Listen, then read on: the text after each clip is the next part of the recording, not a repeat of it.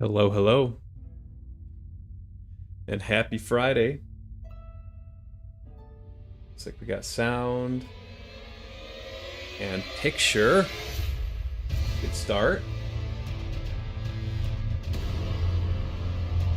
Alright, so this is going to be like day 2 of pre-DLC stuff.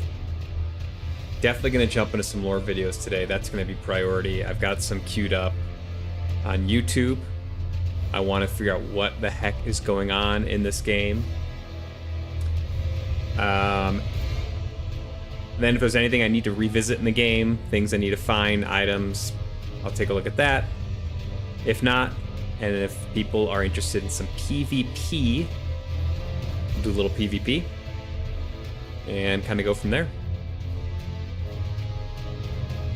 I do want to start off in-game though.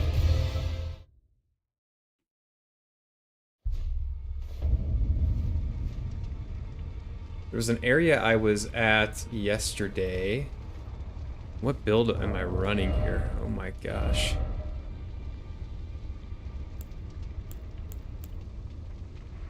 Okay, here's what I'm gonna do. I'm actually gonna go farm a little bit, and then I'm gonna upgrade some fun weapons. Like, I haven't really used great swords at all. I used to use a lot of great swords in Dark Souls 3 and Bloodborne. And so I've kind of avoided using them here. What am I looking for? But it would be fun to see what kind of, you know, larger weapon types are available. And potentially fun use. I also have to, I need to upgrade a bow. Like, that's gotta happen. I need a little back pocket bow just in case there's some birds around as well.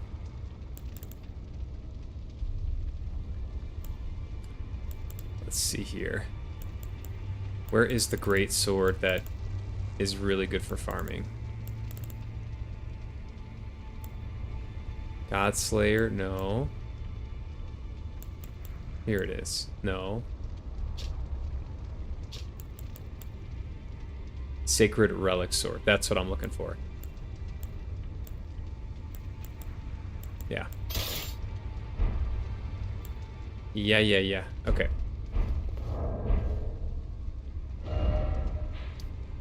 Yeah, so let me get some runage. And then I can look at what looks like a fun upgrade. What's up, Jack? How you doing today, man? Happy Friday. Did 1.3 miles in a mountain trail yesterday. Dude, hell yeah. Was it like sketchy with the terrain, or what was it like? That sounds awesome. Boom. This is so cheating. It's funny.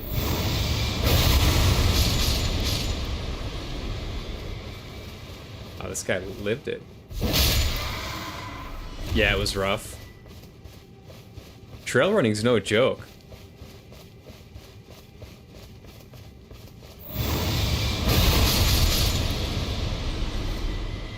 Wave of Gold. Dude, have you used this yet for farming here? It's like easy mode. It's the Sacred Relic Sword you get from the Remembrance of the Elden Beast, I think.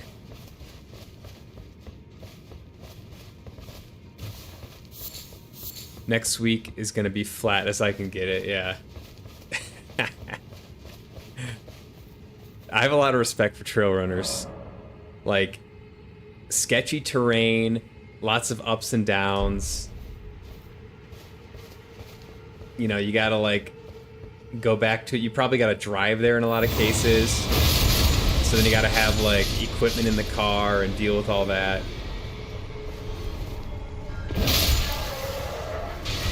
Uh-oh. Ow. And I'm dead. Literally. It was brutal. Feel you, man. I did leg day yesterday.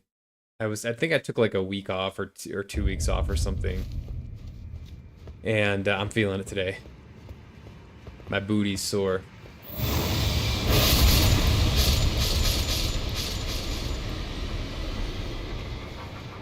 Gotta get back on that horse, so can't avoid squats forever.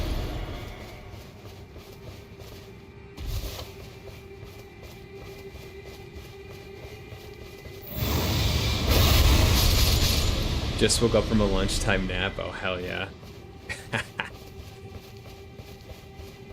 That sounds really nice.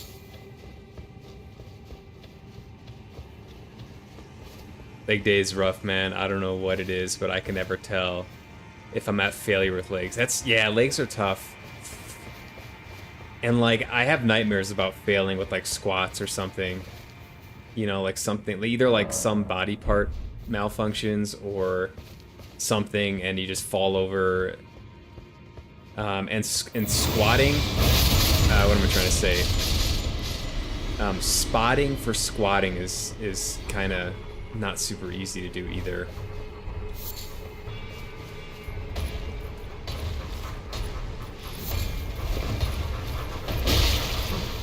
What I always think though when it comes to leg day is that, like, I've heard that your body is so much more effective at anabolism, so much more effective at building itself when you're working out the entire body and not just like arms. Because I mean, legs comprise like a super large part of your body, right, mass-wise. So I'm always like, I have to do legs because I'm not actually like being as efficient and effective as possible with my workout. I don't know how true that is. It might be a little bit of pseudoscience there, I'm not sure, but it's the motivation that I use. Plus, I like the way my booty looks in a pair of jeans, you know? That doesn't hurt.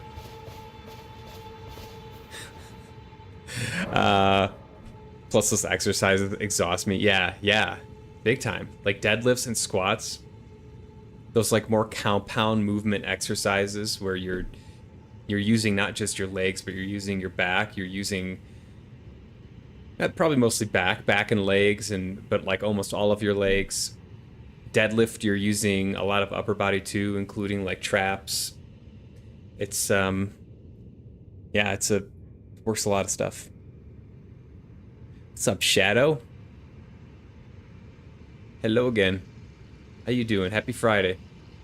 I can show some of the last cosplays. Funny thing, I was actually just in the middle of accompanying someone on their Gravity Circuit stream. And I'm eating food, was playing Peglin just before that, turned on Elden Ring. Like 5 things at once. Yo, you sound like you're multitasking. I love it. Yeah, I think I'd like to do more PvP today. I do want to watch videos. I like have to watch lore videos. But I am definitely down to do more PvP. I don't think there's much in the game that I've missed in terms of like items and stuff. I got all the legendary stuff. So I don't think that will take up any time at all. And I felt like I did a big chunk of that yesterday.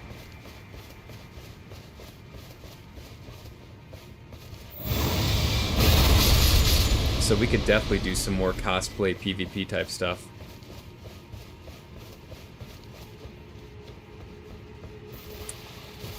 Yeah, it's wild. My calves are so weak when it comes to running too. You feel it in your calves?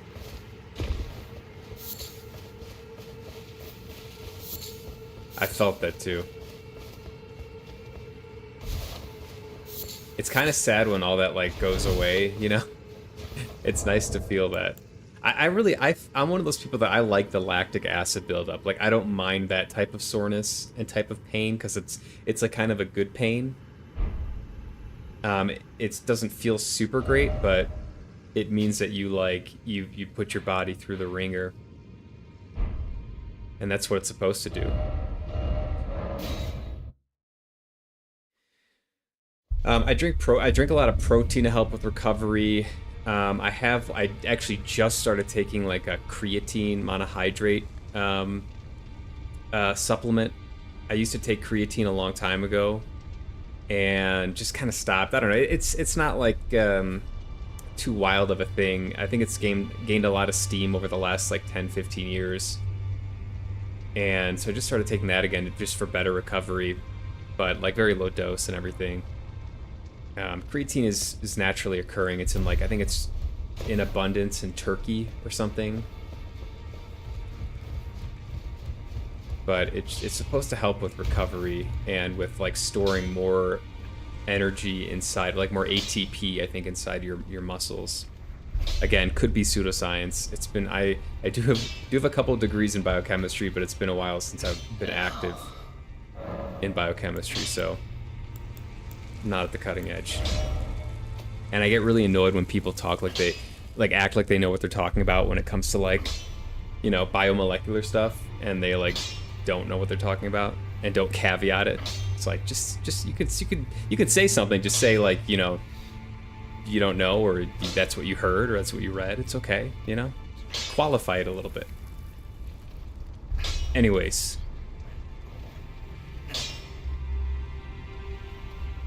Oh, by the way, just before the cosplay, did you ever poison one of those big squid blob things? I don't remember if I did. Does it have to be poison? It can't be scarlet rot? I could try that. I remember you mentioned that. It does something cool. Like they do something interesting. I can't remember if I did poison it, but I could do that. I like the soreness too. Reminds me I'm alive, and it is nice in a way. I get it. Yeah. Yeah. It's a good sore. I'd rather have like lactic acid muscular soreness than like joint soreness or something like from inactivity, you know? It's kind of like pick your pain. I'm a big believer. I don't want to get on my soapbox. I'm a big believer. You got to like choose your pain in a sense. You know, you can have the pain of discipline, right? Where you have to like force yourself to get up, force yourself to like exercise before work, force yourself to eat good foods. Like there's a pain in all of that, right? Or you're gonna choose essentially pain of inactivity, which may not be immediate, but will likely come in as you get older. So it's like one of those is probably gonna happen. I'd rather be on the side of like discipline, but I'm not perfect. But I think I had it presented to me like that once, and it made a lot of sense. It's like, yeah, you know, I guess I would rather just go the route of discipline when possible.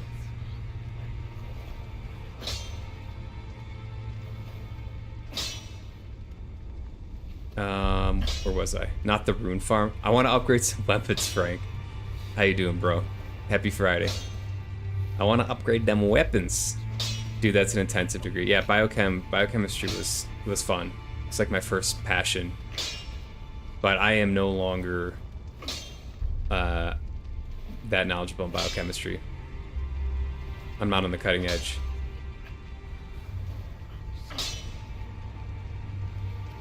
In Liurnia, there's several in the crevasse leading to the secret tunnel up to Altus Plateau. Both poison and rot will work. A merchant in Limgrave actually sells a note that hints that this is a thing. Alright. You can check that out.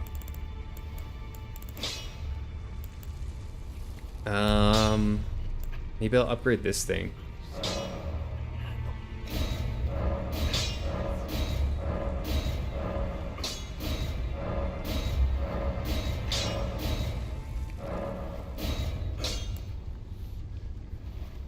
And this thing too.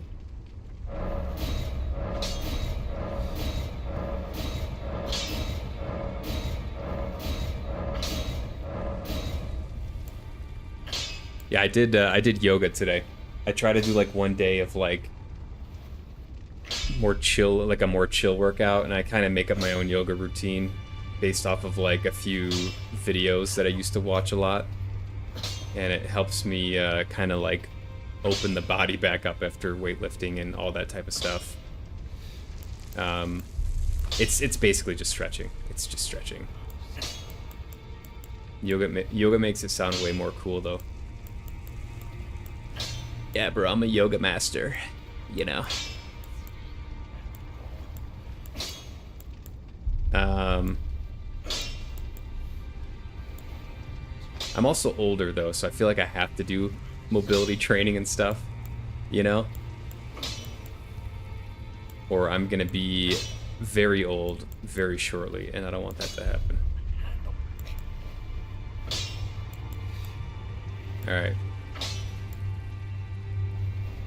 I think that was good. I think so. I got a Scarlet Rot thing here. I'll go try what Shadow is recommending I try.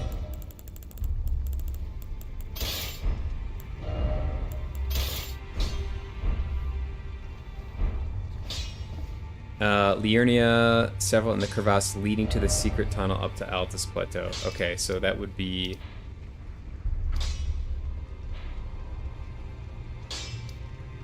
like here, I think. Yeah, I think it was here.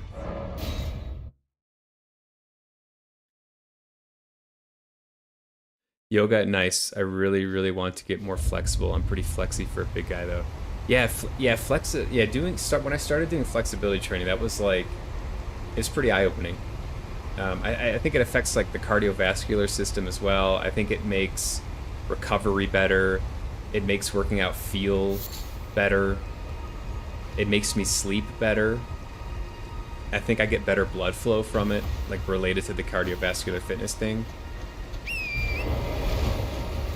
But it is different. It's definitely a different type of workout, and it's not for everyone. I just view it as stretching. I mean, yeah, like choreographed stretching. I appreciate how humble you are, Schnoz. Oh, thanks, dude. I'm so good at being humble. I'm like one of the best there is at being humble. Wait, are these are not the things, are they, Shadow? You're talking about the, like, octopus thing, right? These are, like, the pus bros. Bro, no one is better at being humble than I am. You all are trash. I'm the most humble person out there. Alright, I'll shut up. I'm sure that's annoying. I'm a yoga master. I'm definitely not a yoga master. By the way, speaking of poison, ever see the nighttime bosses in Lower Caelid? I don't think so. What are they?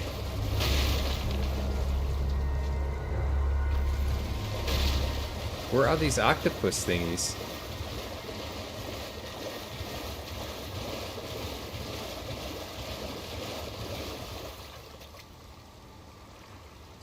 Wait, Shadow, those are the ones you want me to poison? Yes, those are the things, the big pus bros. Oh. Oh. I would like to PvP you when I'm off at 5. Yeah, man, for sure. I'm gonna watch videos probably in the first half of the stream, and then we'll do a little PvP. Sounds like Shadow's got some more stuff. Uh-oh. This might be too strong for him. Did I over... Oh, I might have screwed up here.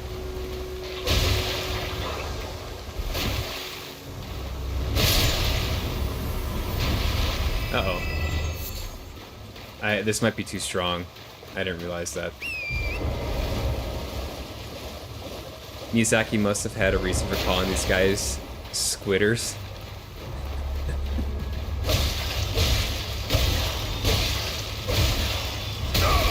Ow.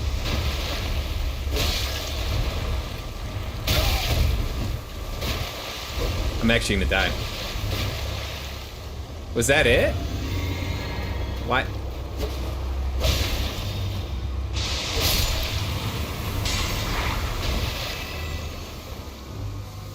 Uh-oh. Wrong flask.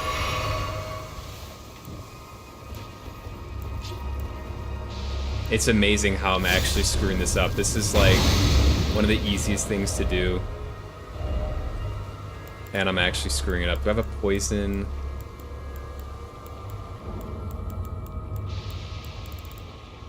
This is borderline embarrassing.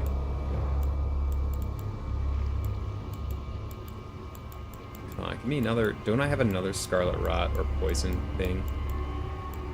Oh, this thing. Alright.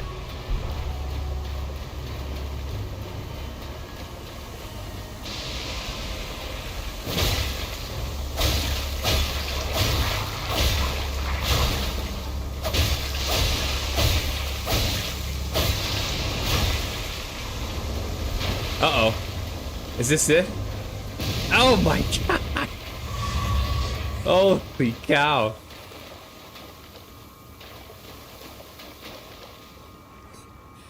We got a balloon popper. Kind of have an emote for that.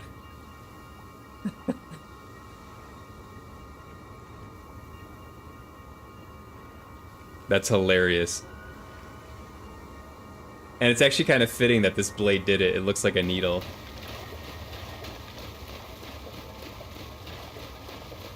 Make the big blobs have octopus legs? Do they?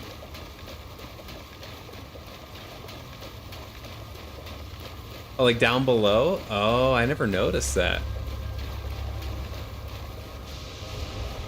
It looks like some type of plant thing to me.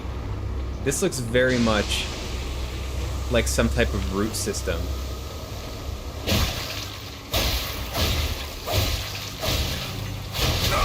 Uh-oh. High stamina for the win here, just tanking poison. Uh-oh. Run!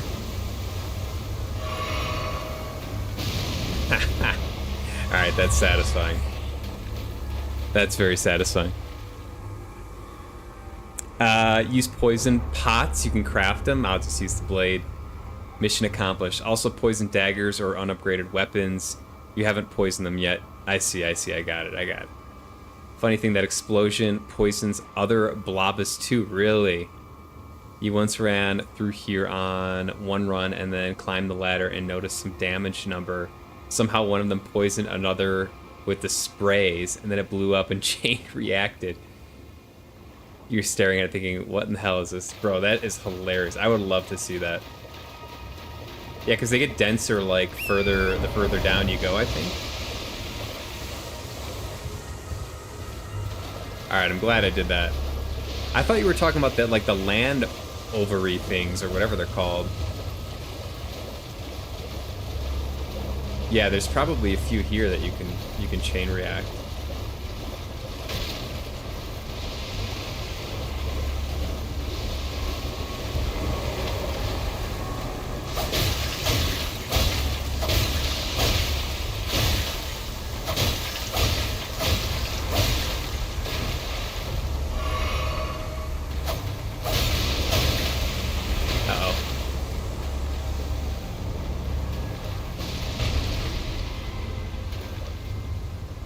Close.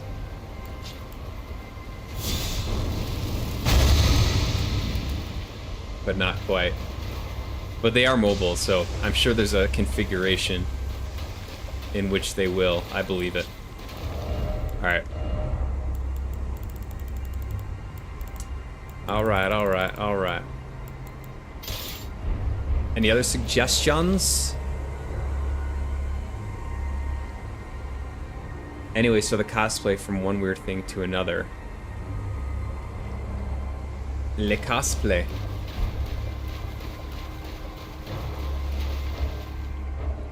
Am I still being targeted?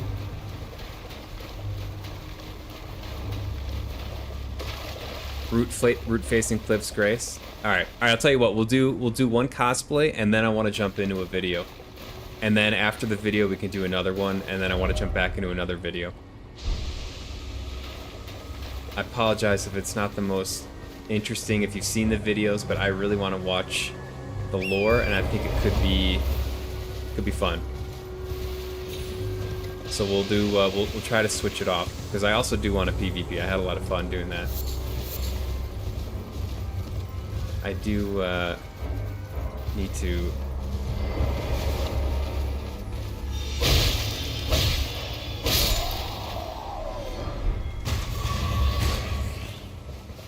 Okay, root facing Cliff's Grace. Where's that at? Root facing Cliffs. That's down below. Put a red sign. And summon to show the glorious mushroom parent. Okay.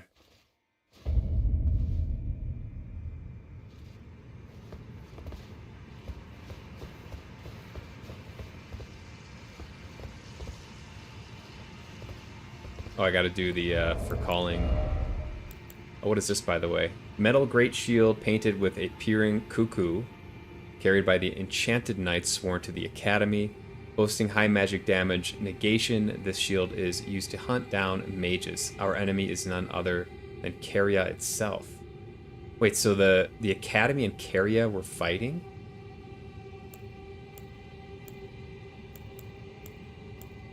I need to know about that.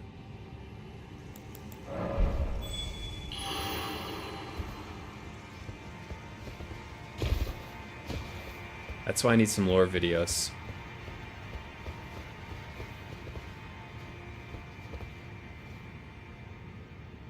So I think I'm in the area. Do I need to go down more? Oh, I gotta put a red sign. Sorry.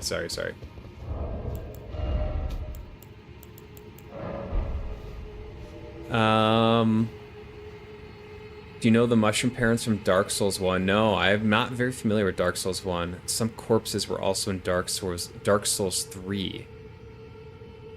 Okay, I don't remember those off the top of my head. Alright, I got a red sign down. Am back, excited for lore videos. Yo, me too. Look up an image of the parent. Okay. Mushroom parent, Dark Souls 3. Oh, yeah. For sure. So that you're gonna use Godskin, you're gonna use a Godskin thing here with the mushroom hat, is what my guess is. We gonna do reaction content? I mean, I'll have my overlay on. I'd like to discuss it, you know, if we got people here who want to talk about the lore. I think that would make it way more interesting for me. Okay, that's pretty good. Yeah, the mushroom cap top and the white, like, chonky Michelin Man bottom. And you got the fists there. What does your face look like, though? Oh, that's pretty good. Yeah. That's pretty good, man. Where was I at? Or their face, look at your face. Yeah. That'd be sick. I'm down to chat about it. Yeah, we'll do that for sure then. Shortly here. 0 mouth, same eyes, and 0 nose. Shadow, you want me to use unupgraded weapons? Or are you confident? You confident with the mushroom parent? Because I might put the rod on you. Any weapon. Alright. Alright, it's on you, man.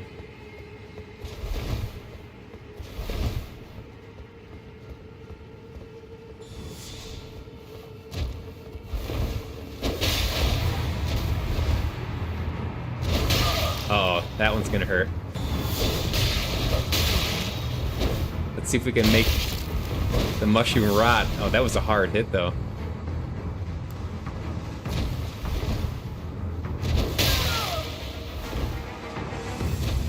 That's a hard hit, though.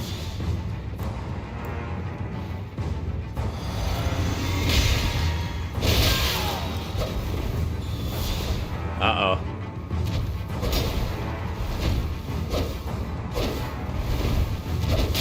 Oh! Yeah, you did like over, or I would say around 40% health per hit. You want to run it back? I like how you choose these areas where like you have to kind of, you gotta watch your surroundings, you know? You can't strafe too far away. Shroom hits literally about as hard as the real deal. It's a hard hit, man. And is about as much of a self-lobotomy too. Here, let's do it again. Let's throw it down again.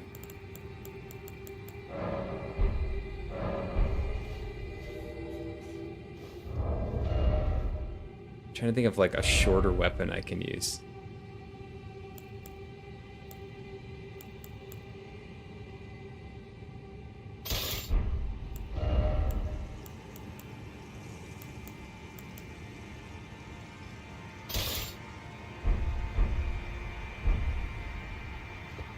Unable to summon. Unable to be summoned? Oh, no.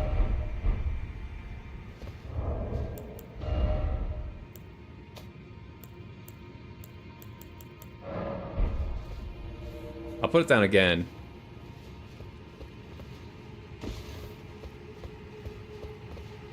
That's gonna be sad if it doesn't work, though.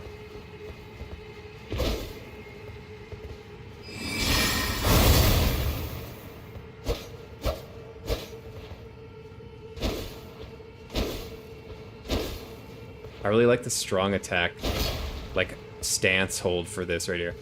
Yeah. You got logged out. Gotta log back in. All right, no problem.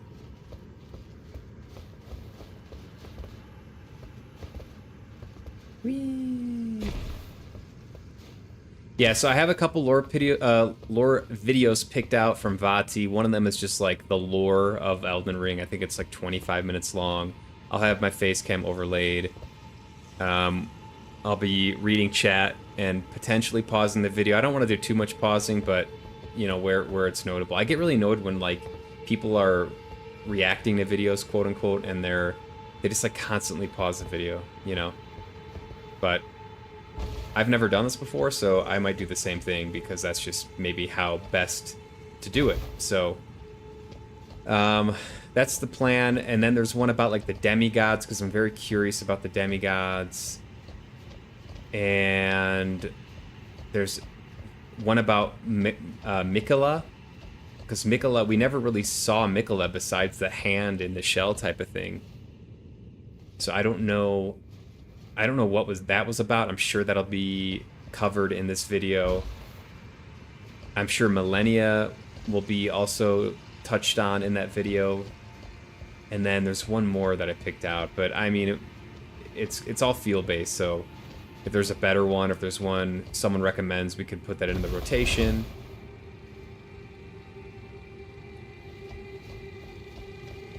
But I do really want to learn more. You'll be pending to clip. Pauses are probably going to be abundant to chat about things. Yeah, if we get some good discussion going, we'll definitely pause it up.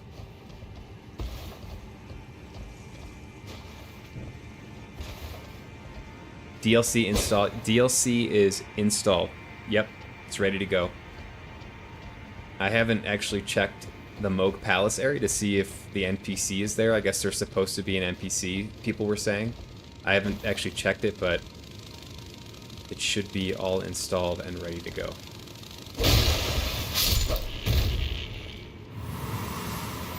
So, unless the lore thing and the PvP goes out till Monday, I imagine Monday is when I'll start it. Well, I guess we'll have to play that by ear.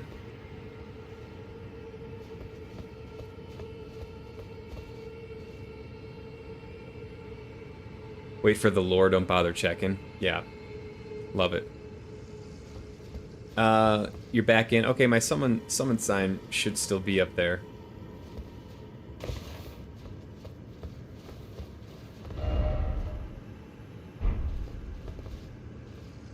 There we go.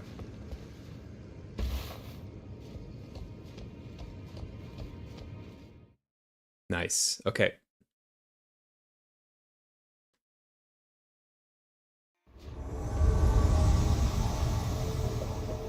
Do you know the Mushroom Man? The Mushroom Man? The Mushroom Man.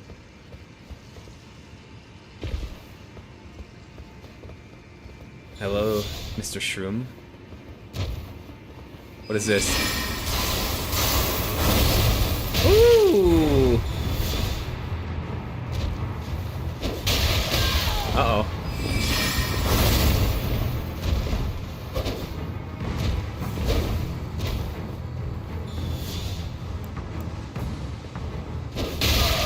Uh-oh.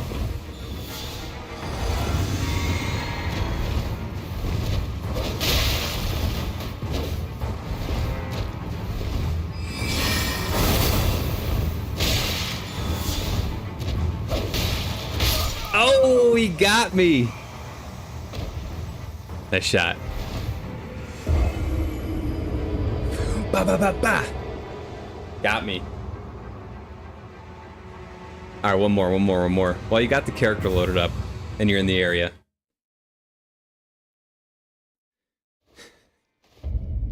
Yes, I am one of those video game players where everything is one more. One more. The wandering Shroomy parent returned to wander. I'm a one more.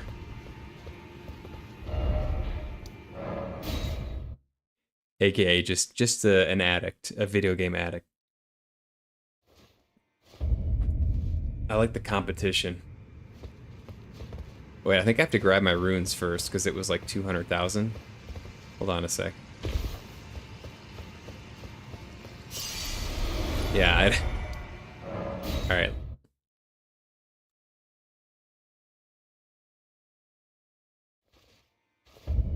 Alright, I'll put it down again.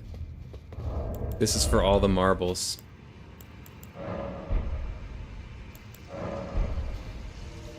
This is for all the spores. Speaking of mushrooms, started making the beef Wellington today, made the duxelle, which is basically a bunch of mushrooms and shallots and like bacon. Very excited. So we'll finish the Wellington off tomorrow. It's got to rest overnight.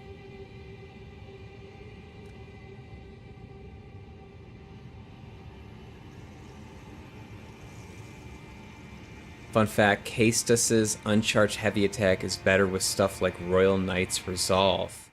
A single hit. Interesting. That's the Castus, that's the fist, right? Beef Wellington, yeah. So the Beef Wellington story is that when Penny's mom and I first started dating, we talked about foods that we wanted to try that we never had before. And we both were like super interested in Beef Wellington. So for our first Valentine's Day together, instead of going out, we made a Beef Wellington. And now it's been kind of a tradition every Valentine's Day to make Beef Wellington. However, this year we had Hawaii coming up and we didn't want to eat Beef Wellington before because it's very like dense and heavy. And we had to wear a swimsuit in like a couple weeks. So we postponed it till we got back. And that's what we're doing this weekend.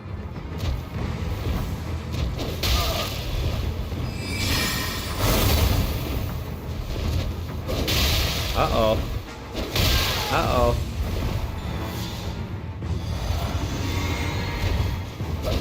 Uh-oh.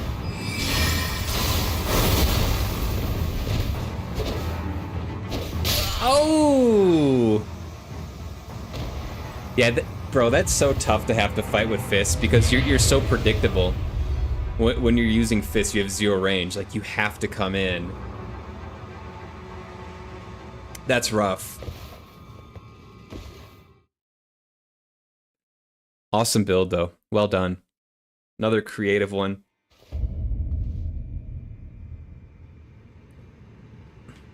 Hell yeah, send you some. Imagine if I just put it in like an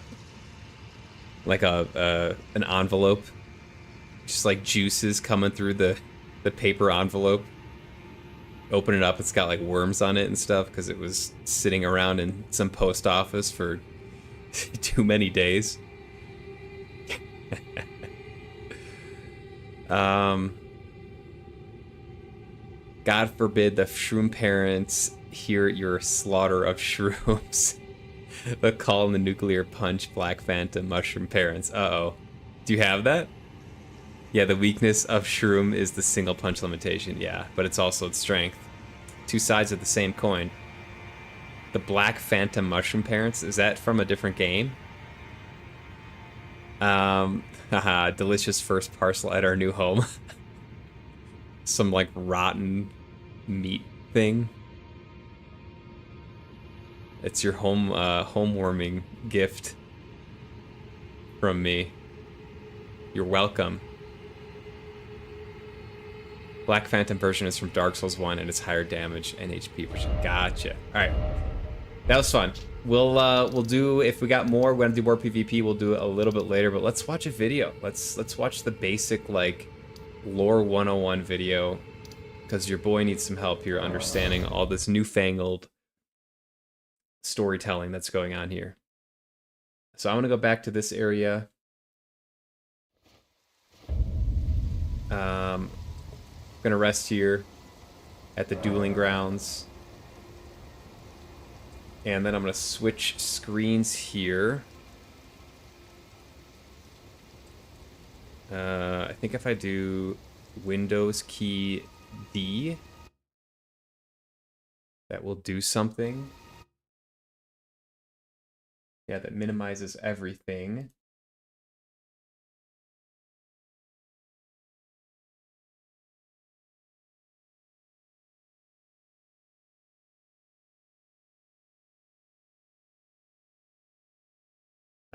And then I go to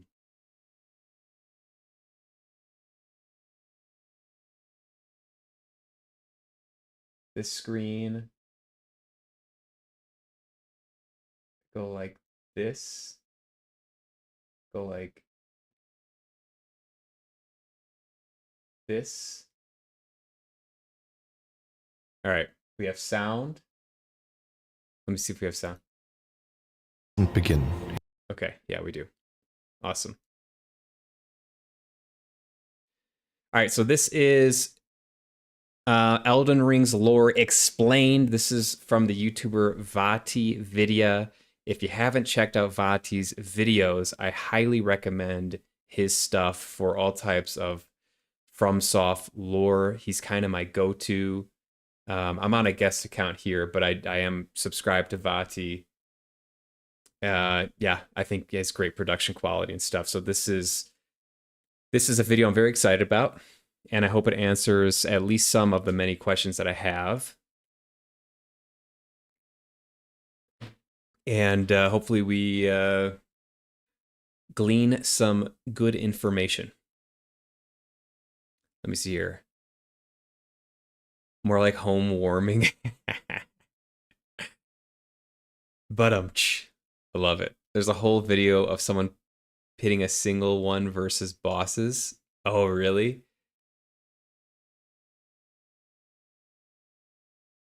I've seen some of those videos where it's like this boss versus that boss. I think it's really cool and creative. By God, it's no joke. I gotta play DS1 at some point. Probably not too soon, but at some point I'll play it. Maybe. Yes, it's good on our end too. Full screen. Yeah, we'll full screen it. All right. I got like 2 mouses, 2 keyboards. All right. So this is 29 minutes. We'll see how it goes. There's going to be ads and whatnot, but it is what it is.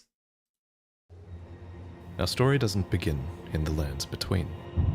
It begins in the cosmos, far away, with an outer god called the Greater Will. There are a lot of outer gods mentioned in Elden Ring. Yes. You can think of these kind of like the Great Ones of Bloodborne. Okay. They're distant beings. They're all-powerful and they're quite unknowable by design. But many of these outer gods want to make their presence felt in the world. The Greater Will, maybe most of all. To this end, it sent a golden star hurtling towards the lands between.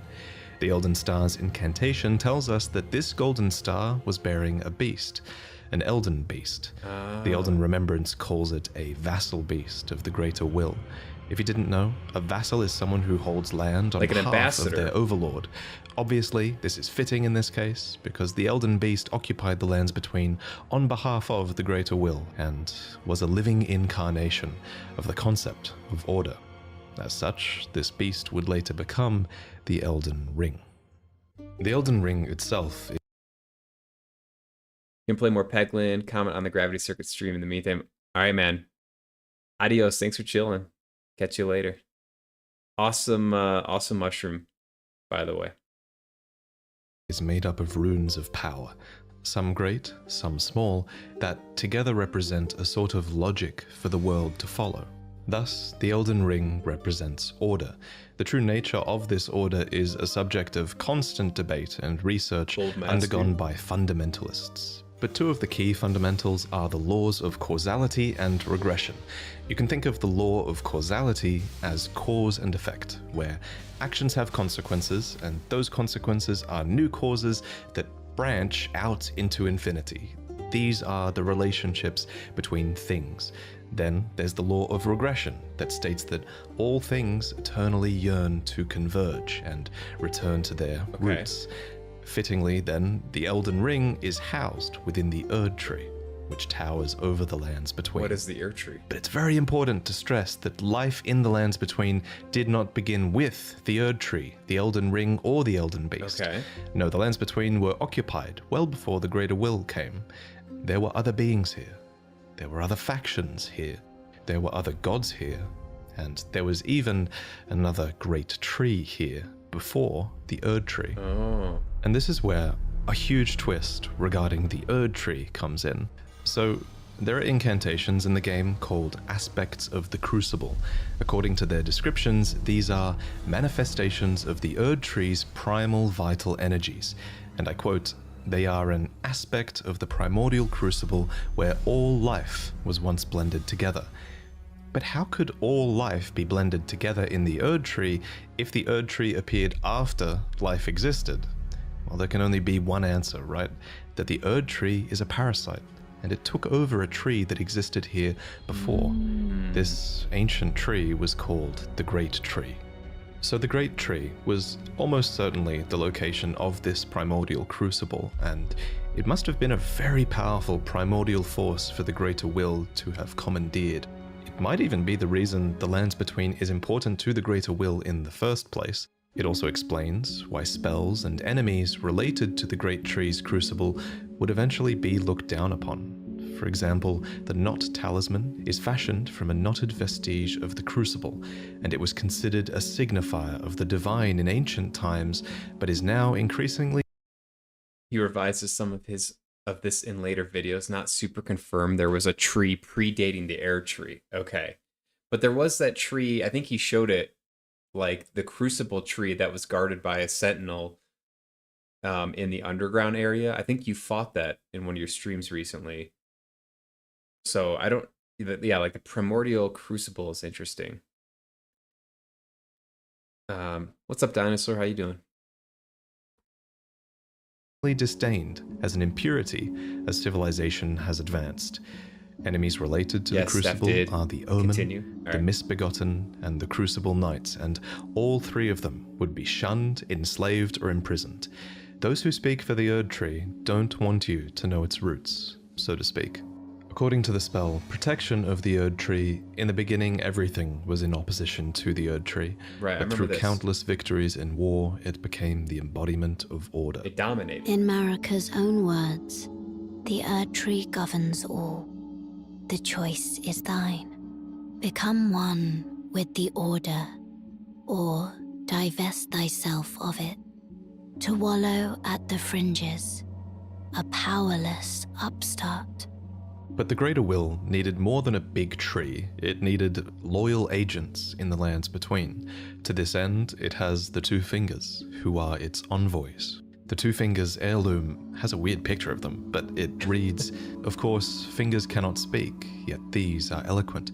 Persistently they wriggle, spelling out mysteries in the air. Thus did we gain the words of our faith."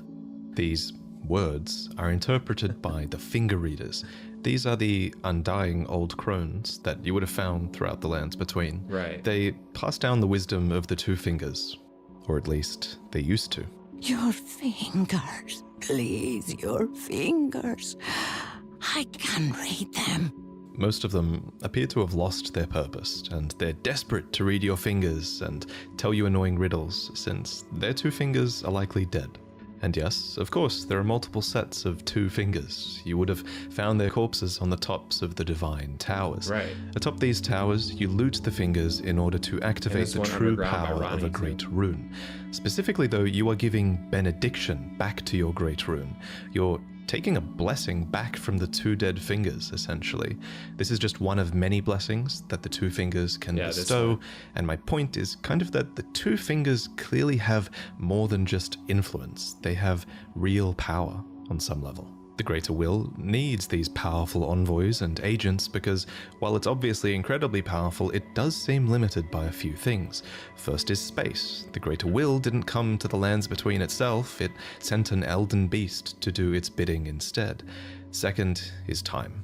There is a moment later in the game where your pair of two fingers go still because they're forced to commune with the greater will After for the guidance. madness. When they are finished, the fingers will again offer their guidance. It's like an antenna. But thousands, if not tens of thousands, of moons must first pass. No matter for me. But you, how will you ever manage the wait?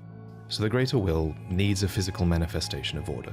It needs envoys to convey its will, but what it also needs is a god. Introducing Marika the Eternal. I have this utterly enormous mind map of Elden Ring's lore. Oh my god. And there's a reason she's at the center. She's essentially the Yeah. equivalent of Gwyn from Dark Souls, except unlike Gwyn, Marika didn't just crawl out of the dark and find power. To an extent, it seems like she earned it. We don't know much about her origins, except that she is of the Numen race, which is actually an origin that you can choose in the character selection screen. Oh, interesting. Numen come from outside What is the that? lands between, and are supposed descendants of denizens of another world, long-lived but seldom born. At some point, Marika was chosen as an Empyrean. What is an Empyrean? Well, an Empyrean is a being chosen by the fingers as a candidate Also for Numen godhood. runes you As acquire an from- Empyrean, Yeah, I remember the Numen Marika runes. received the aid Numen. of a shadow to do her bidding. So what is a shadow? Well, it's a wolf, shadowbound to its Empyrean by the two fingers. Luna Princess running ants is in the another Sea of example of Noxella, an that's Empyrean right. with a shadowbound beast. You would have met Blythe. These creatures are the Empyrean's very own shadow. They are completely loyal to their needs and, by definition, incapable of treachery. Okay. Marika's shadow was a beast called Malakath. Every Empyrean uses their shadow in different ways, but Marika's sole need of her shadow was as a vessel to lock away destined death. So what is destined death?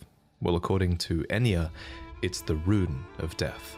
The rune of death goes by two names. The other is destined death. We mentioned earlier that the Elden Ring is made up of runes, and at some point, maybe when she was chosen as a god, Marika plucked the rune of death from the Elden Ring.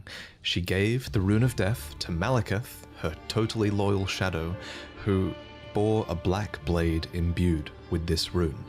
It's kind of genius, really. In a single act, she removed the concept of death from the lands between, while also commanding total control of death through her shadow, who could deliver it at her whim. Now, some of you might be asking, if death is removed from the lands between, how come I can kill this dog? First off, shame on you. Second, from a lore point of view, that dog isn't really dead. It's simply in the process of its spirit, or its soul, returning to the Erd Tree. Catacomb dungeons, for example, are specifically constructed near the roots of the Great Tree for this reason, so that the Erd Tree can reabsorb their ashes back into it. Okay. This process replaced the concept of a death that you were destined to have. But this random spirit outside of a catacomb dungeon says it best.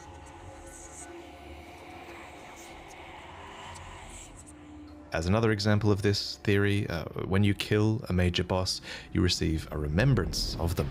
These are spirits, and they are hewn into the Erd Tree. In this way, thanks to the Erd Tree's grace, their spirits are immortalized, in a sense.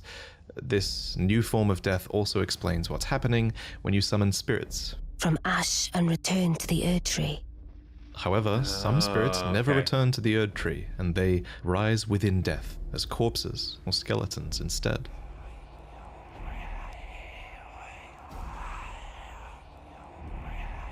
So this was the new order, and it's important to stress that it was in this moment, when the rune of death was removed, when destined death was taken, this is when order became the golden order. The forbidden shadow plucked from So quick question, or just quick thought. So was it the greater, I may have missed this, was the greater will's command or purpose to have destined death removed from the Elden Ring, or was that done by Marika just on her own? That's kind of what I'm thinking. I may have missed that. from the golden order upon its creation. Specifically, this was Marika's done by Golden Marika. Order. Okay, So not yeah. only did she become a god and a vessel for the Elden Ring, she became renowned as Marika the Eternal for her removal of destined death. It was a huge part of her character and her reign as well. However, Marika had more than just death to conquer. She had wars to fight, as the world was occupied by many forces that could threaten her Golden Order. There was war with the Stormlord, who likely ruled over Stormvale, and there was a war with the Giants, who were masters of a flame that could burn the Erd Tree. There was war with the Ancient Dragons, who incidentally had stones that could twist time and thus slay a god. And finally, there was war brewing with the Carrion royalty, who had previously obeyed laws which contravened the Golden Order. Thus, sort of similar to how the Greater Will needed an Empyrean to enforce its will, Marika herself needed someone to wage war. So, there was to be a husband, a consort, an Elden Lord. The man chosen was Horalu, a ferocious warrior who became known as the Lord of the Battlefield. His crown was warranted with strength, and while it was for this strength that Marika married him, he was also required to take a vow to conduct himself as a lord. To suppress the ceaseless lust for battle that raged within, Horalu took the beast regent Sarosh upon his back. You'll notice this is another example of a beast being given for the purpose of serving order. Thus, in this moment, he went from being Horalu, warrior, Like a shadow. to Godfrey, the first Elden Lord, consort to Queen Marika, and a certified demigod. Godfrey and Marika had 3 demigod children together. There was Godwyn the Golden, who you saw being killed in the opening trailer, and there were also the reviled Omen twins, Morgoth, who guards the Erd Tree, and Mohg, who became Lord of Blood. Mohg.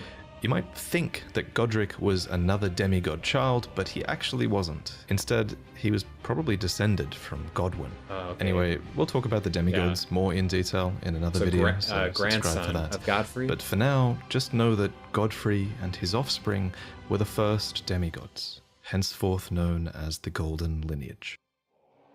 In his wars, Godfrey led his 16 Crucible Knights into battle, who were named so for they fought with the primordial powers of the Erd Tree.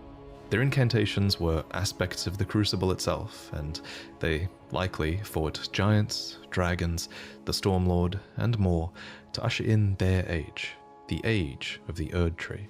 In Marika's own words, "Hark, brave warriors. Hark, my Lord Godfrey.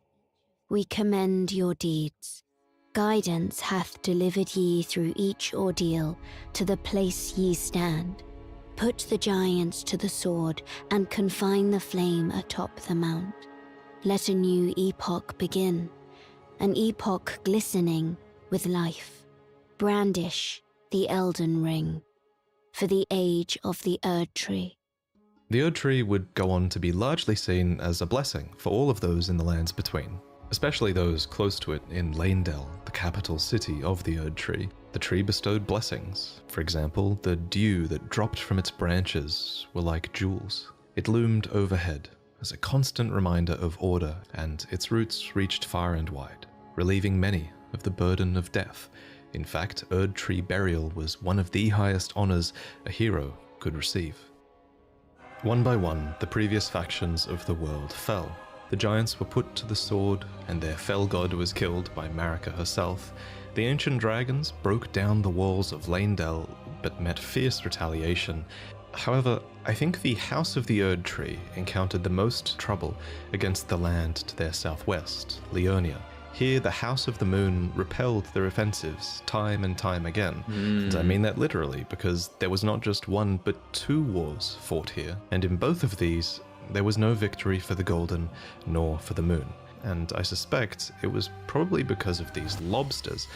These damn things can snipe you from like a mile Bro, away. seriously. and It's bullshit. Actually, it was probably because of the Carrion Knights, who, according to their weapons, were able to wield sorcerous battle skills, and despite numbering fewer than 20, this power made them a match for even the champions of gold in battle. These enchanted knights were anointed by the Lunar Queen, a young astrologer who went on to establish the House of Caria as royalty in this land. With her bewitching lunar magic, she won over the Academy of Raya Lucaria, where glintstone sorcery was studied, and united the Carian royal family and the learned scholars of Raya For a Lucaria time, though, defended their home from the golden aggressors.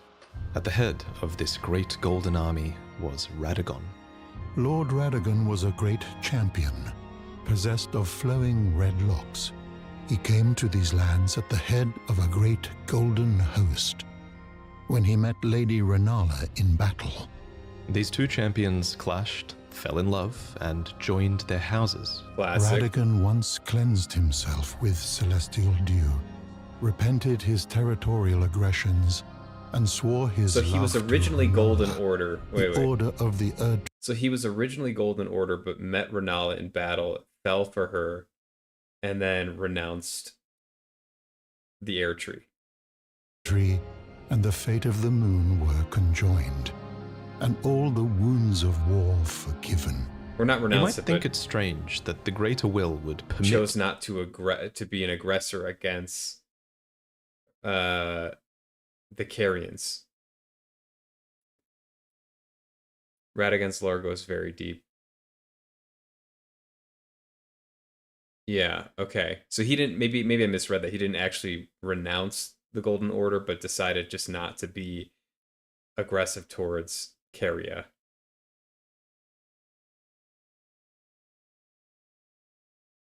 Okay.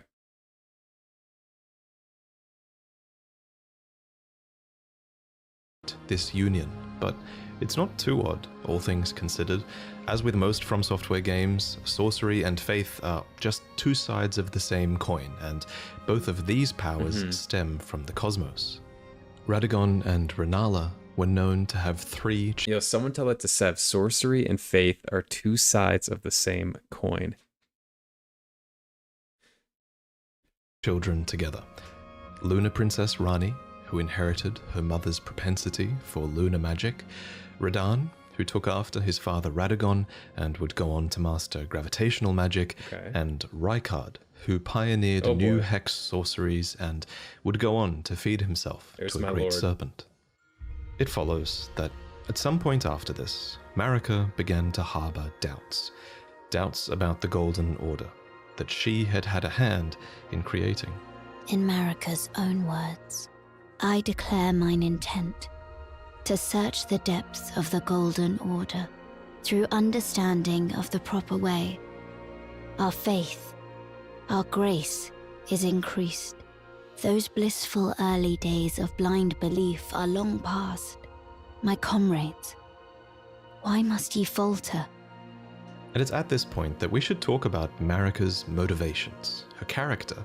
This is surely going to be one of those huge points of debate in the coming years, but for now, my working theory is that she wanted to discover the truth behind order and the truth behind the greater will, and she believed that bonds had to be broken so that they could be better understood.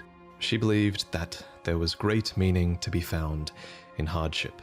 Queen Marika has high hopes for us, that we continue to struggle unto eternity. For Lord Godfrey, his struggle ended at the end of his campaigns. According to his armor, he led the war against the giants, faced the Storm Lord alone, and then there came a moment when his last worthy enemy fell. And it was then, as the story is told, that the hue of Lord Godfrey's eyes He got faded. bored. In truth, he was robbed of his grace. Then Marika sent him away. My lord, and thy warriors, I divest each of thee of thy grace. With thine eyes dimmed, ye will be driven from the lands between. Ye will wage war in a land afar, where ye will live and die.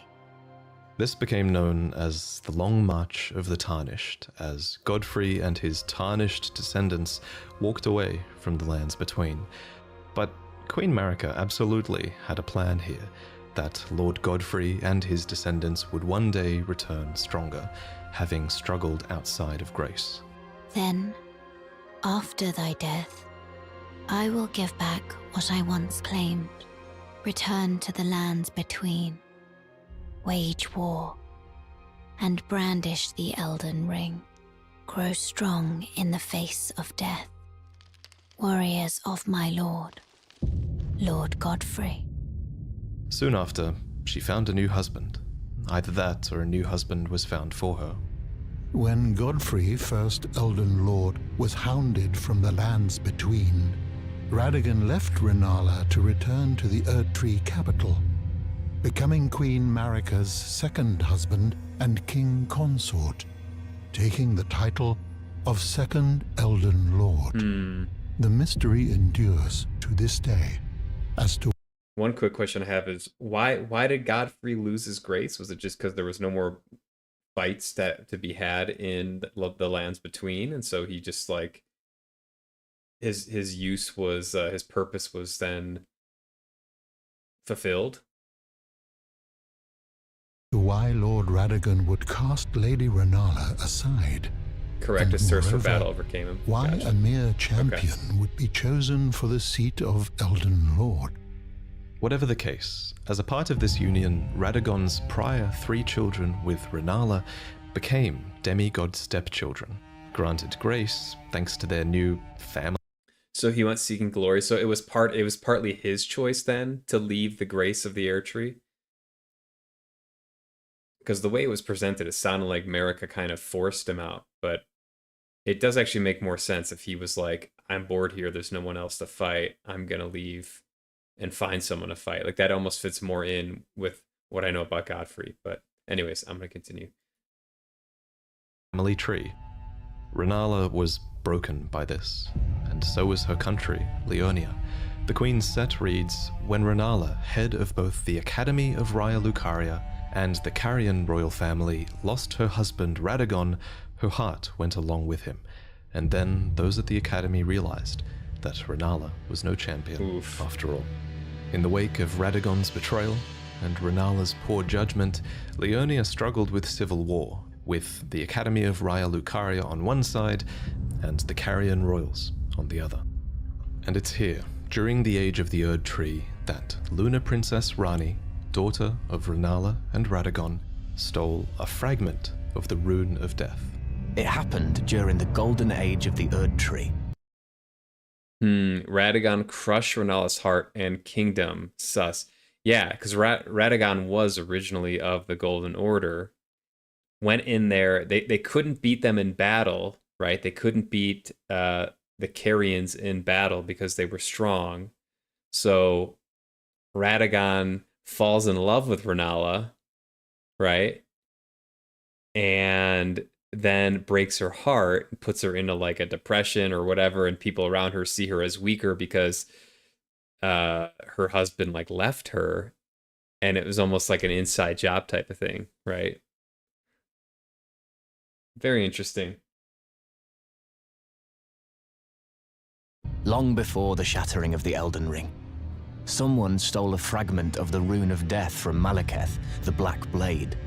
As mentioned previously, Malekith was Marika's shadow, Right. and he had sealed destined death in a black blade.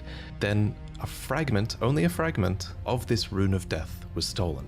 And once this happened, Malekith went a step further in protecting destined death. He bound the blade within his own flesh, such that none might rob death ever again.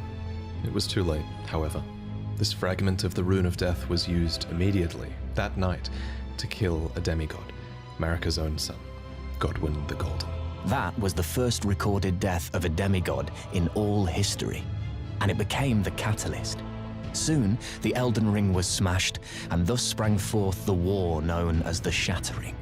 Now, there is a lot of really credible evidence that Marika was behind this plot to have a fragment of the Rune of Death stolen. That's There's wild. also a ton of evidence that Marika is behind the entirety of your tarnished quest, but we'll talk about that in another video. For now, all you really need to know, in terms of the timeline at least, is this.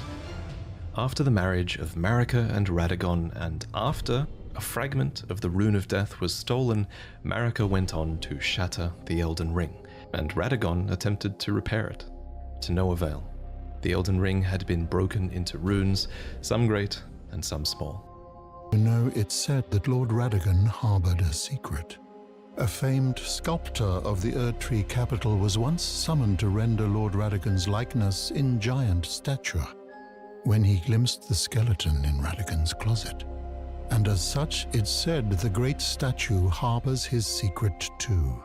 Of course, the huge twist in Elden Ring is that Radagon is Marika, or depending on what you believe, he became her, for she knew it was going to happen. In That Marika's explains a own little words, bit, yeah. O Radagon, leal hound of the Golden Order, thou art yet to become me. Thou art yet to become a god. Let us be shattered, both. Mine other self.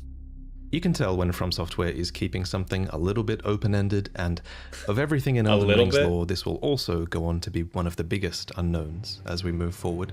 For example, the wording, thou art yet to become me, reinforces that Marika and Radagon were There it two is. separate That's the entities big old before twist. the shattering. However, in contrast, there is also evidence that Radagon was always part of Marika. For example, Enya says that The demigods are each Marika married Renala and ended the Carian War, leading to Godwyn's death.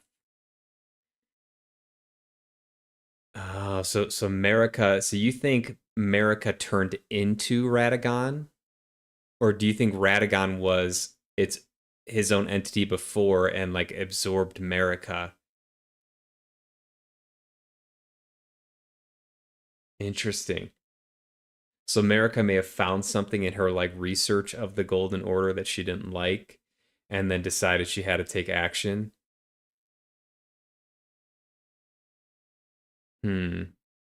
That is up for debate. Yeah, it seems very unclear. There's no like hard answers. Whether they were always one in the same or not. I see. and all the direct offspring of Queen Marika. but how can this be if Radagon married Renala and had those demigod Oops. god sorry. children? The only way that makes sense is if Radagon was always Marika and he just went over there to seduce Renala Oops. long ago. I'll present more concrete theories in the future, but on this matter, the most important thing is, what do you think? While you can figure out a ton of Elden Ring's story, not all of it is open to interpretation. Certain things are, and this is one of them. And your interpretation is a big part of what makes this story special. At any rate, the union of Radagon and Marika seems to be a union of two fundamental opposing laws of the Golden Order. We mentioned these laws earlier, actually. There's the law of causality, And regression. Marika is an agent of cause and effect. And there's the law of regression, as Radagon is a character who aspires to be complete and regress together. So I have a theory that forcing these two beings that represent these concepts together would have corrected Marika's deviance. But even so, she was imprisoned in the Erdtree for the crime of the shattering. Marika's trespass demanded a heavy sentence. But even in shackles, she remains a god and the vision's vessel. The conjoined Radagon and Marika even had two demigod children of their own, Mikola and Millennia. Okay, that's where it gets weird. If they had children,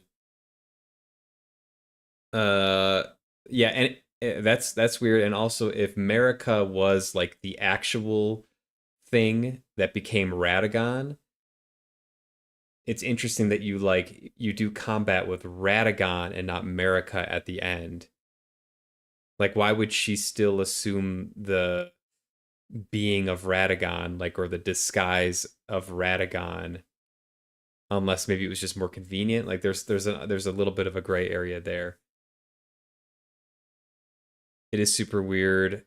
More lore reveals itself about Millennia and Michaela. Okay, in the DLC. Okay, yeah.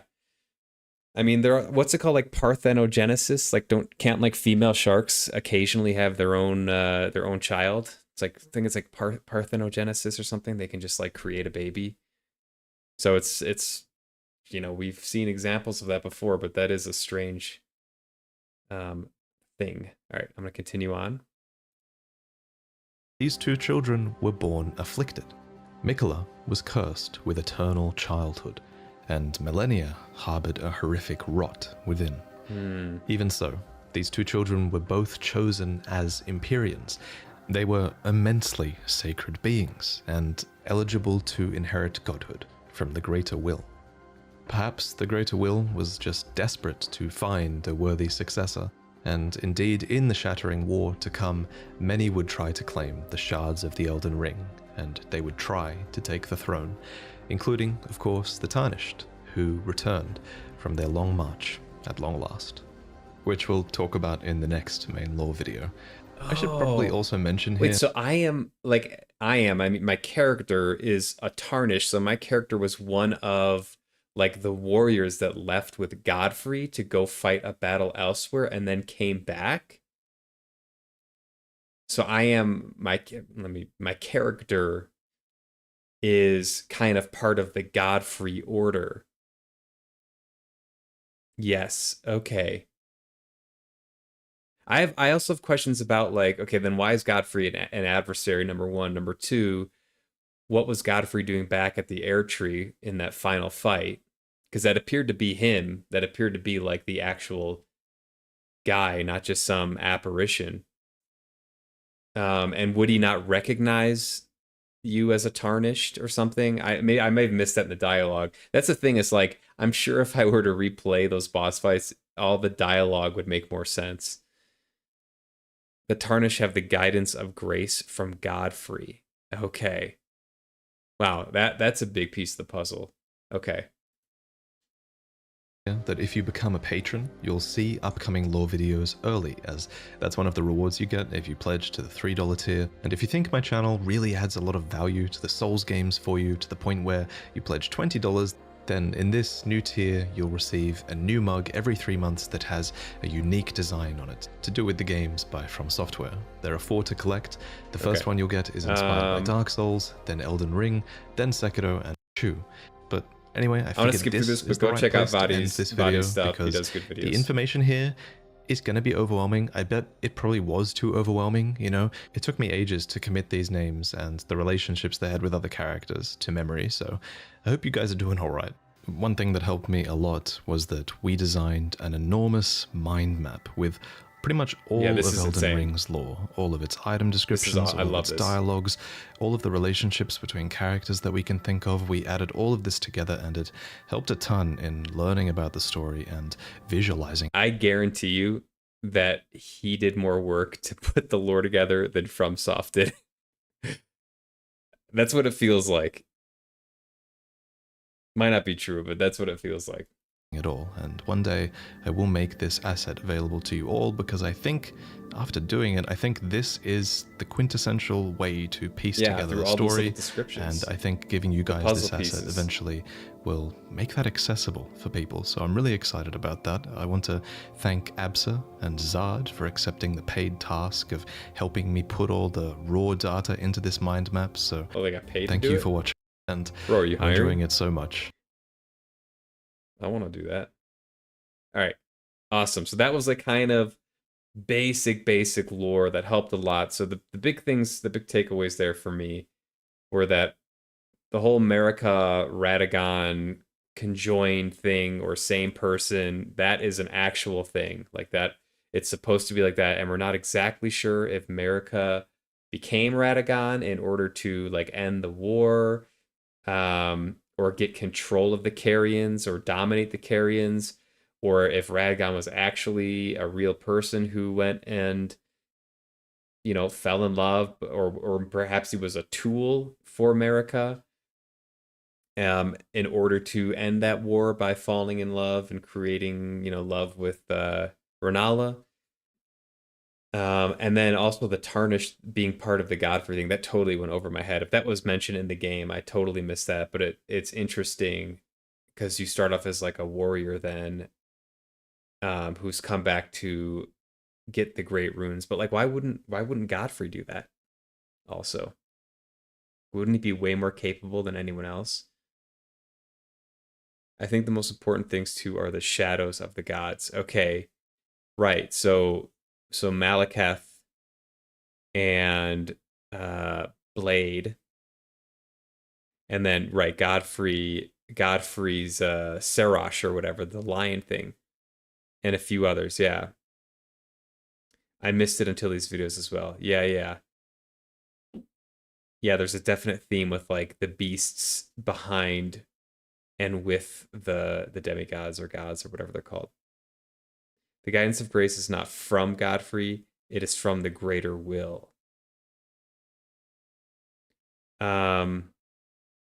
Okay.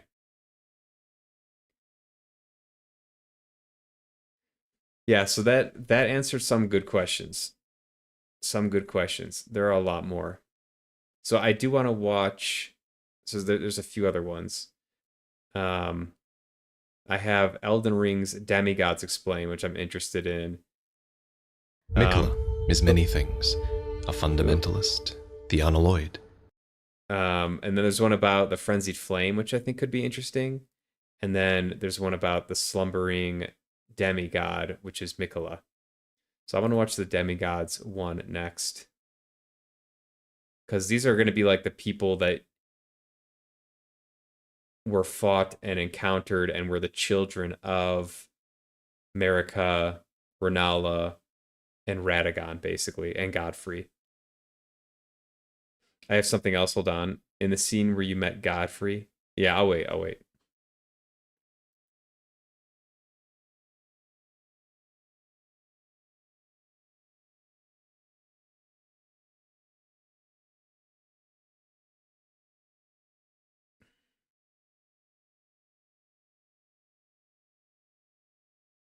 In the scene where you met Godfrey, there's a cutscene.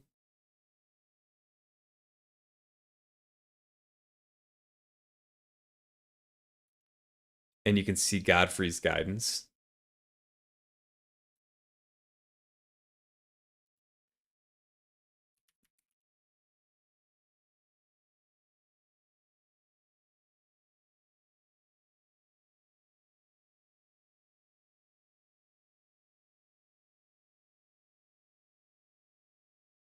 Voice. Auntie?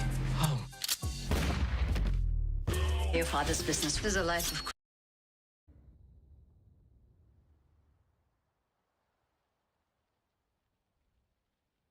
And it's pointing at you. Okay.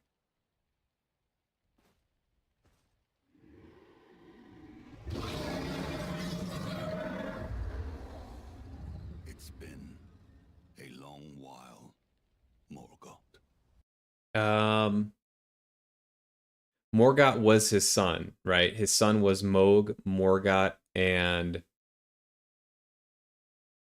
Godwyn. So he's like mourning his son here.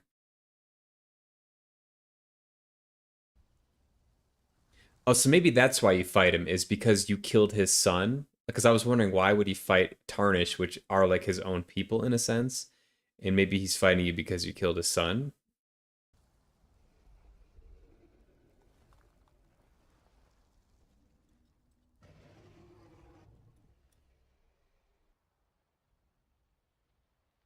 Oh, yeah. Okay. I see that. The guidance right there. Yeah.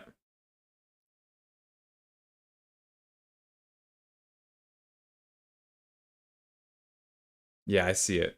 Interesting. Hard didst thou fight, tarnished warrior. So that's the guidance from the greater will, and the greater will is like showing him what his next move is. Is that right? Is that what the guidance was? So not every tarnished guidance is the same. Yes, gotcha. Okay. So the guidance that we seen, I know it was mentioned early game, like that you would see a guidance, and it was also mentioned that you could lose the guidance, but I didn't really connect it that it was the guidance from the greater will. So basically, the greater will was kind of instructing us where to go. And that also fits into my idea of like the reason you succeed at getting all the great runes was because you go off the path of the guidance to get experience and to learn new skills, and through those skills you are then able to go and proceed with the task of finding all the great runes, where so many others fail. Because if you were to just follow the guidance, you might not have the skills, the knowledge, or, you know, the power to get the great runes. I don't know if that makes any sense, but I'm sticking with that. Spurned by the grace of gold.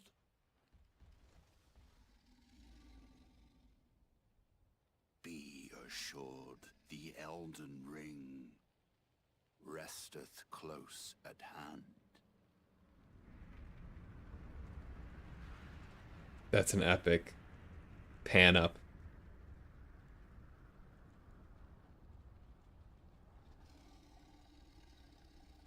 Alas, I am returned. Something else I noticed. So his axe here, if you remember the golden apparition version of him, his axe was like beautiful and it had that other half of this. I didn't notice that until now, that this one, I noticed this one was kind of banged up, but I didn't remember that the golden one was like full and clean. And this is a very well used tool right here. Like, this whole thing is just broken.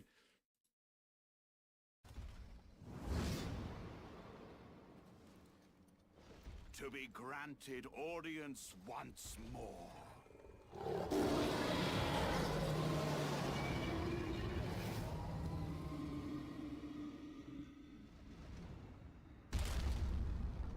Upon my name as Godfrey, the first Elden Lord. I have a theory here, but I want to know why Godfrey came back. Because the theory would be that your character gave Godfrey purpose to come back to the Lands Between, because there now is a new enemy that could present a problem to the Golden Order. But that doesn't make sense. If you're tarnished, if you're part of his coalition, you would have came back with Godfrey. So you came back at the same time. You didn't come back before him, do all that stuff, and then he realized he had to go back to the Lands Between to help save the Golden Order and America. So I would like to know why Godfrey and I'm assuming his tarnished came back to the Lands Between. So yeah, you think the same about the going off of the path of the grace, so to speak, or the guidance of the grace. It's a very good game. Yeah, it really is. Part of what makes it fun is having all of this stuff be a little bit hazy. What's up, Thomas? Happy Friday.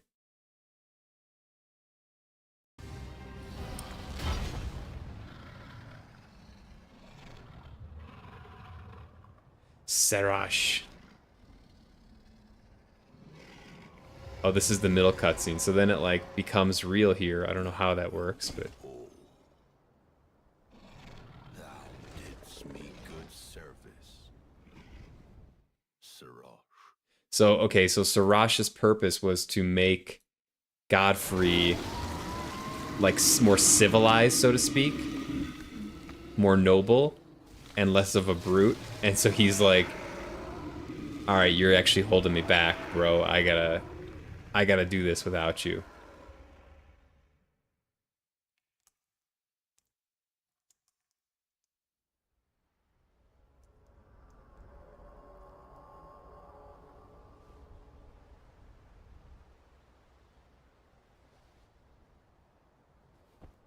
I've given thee courtesy enough.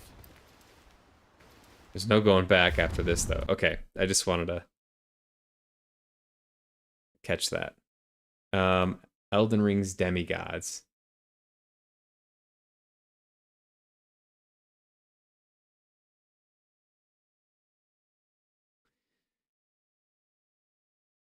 I agree, it's the allure of the Souls games. Yeah. Yes, nobility. That's what Sarash's purpose was. Once he kills him, he returns to Hora. He just goes back to mad form. Yep.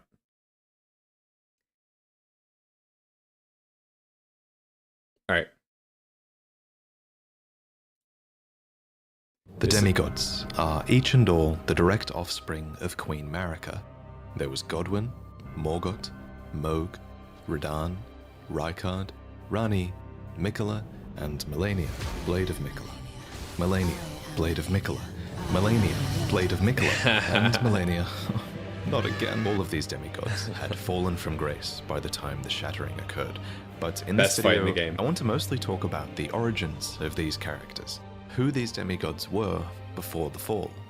And some of these demigods fell a long way indeed. Before he became this unsightly mess, Godwyn the Golden was quite the heroic figure. He was born of the promising union between Lord Godfrey and Queen Marika, and he achieved great renown for his bravery in one of their wars at least, the War of the Ancient Dragons. This war began when Gransax, a great ancient dragon, rained calamity down upon Leyndell, marking the only time in historical record that Leyndell's walls had fallen. It's not clear why Gransax first attacked, but fortifying themselves against lightning, the Knights of the Erd Tree weathered his assault and Gransax was defeated. However, this was only the beginning, and a bitter war against the ancient dragons was to follow. During this war, the Erd Tree Sentinels had an epiphany that the only way to truly protect the Erd Tree was to become dragons themselves.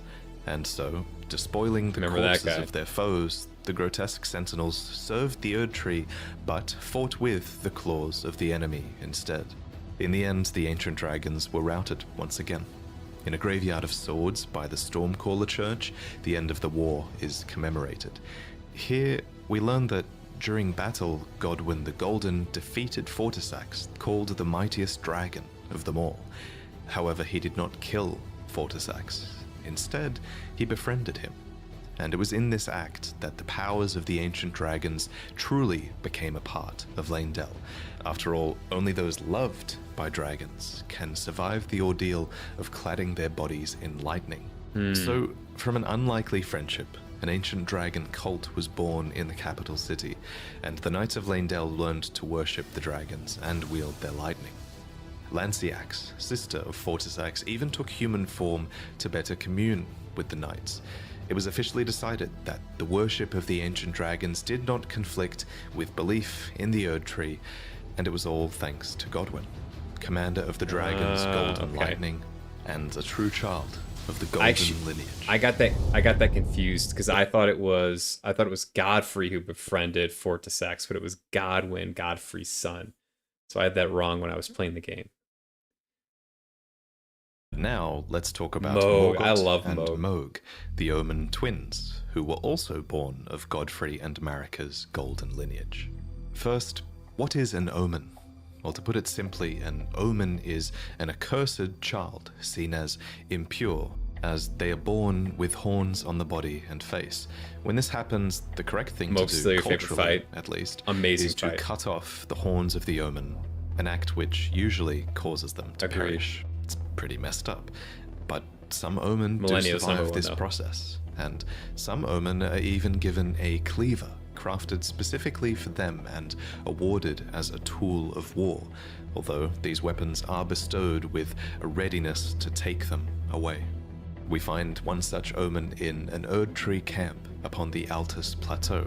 Before you fight it, you might have noticed another omen nearby, writhing in its sleep. It's said that omens see evil spirits in their nightmares, and I think this omen is dreaming, haunted by the vengeful spirits of its accursed kin. This brings us to the Omen Killers, who are horrifying butchers of twisted conscience. They wear these horned masks that make a mockery of the Omen's nightmares, and these butchers hunt the Omen and amputate their horns. The first Omen Killer was named Rollo, a famous perfumer who had to imbibe a physic to rid himself of emotion so that he could better perform his tasks. Remember, it seems many Omen have their horns excised when they're very young. That's definitely disturbing enough to warrant an emotion-killing physic in my book.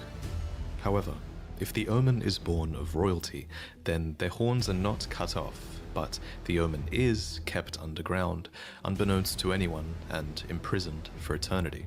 By way of example, you would have seen all kinds of Omen confined to the sewers beneath Leyndell. But why are Omen considered to be accursed in the first place? some of them are clearly intelligent, so what's inherently wrong with being born with horns and great strength? Well, it's important to remember, I think, that this curse might only really exist in the context of the Golden Order. After all, those afflicted with omen horns are not able to return to the Erd Tree for rebirth, and are said to be born outside of its grace. But why does the Golden Order disavow the omen, then? Well, it's hard to say for sure, but my working theory is that it's to do with the Crucible. According to this ancient incantation, horns were once an aspect of the Erd Tree's primordial crucible, where all life was once blended together. And with the exception of a couple of Crucible nights in and around Leyndell, we know that the Golden Order has started to distance itself from most things that touch upon the Crucible. While things like horns, knots, feathers, and scales once grew on the human body and were considered signifiers of the divine, now they are disdained as impurities as civilization has advanced. We learn this from the knot, scale, and feather talismans, all of which are guarded by omen or dropped by omen killers, no less. Omen killers are badass, but kind of messed up. The way they sound here, they sound pretty messed up. Unfortunately for the Order of the Erd Tree, these once divine impurities seem to crop up in some births, whether they like it or not. Almost like it's a genetic trait, as if it touches upon the Crucible at the root of the Erd Tree. And so you have to ask, is it really a curse to be born as a graceless omen? Well, as with most curses in these games, I think that depends on your perspective. In any case, Mohg and Morgoth were omen royalty, and thus they were born into a wretched mire far below the earth, horns and all. Here they were kept under the strictest confinement. Each of them were bound with charmed shackles that were covered in roots or thorns and bathed in golden magic. It seems very few people were supposed to know that they even existed. Morgoth, for his part, renounced and despised his accursed omen blood, but his brother Mohg embraced it. Deep underground, Mohg stood before an outer god, a being called the Formless Mother, who craves wounds. He looks so a crazy. being capable of bestowing power upon accursed blood. In this moment, Mohg's accursed blood erupted with fire, and he became besotted with the defilement that he was born into. Here, deep below the earth, he would go on to build a dynasty of blood in reverence of a mother, something it seems he never truly had. As for Morgoth, he was born into the same accursed fate as his twin brother, but despite not being blessed with grace, he loved the Erd Tree all the same, and even took it upon himself to crawl out of the sewers and become the Erd Tree's protector when the Erd Tree needed him most. In the end, he rightfully became the Omen King and Lord of Leyndell. Omen or not, he was, after all, born of Godfrey and Marika's golden lineage. Of course, the marriage between Godfrey and Marika would be ended, and before long, Marika remarried with another man, a champion named Radagon, who Marika calls her other half. He became second Elden Lord and the king consort, but he also brought with him 3 children from a previous marriage that he had had with a Carian queen named Rennala. These children were Rani, Rykard, and Radahn, and they all became demigod stepchildren after Radagon's reunion with Queen Marika. Possessed of his father's flaming red hair, Radahn was fond of its heroic implications and considered himself to be born of a great champion, yet he also looked up to another man, Godfrey, the first Elden Lord, Queen Marika's first husband and the Lord of the Battlefield. But Radahn wasn't just the son of Radagon and an aspiring Lord of the Battlefield, he was also the son of Rennala, who was head of the Academy of Raya Lucaria and Queen of Caria. So as a Carian royal, inclined towards sorcery, Radahn bent his will towards mastering gravitational magics. Rock sling, gravity well, collapsing stars. These techniques were taught to him in Celia, the town of sorcery, all so he would never have to abandon his beloved but scrawny steed. That said, before long, his powers would be put towards a more cosmic purpose than simply allowing him to ride his own horse. Radahn was taught gravitational magic by an Alabaster Lord, a member of a race of ancients with skin of stone who was said to have risen to life when a meteor struck long ago. And when his lessons were complete, Radahn uttered these chilling words. Thank you for your tutelage. For now, I can challenge the stars. And of course, he did conquer the stars, and the very constellations would be halted by his strength. But of course, you kind of have to ask, why? Why was it necessary to conquer the stars in the first place? Right. Well, I have a couple of theories. Theory one is that it was done in self-defense. After all, according to I have a the theory. sword... So if someone came from underground, the Alabaster Lord, they might have been aware of Astel, or might have been afflicted by Astel in some way. And Astel came from the star, so maybe the Alabaster Lord imbued that into Radahn. Let's see. Gravestone, Radahn was protecting Celia. What's more, gravitational magic has destructive power, and many gravitational beasts are proof of that destructive power. A being named Astel had even come down to the Lands Between in the past and destroyed a place called the Eternal City. What's more, Celians are descendants of the Eternal, positioned right above the Eternal City underground, so there is an argument to be made for Radahn purely defending Celia for some reason here. But it's possible for Radahn to have fought in this Good theory, but not the conclusion I came to. I'm interested what you came to. conflict and to have made the first move as well. So this is theory 2. That Radahn conquered the stars as a preventative measure in service to the greater will. According to a set of astrologer items, the night sky cradles I'll fate. let you watch fully. Okay. There's even a banished sect of people called the Nox, who live deep below the earth in eternal anticipation of the coming age of stars and their Lord of Night. Lord of Night. Long ago, these people invoked the ire of the greater will, so it would make sense that those in service to the greater will might have sought to arrest the stars and put an end to this fate. What's more, Radahn was just a huge fanboy of Godfrey, and he seems to have more loyalty to the Erd Tree than to the moon. Finally, the telescope item description says that the fate once writ in the night skies had been fettered by the Golden Order. So surely this is referencing Radahn's actions, and it levels the blame at the Golden Order. But putting Radahn's motivations aside, it's a fact that the stars were held back, and that this had great consequences for many, especially for the rest of his Carian royal family. Let me explain. The fate of the Carian royal family is guided by the stars, as is the fate of Lady Rani, first heir in the Carian royal line. But General Radahn is the conqueror of the stars, who stood up to the swirling constellations, halting their movement in a smashing victory.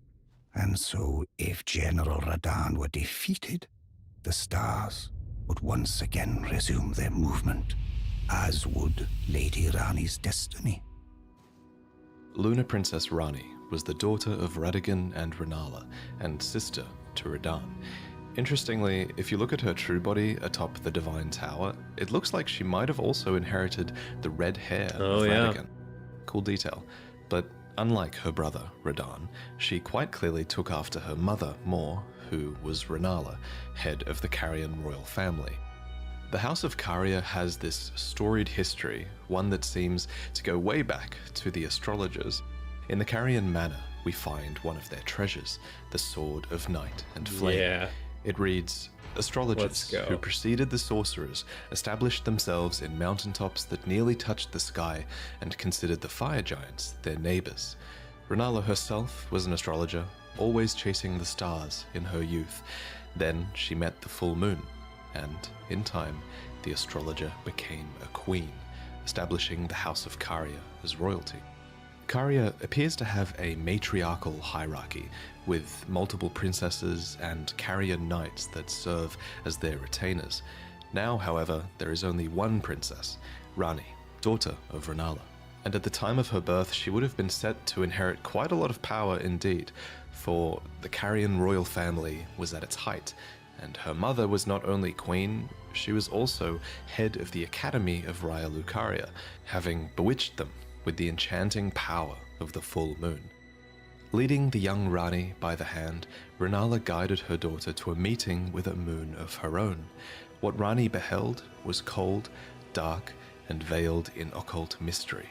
A dark moon, a sort of twin to Renala's own full moon. You can even see both of these hanging in the sky if you stargaze from the heights of the Moonlight Plateau. Oh, Another cool. who guided Rani was a character I didn't called notice the that. Snowy Crone, who the Yes. young Rani encountered deep in the woods. When you look at Rani, it's actually the likeness of this snow witch that you're seeing, as the doll that now houses Rani's soul was modeled after her, probably as a sign of respect. Clearly, Rani looked up to this mysterious woman. She became Rani's secret mentor, and she even knew about the Dark Moon, teaching the young Rani to fear it as she imparted her cold sorceries. So, what do these moons represent? That's just a theory, but I think the moons kind of act as guides. The lost black moon of Noxtella, for example, was the guide of countless stars. What's more, Rani and Renala were heavily influenced by their moons. Renala's moon bewitched the academy that she became the head of, and Rani's dark moon, for its part, also imparts wisdom and leads a voyage in the Age of Stars ending. They could even be outer gods. And yet, for all of this guidance, Caria and Leonia as a whole have experienced steep decline. Radagon betrayed the House of the Moon. Radahn locked the stars out of motion. The Academy town is flooded to the north. Caria has been ruined in the west, and the stars and moon have gone their separate ways. Nevertheless, Rani, last princess of Caria, remains, carefully setting new plans into motion. Sibling to Rani and Radahn was a man named Rykard, who was lord of the Volcano Manor. There is evidence that Rykard was friendly with his siblings. He conspired with his sister Rani later on, and there's even a portrait of Radahn hung in the Volcano Manor, as well as a portrait of Rykard himself before the fall. Item descriptions mark Rykard as stern, ambitious, heroic, and blasphemous. A part of this blasphemy was opposing the Erd Tree, which actually drew many knights to his banner, for Rykard believed in taking by force, just as the gods did, and clearly many believed that he would usher in a new age. The armor set of the Gelmir Knights reveals to us what were once very loyal soldiers. The crest of red feathers are there to symbolize Rykard's pedigree as Lord Radagon's son, and the emblem upon their chest piece represents a lord who had lofty ambitions. However, as Rykard delved into the ancient secrets of Mount Gelmir, he came across the immortal Great Serpent, an ancient deity that aligned with Rykard's ambitions. And so, Rykard fed himself to the Great Serpent so that he might devour, grow, and live eternally.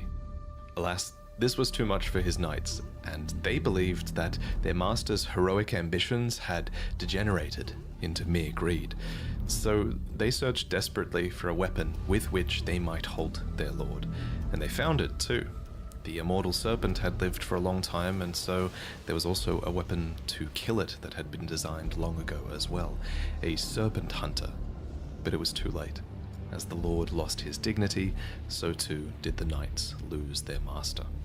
Not that it bothered Rykard. Now we can devour God together. I heard that way too many Next, times. we need to discuss Melania In-game. and Mikola. These two were twins as they were born. No, Rykard, please. Anyway, as you know, Radagon's marriage with Renala did not last. Afterwards, he returned to the Golden Order and became Queen Marika's consort. But what I haven't yet mentioned is that, together, they were blessed with two demigod children, the so-called twin prodigies. Now, in the last lore video, I briefly proposed that these two twins were born after the Shattering, after Radagon and Marika had merged together to become a single god. However, I've since changed my mind. I think Melania and Mikola were clearly born before the Shattering. There's just so much proof that these two twins were a force that were influencing the world long before the Shattering took place. Anyway, both of these twins were born afflicted. Specifically, in the Japanese text, it's said that their births were vulnerable. Mikola was born afflicted with eternal youth, and Melania, for her part, was vulnerable to rot. Interestingly, Melania's scarlet rot What is the is scarlet actually rot? an outer god. This outer god, like many others in the game, seems to have an order that is able to be imposed upon the world via an Empyrean vessel, and Melania was that vessel. And while the Scarlet Rot is pretty terrible, you can sort of argue that it's got a beauty to it. According to Gowry, the Order of Rot is resplendent. It's a cycle of death and rebirth, kind of like the lotus flower, which is a flower that blooms anew, beautiful and fresh from mud. I actually have art of this flower hanging in my home. I always love the symbol of it. I actually have lots of art hanging now, and I'm going to talk about all of this artwork that you can buy at the end of the video. What a segue. Anyway, so Millennia the Empyrean was vulnerable to and afflicted by the Scarlet Rot. There was said to be no cure to this, and while fire and consecration seemed to be somewhat effective at warding it off, Millennia would slowly lose her physical self to the rot. Interestingly, old legends of the Scarlet Rot have persisted in the world for generations, and we learn more about the Rot God from the Blue Dancer charm. The Dancer in blue represents a fairy who, in legend, bestowed a flowing sword upon a blind swordsman. Blade in hand, the swordsman sealed away an ancient god, a god that was rot itself. Specifically, this god was long ago sealed away in the stagnant water that is downstream of the Ainsel River underground. And wherever rot appears, the kindred of rot appear as well.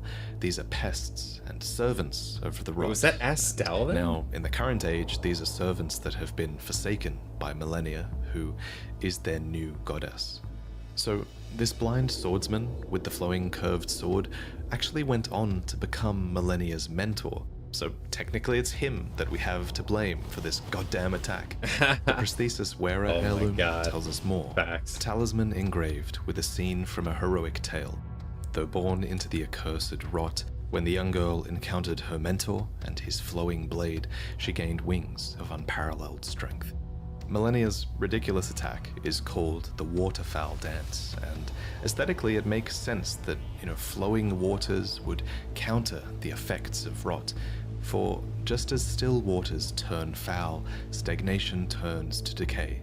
Thus, warriors must remain ever drifting. And indeed, Millennia does resist the call of the rot.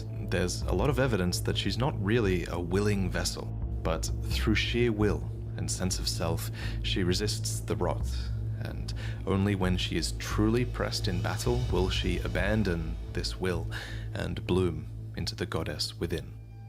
Millennia's first bloom was during her fight against Radahn, and releasing her Scarlet Rot was a last-ditch effort that would forever taint the land of Caelid and cripple Radahn. So, whatever she was fighting for in this fight against Radahn, somehow it was worth this terrible act.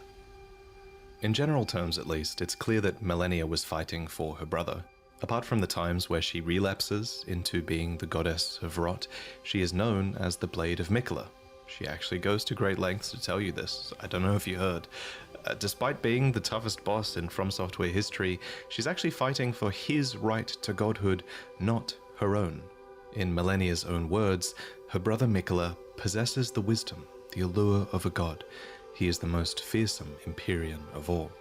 For his part, Miquella did a lot to earn his sister's dedication. So I have a quick thought. He kind of implied that Astel, which was basically at the waterfall of the rot near the lake of rot, was the outer god that may have brought the rot in.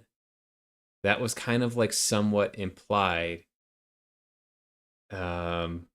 which is interesting because that I did not connect that. I don't know if I'm just seeing things or hearing things that aren't actually there, but that's very interesting. Not the least of which was inspiring her armor and a prosthetic of unalloyed gold. And it's not just his sister that loved Miquella, many people did. The Bewitching Branch is an item that you can use to turn enemies into temporary allies, and it reads, "Indeed, he has learned very well how to compel such affection." For his father Radagon, Miquella fashioned and gifted to him a fundamentalist incantation called Triple Rings of Light. Radagon then returns the favor, gifting back an incantation called Radagon's Rings of Light. These interactions show some of Miquella's positive connections with his father and also Golden Order fundamentalism. And yet, the young Miquella abandoned fundamentalism, for it could do nothing to treat Millennia's accursed rot. This was the beginning of unalloyed gold. So, what is unalloyed gold? Well, an alloy is a composition of metals, so unalloyed gold is pure gold, essentially, with no external mixtures.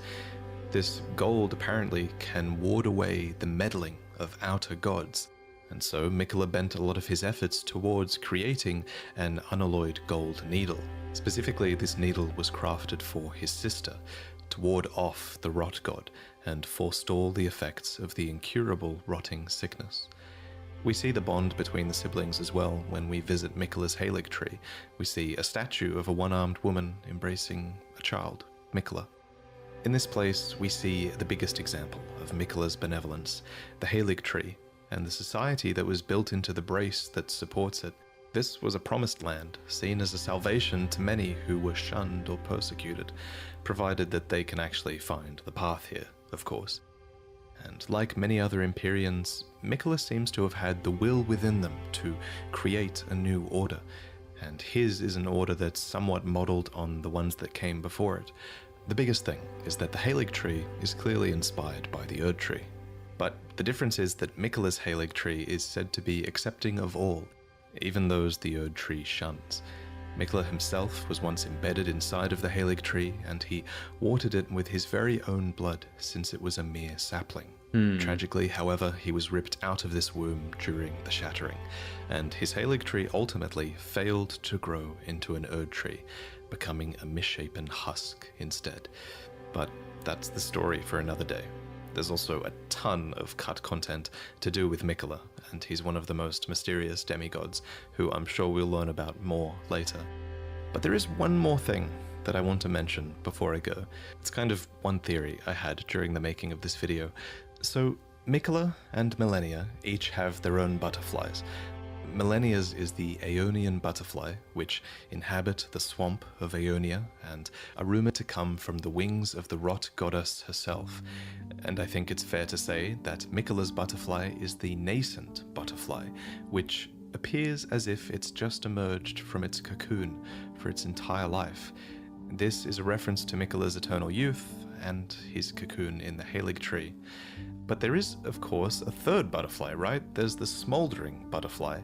It's said to be an eternally burning butterfly that serves as kindling. Now bear with me, but it's my theory that this butterfly is a reference to Melina, who the Blade of Calling calls the kindling maiden and the one who walks alongside flame. This might suggest that Melina is a sibling to Malenia and Mikola. Again, that's just a theory, but what I really want to talk about here is that at the very least, Melina is almost certainly the daughter of Marika. We learned this a long time ago from looking at her name in the game's files, and we can further infer it from her dialogue, as she has a few lines that refer to mothers and one that says that she was born inside the Erd tree. So her being the daughter of Marika is also just a theory, but this one is much more concrete than the butterfly one. Although the reason I like the butterfly theory is that it gives us a hint as to who Melina's parents might have been. Her parents would have been Radagon and Marika, which is to say Marika herself alone, I guess, because Radagon is Marika. Honestly, Melina as a character has only become more mysterious since the game was released, and I'm really only scratching the surface with this theory. But speaking of times before Elden Ring was released, back then, a long time ago, I commissioned this piece from a renowned artist named Marco, and now I'm so excited to reveal it for the first time. This storybook scene is heavily inspired by the early looks we had at Elden Ring, with a red-haired protagonist, spirit companions, a mount that looks like Yakul and a bit like Torrent, and a few other hidden details in the piece. This piece and all of my other prints are now available over at Spring, where you can actually buy them fully framed and ready to even opt for a return that will make your room look better. So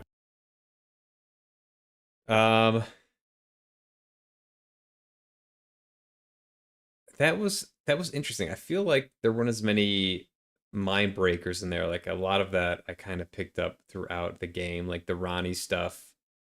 Ronnie having the mentor who was like doing frost magic, and she kind of got some of that from her mentor, and then the doll was actually not in Ronnie's likeness but in her mentor's likeness. The Rykard thing I kind of knew about, where he, I guess I don't really understand. It says they shared a vision, Rykard and the snake. I don't know exactly what that vision was. I missed that, I think. Rykard was friendly with his siblings. He could pay no manner, as well as a portrait, ambitious, heroic, and blasphemous. Okay. A part of this blasphemy was opposing the Erd Tree, which actually drew many knights to his banner, for Rykard believed in taking by force, Okay, just right, as the gods did. I remember now. And clearly many believed that he would usher in a new age. The armor set of the Gelmir Knights reveals Rykard's pedigree. He was like, he was all about strength and taking by force, and the snake kind of agreed with him. Okay. That is exactly what I was looking for.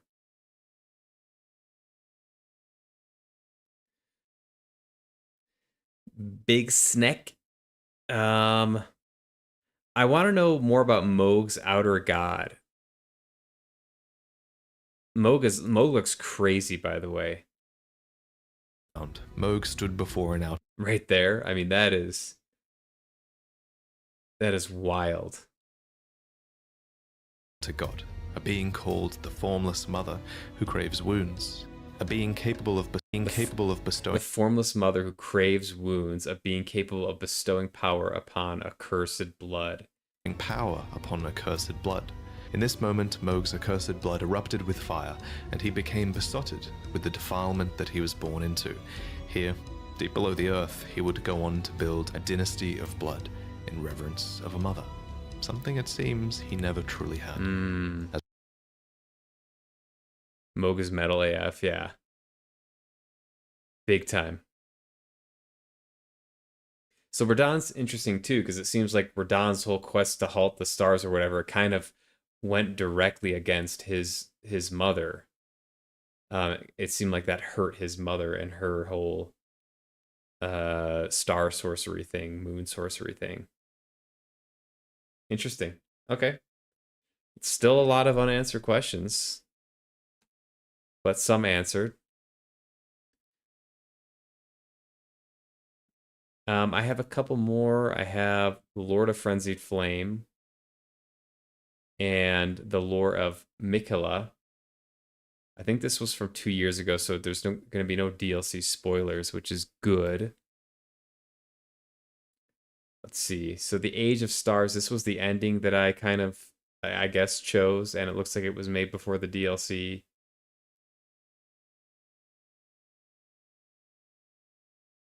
The Lore of Millennia. That might be interesting. Age of Duskborn.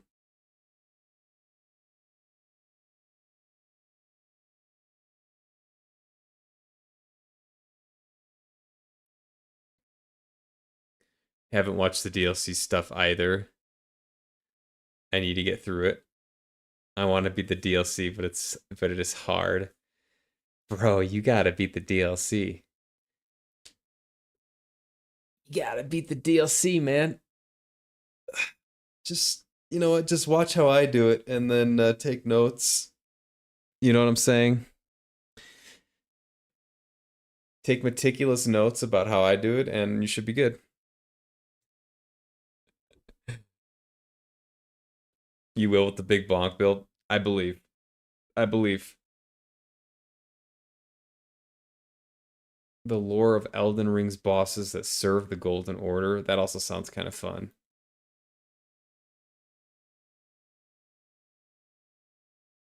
Okay. I'm going to do the Miquella one.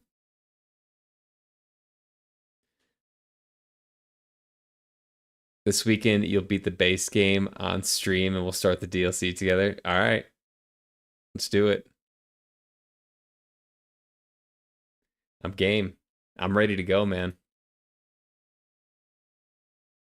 All right, I do have to go pee really quick, but then I want to watch the stuff about Miquella because I don't understand the Halig tree fully. I also don't. I mean, clearly Miquella was like kidnapped by. He just mentioned like, oh, then the shattering happened, and then Miquella was removed from his cocoon at the Halig tree. But like, clearly Mohg did that, right? Or someone related to Mohg did that.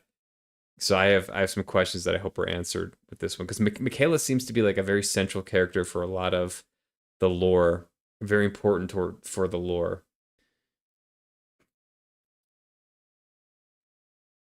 By the way, I'll have to get off soon to deal with my dumb face issues, so I could show one character and then that'd be it for today. Yeah, we could do that. I gotta go pee, but we can take a little break from the vids if you want to get that set up and let me know what you want me to do. I'll be back in 1 minute.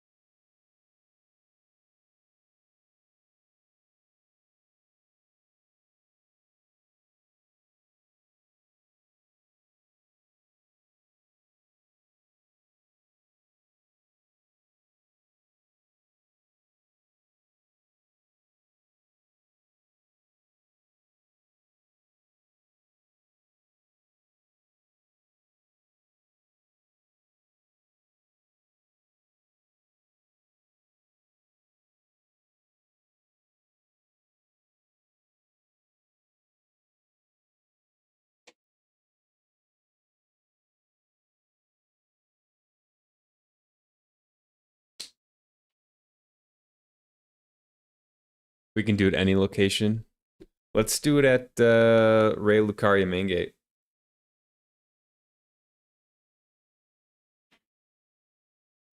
All right, let's see if I can figure out how to do this.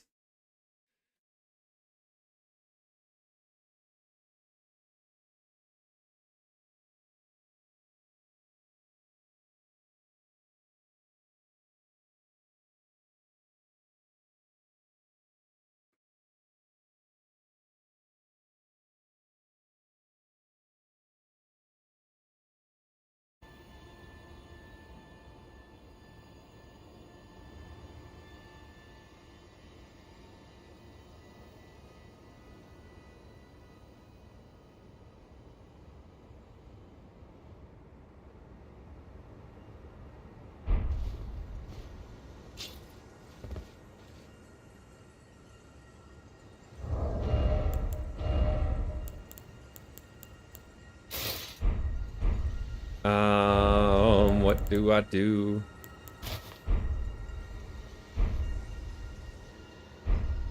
All right, I will do a recalling finger remedy. This one is the armor breaker I probably mentioned ages ago. The armor breaker. Uh-oh.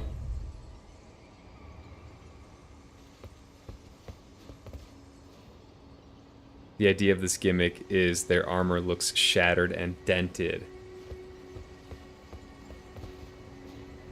And they're all about busting defense. Oh boy. RIP to me.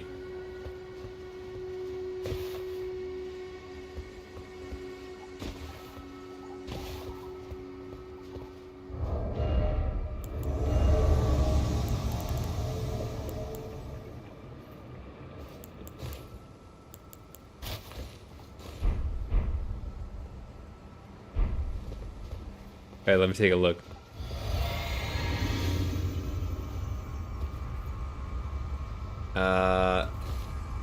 It looks like the Hound's upper armor. I don't know about the lower. Ooh, and the Naginata? Alright, very cool. And what the heck is that other thing there? Oh, it's the moose thing. Oh no. Oh no. Cold Naginata.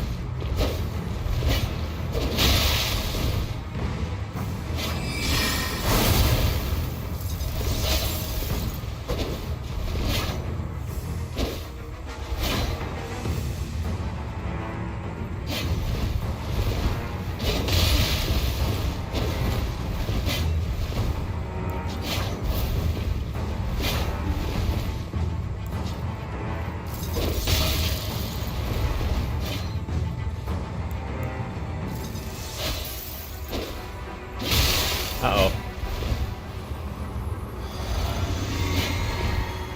Uh-oh. Uh-oh.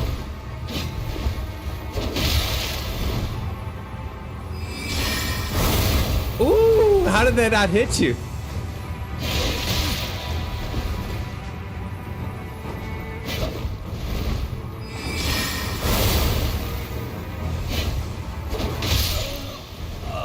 Got him. Did a lot of damage. Yeah, the frost was nasty.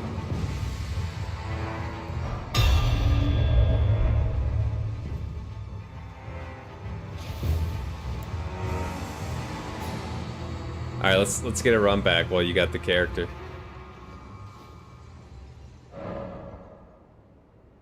I managed to put both debuffs on you at a time. The first debuff was the Soul Stifler from that Horn Great Axe. What did that do?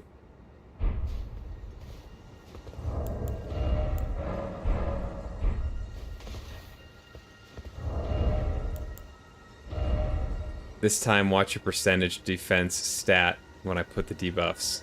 Okay.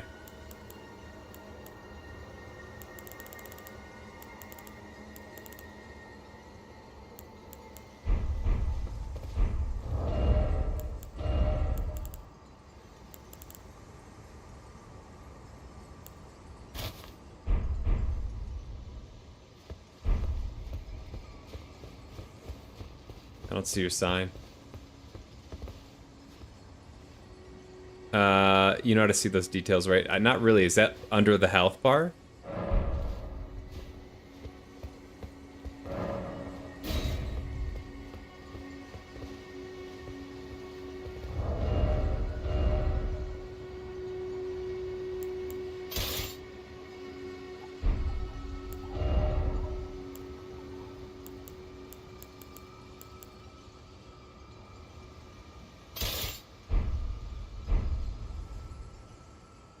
One of the buttons in inventory lets you expand the right stat list. Like this?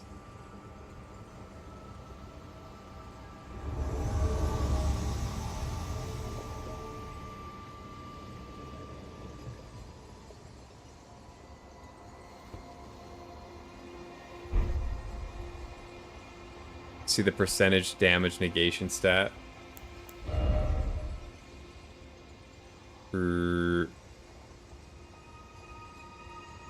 Yeah, defense damage negation. Yeah.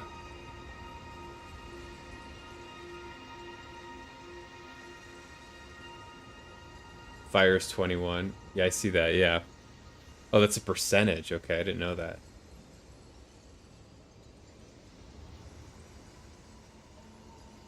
I didn't know that was a percent. Interesting.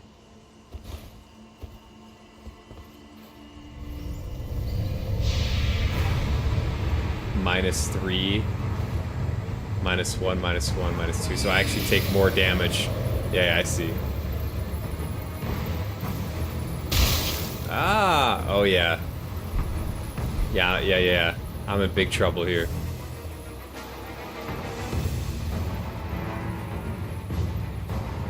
It's like in the -20s.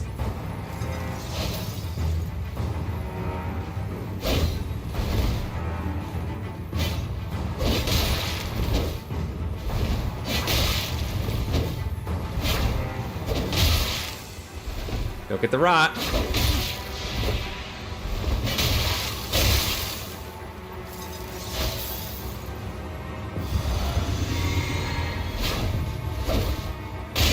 What?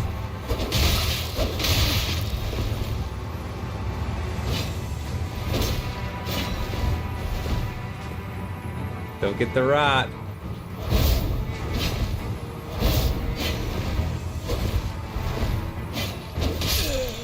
I know your move. I know your move, bro. I see you. Yeah. So you do big damage. So if someone has like really good damage negation or armor, you can just destroy them. Then you can like even the playing field. That's awesome.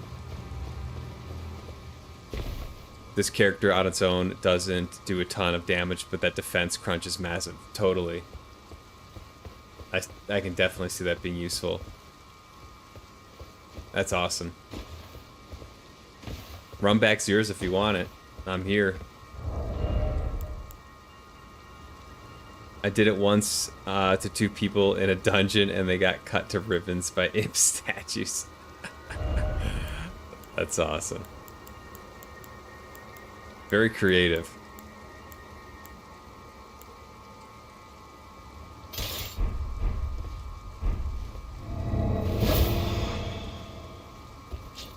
I want to be like the Sandman. I want to do a Sandman playthrough.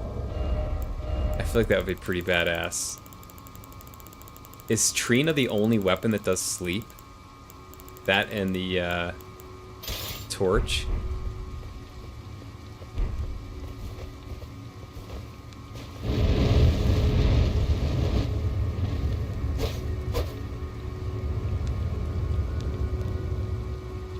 The debuffs in total is multiplicative.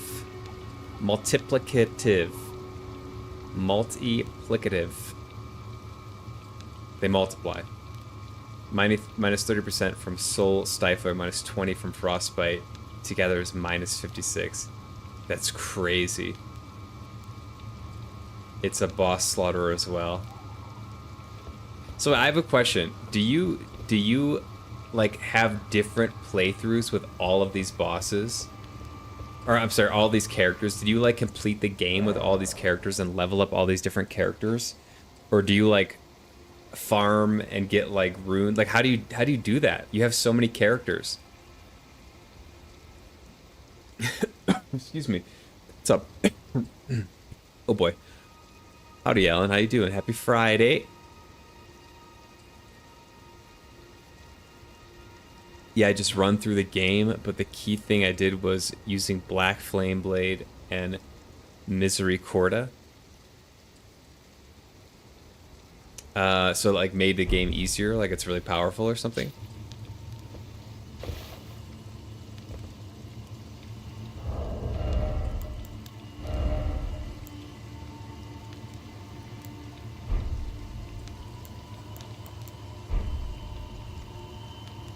The Nighthawk, Sandman.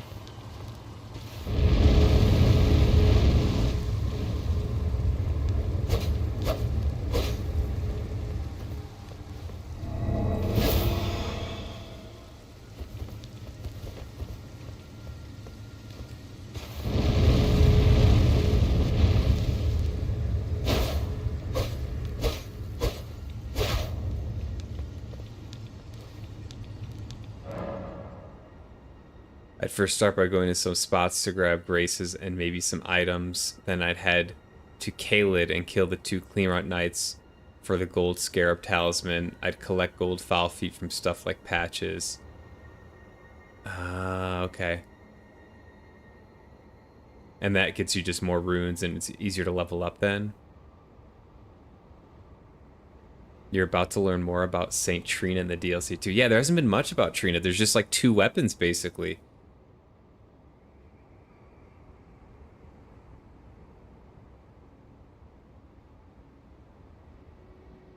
I'm very curious about Saint Trina. What's up, Sev? Happy Friday, man. Ready to get your ass kicked? Bro. I don't think so.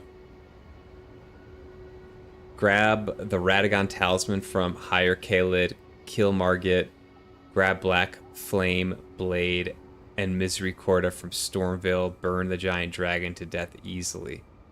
Ah. Yeah, it's crazy. You have like multiple characters. When killing the dragon, you use the gold foot as well. Right, I think I did that. That was the one time I used the gold foot. And it got, yeah, I got like a ton of runes from it. Excuse me. Little burpee. Then I just got, just get tons of vigor and more FP. You're launching right now? Yeah, we could do a little PvP. For sure. We were watching some lore videos.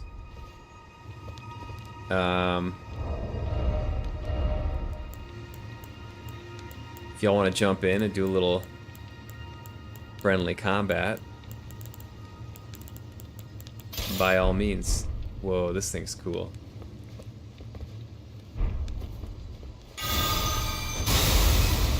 Alright, that's awesome.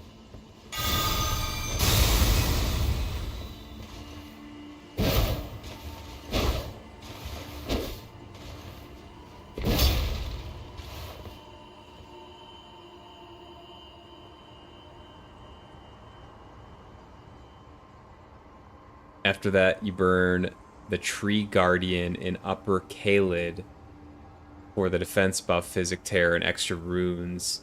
Trick the horse rider on the bridge to fall off. And then burn everything to death with percent damage. You're not British, you swear? Nah, we know that. You're straight Texas. Wait, Shadow, are you, Otto? Yeah, bro. You didn't know that yesterday?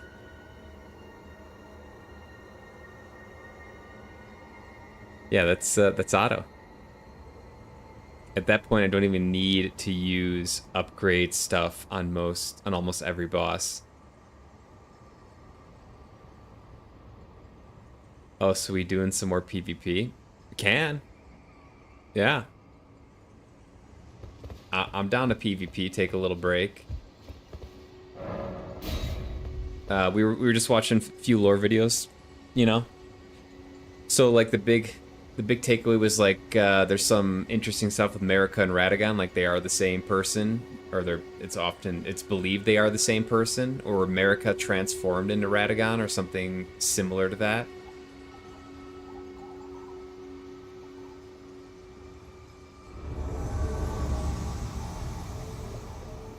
I wasn't here, most likely. Kind of just piece it together.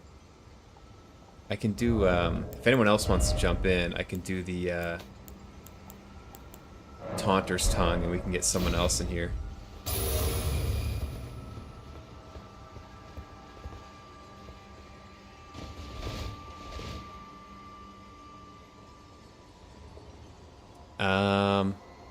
I guess in that case, I'll bring Plague Knight, but I'll have to describe a bit of his moveset. And funny thing, I have a notepad with a graph to show what spells are effective at what ranges, so at what ranges, so I could figure out a good order of them. And I also had to comb through spells and the Plague Knight's DLC bomb combinations. Oh my god. You blue ringed.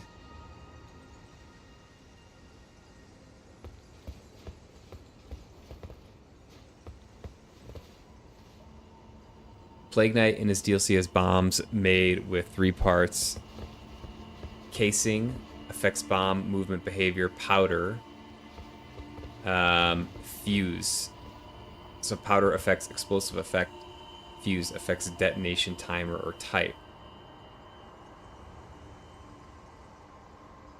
You have a huge stream delay?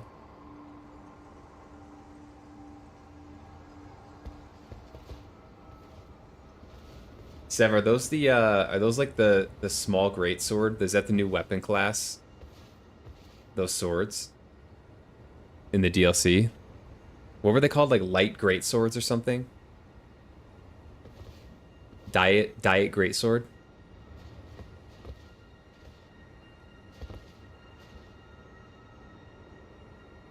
For the bomb combinations I represent with spells, Great Oracular Bubble is float casing plus black powder plus sentry fuse.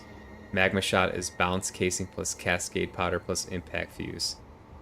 Oracle Bubbles is float casing plus black powder plus long fuse. Giant's Flame take 3 in the Arcana Big Boom, a large explosive bomb, simple, costly yet strong.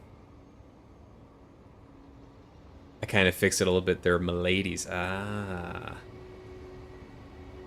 Test it out. Just give it back when you're done.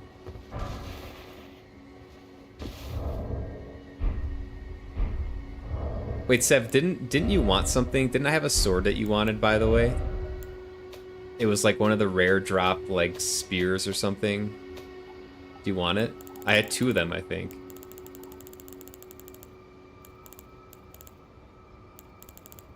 What was it? Oh, the Clayman's Harpoon. Do you want the Clayman's Harpoon? I have 2 of them.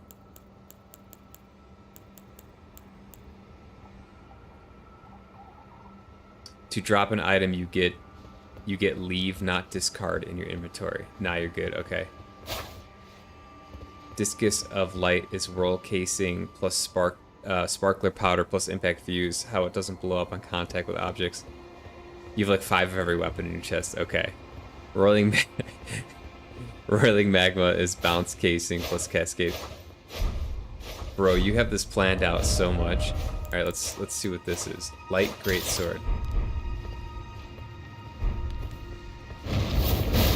Oh, that's crazy.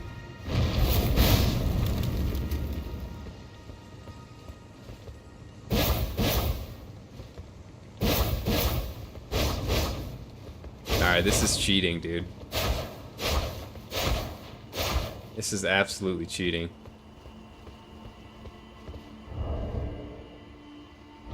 So I press discard.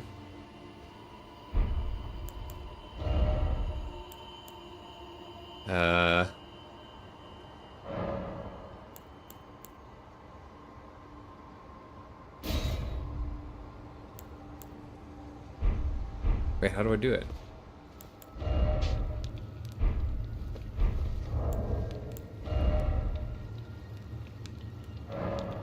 Leave.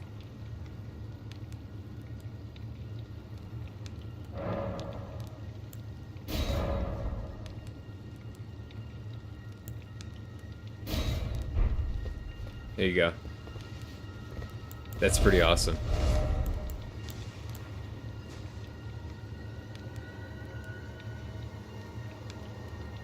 Cassus's Lifesteal Fist is the Arcana Leash Liquid, and then a few items for some other bomb types.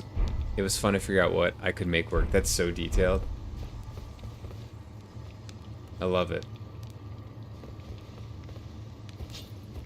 Do a heavy after the Ash of War. Can't drop while equipped. Gotcha. I would add the perfume DLC weapons for some more bomb throwing style stuff, or even evading movement, but I ain't got that yet. Soon enough. Soon enough.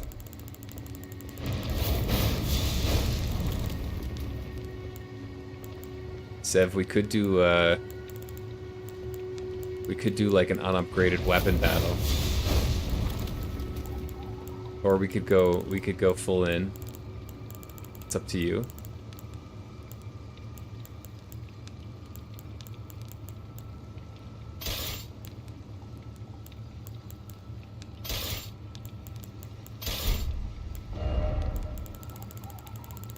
I'm game for anything.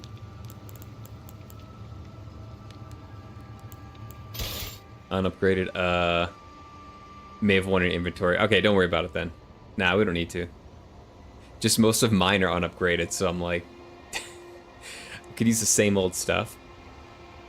Also, fun fact, I'm not the only one to make Plague Knight or Spectre Knight. Interesting. Someone else made some videos on their own version. Oh, that's cool. Did you use them as like a guide?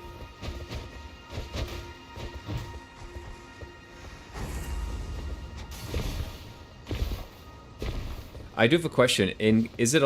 Are healing incantations generally allowed, or no? Because I've been like kind of using those. Because I only have 2 incantations equipped. Both of them are like basically healing. The Flame Cleanse and the Lord's Heal.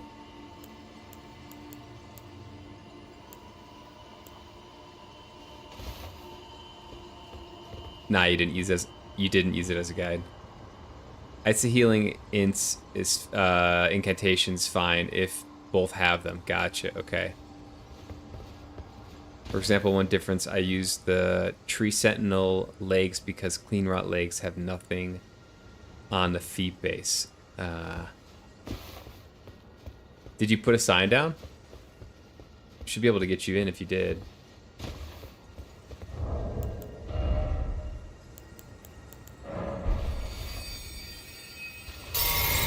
I can't believe RK was that question mark person yesterday. I wish I would have known. I would have summoned him way more. All right, you guys want to duel it out?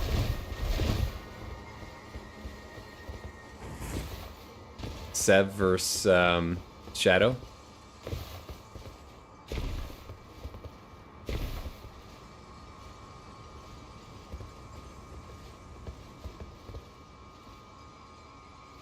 Put the sign out. Okay, I just summoned you. Ready to fight when you are, by the way. Just bow when you are ready. I just summoned Shadow in here. Also added the nostrils on the side of the beak mask. Mouth is folded upwards under the nose. Alright, so wait, let me take a look.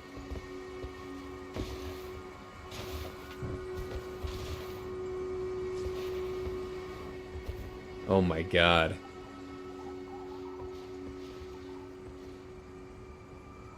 That is certainly a way to look. Oh my, now that's a schnoz. Look at that thing. Wait, what's it called? Plague Knight? I'm gonna look this up. Plague Knight. Oh yeah, it's got like a huge beak. Okay, that's awesome. Yeah. Yeah, that's really good. Very cool. Oh, me versus Shadow. It will be a glorious fight. Yeah, you guys battle it out. Battle it out. Whenever you're ready. I'll spectate. Uh-oh. Watch out for them bubbles.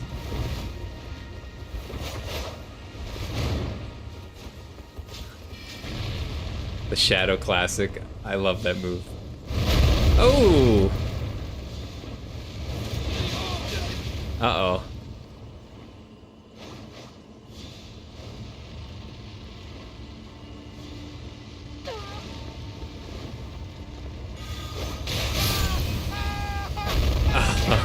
Oh, wow. Bro, you had so many different sorceries and stuff. Good fight, good fight.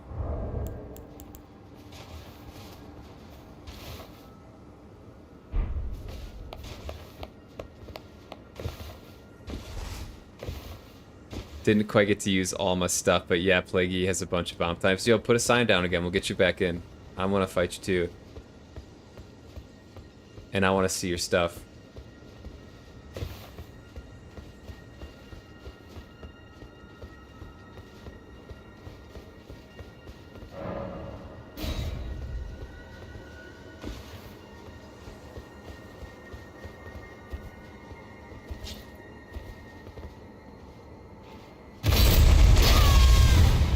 Oh my god, that did so much damage to you.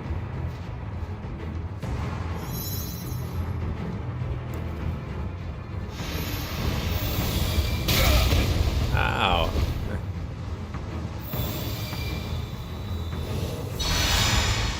Did that heal you? It didn't heal you? I guess you're not.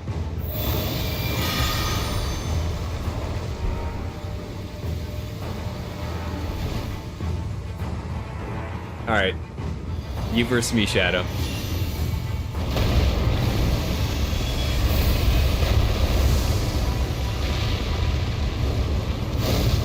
Ooh, that one's tough. That was a good shot. Not the bubbles.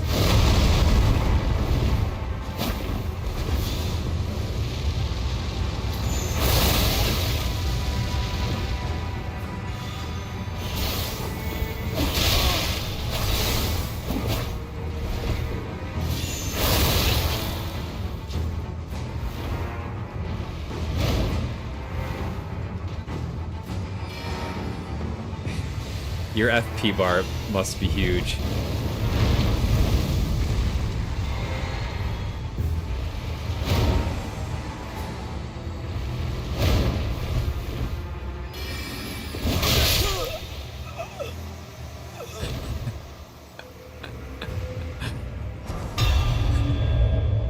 We can just do a showcase first. Yeah, I'm just kind of like not really pushing him too much because I want to see what he's got. I get like in a show your build. Yeah, for sure. Not gonna lie, half those spells I've never seen. Bro, 95% of those spells I don't recognize. Ah!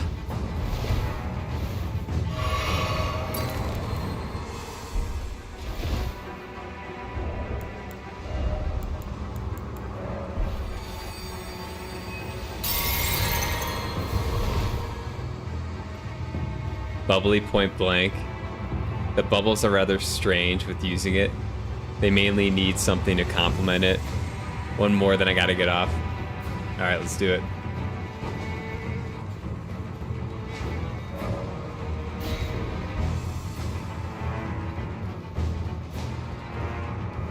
It's healing? Oh, is it?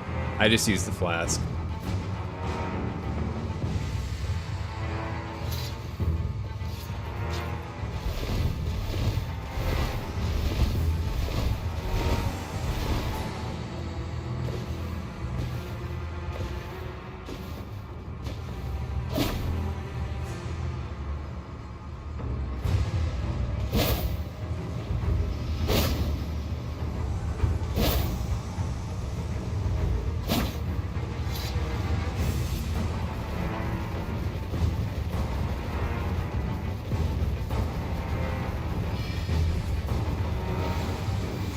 Can I block this?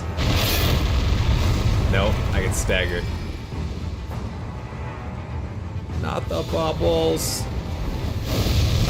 Oh.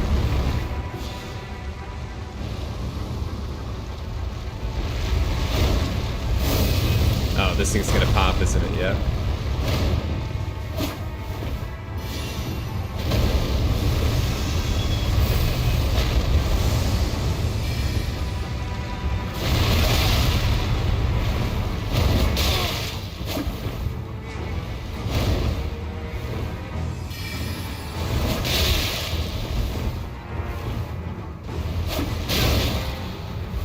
Uh-oh. I know your move. Uh-oh. I won't do Moonveil. I won't do it.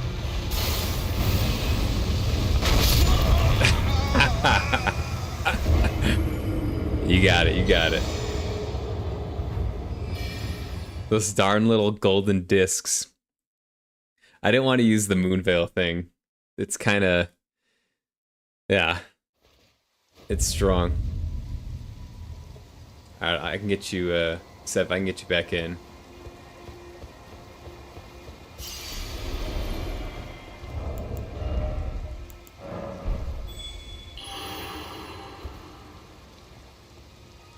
Leave on a win.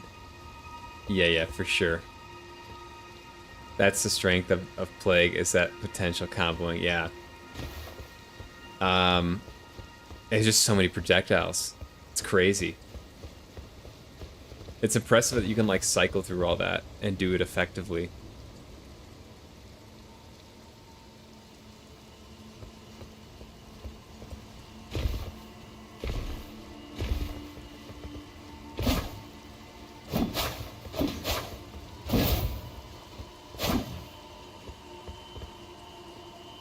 Sometimes you've timed the lifesteal fist right as someone tries to hit me, and I've still hit it. The boss fight versus him in Shovel Knight, it's also pretty chaotic. You learn where your spells are and how to find them without looking. It just takes time. It's impressive, like, not only on one character, but then also like dozens of characters, it seems like, you know? Flames running across the floor and walls, vats that are ready to explode if hit with a bomb. Man teleports and bounces around, makes flame pillars and bombs. It's a royal mess. Love it.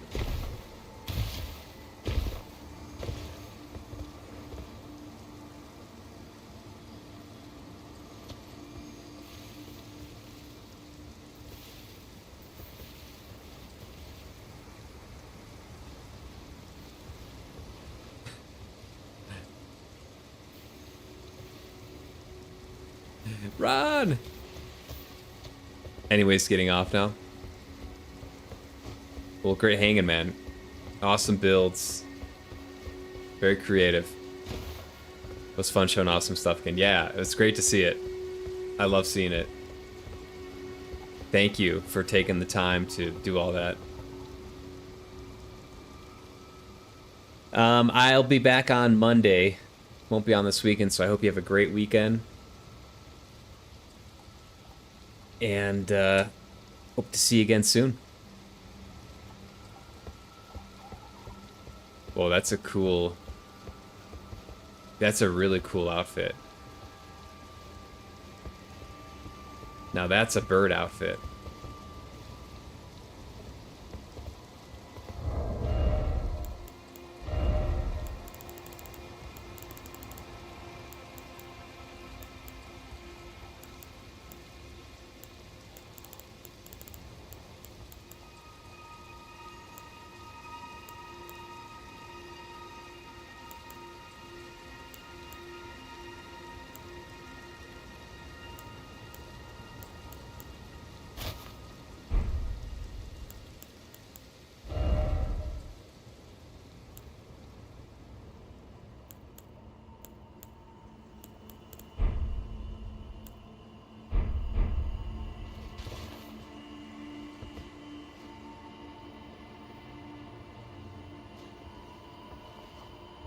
Alright.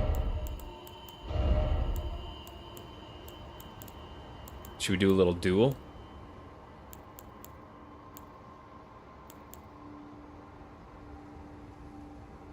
Burb.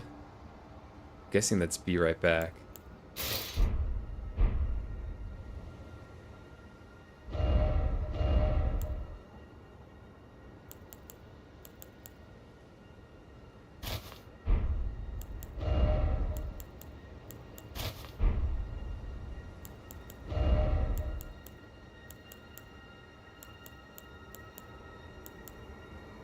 Burbs and bird. Oh. Yeah, it looks like a bird. Burb. Alright, where was,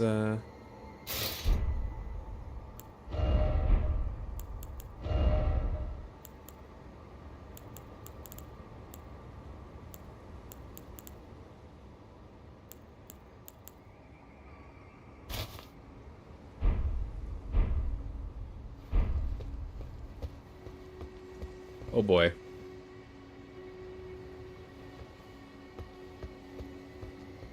You, don't have any clothes on. There you go.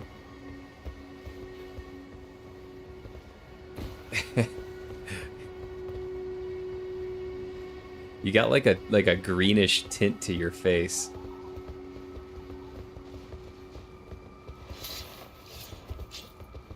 All right, you ready?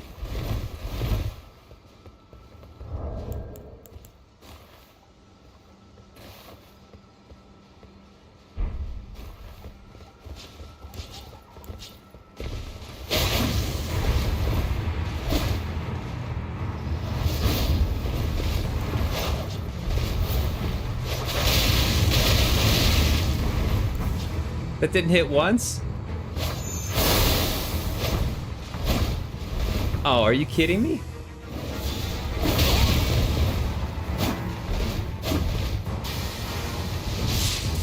There we go.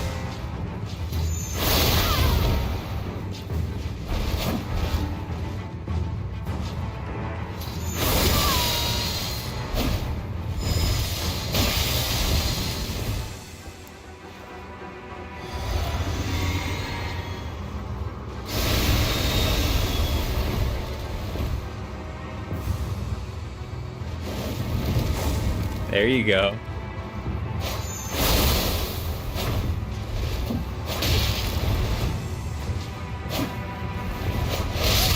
Nice, nice, nice. Damn it!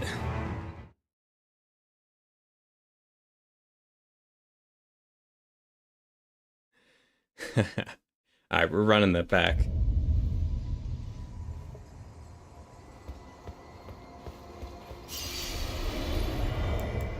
You surprised, bro?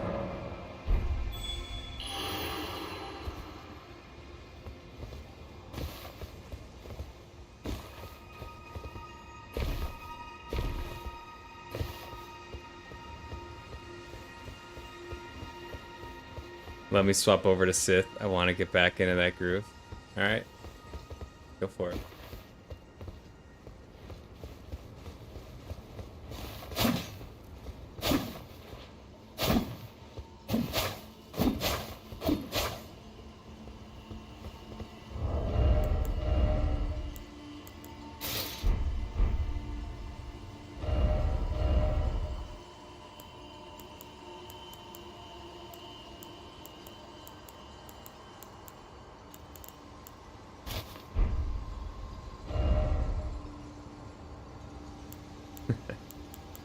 Thanks, man.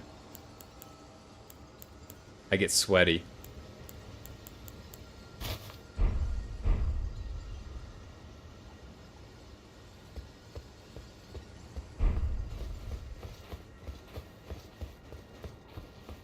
Your boy gets sweaty.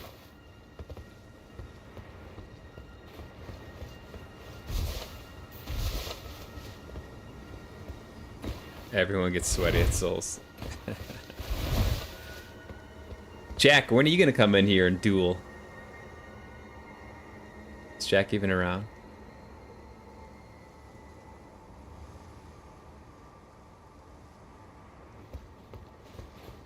$12 mins? Alright, alright, alright. You have to get Rio some food. Bro, that's what Uber Eats is for. It's hard not to freak out, especially when it's a close fight like it was. Yeah.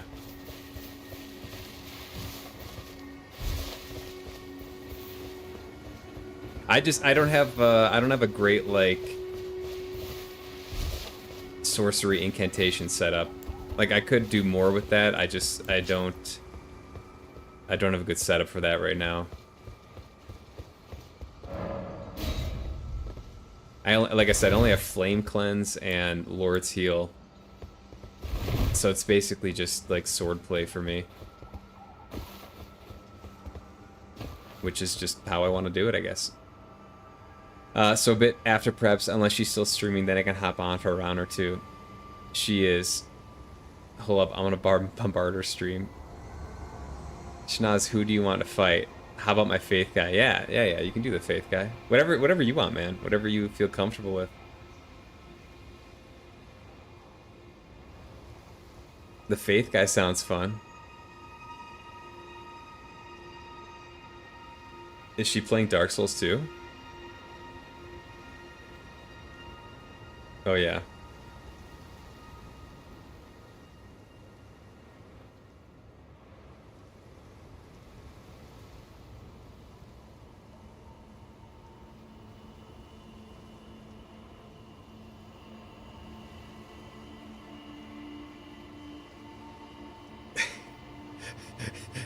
She's like, Sev, get out of my chat.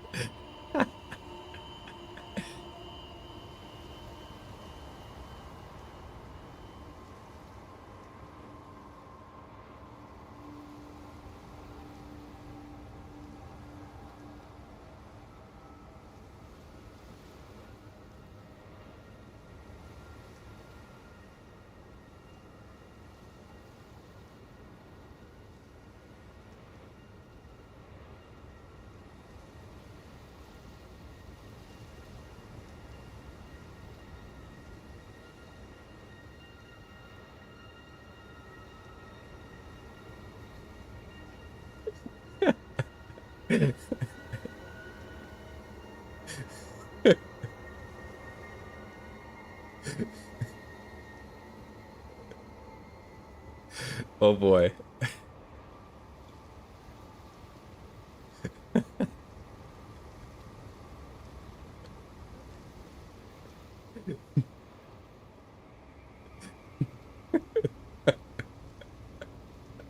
Oh my god. All right.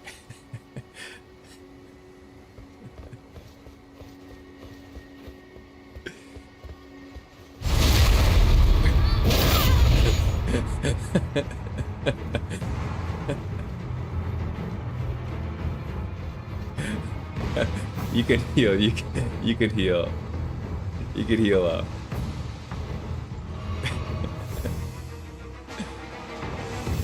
You can get another heal in. Oh wait, wait, wait.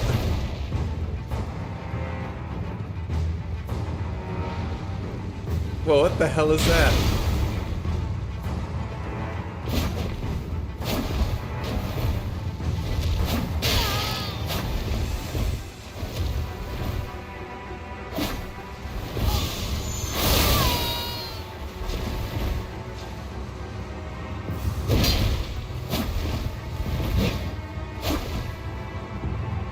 Bro, there's no way I keep missing these.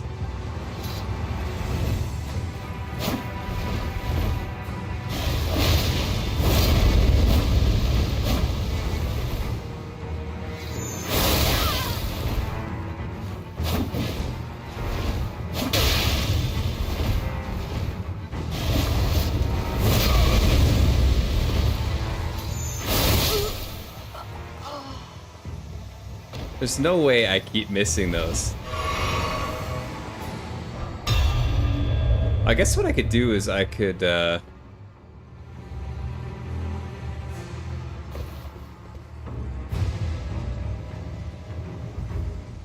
You, Kate, you're booting up? Awesome. I need to watch Moonveil. So I think, yeah. I'm not gonna say anything. Because I think, yeah. I don't want to give away my, my stuff here.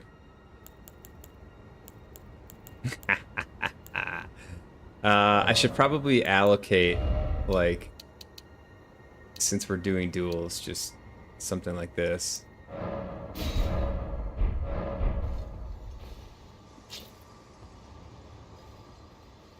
So then I can...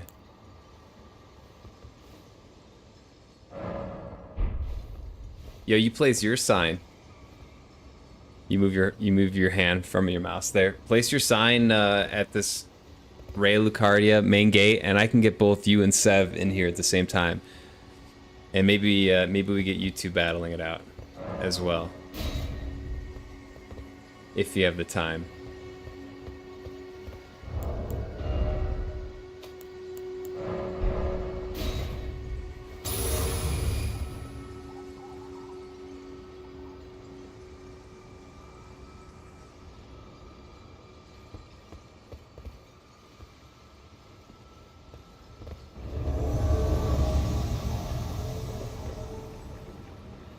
Red sign's down. Okay.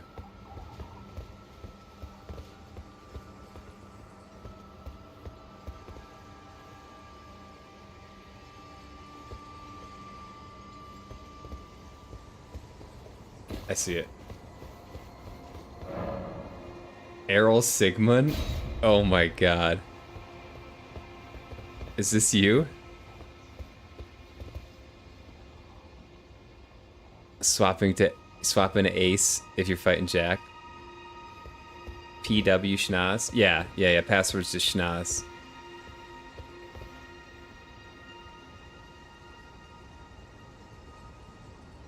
I just summoned someone in.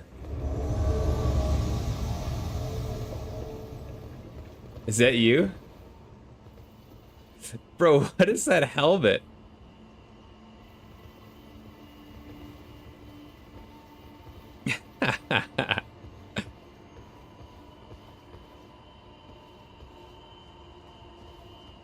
Let's go.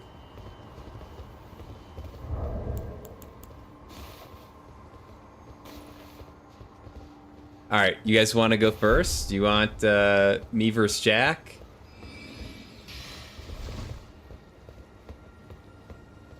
Yeah, you guys can go at it.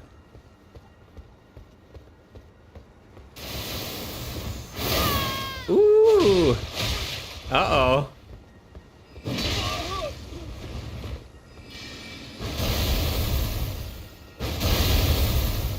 Bringing out the big hammer.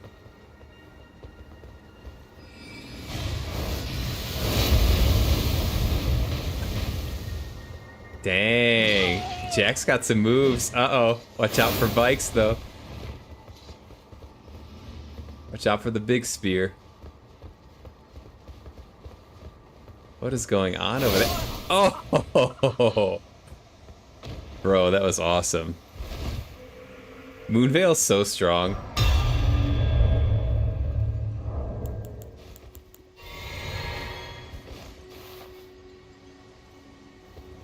Did you,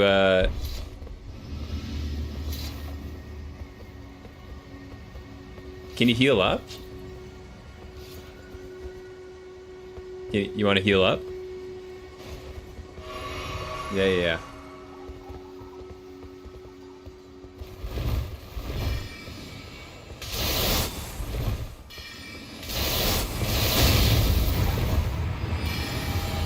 What is this?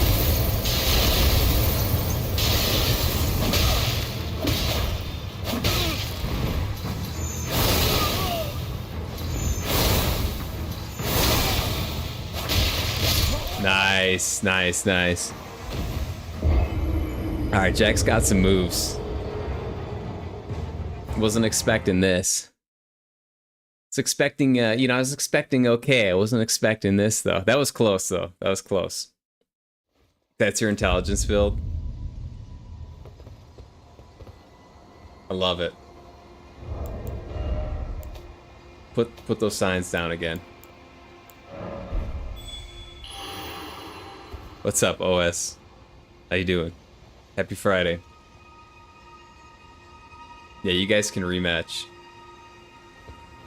Then I want a rematch. I want winner.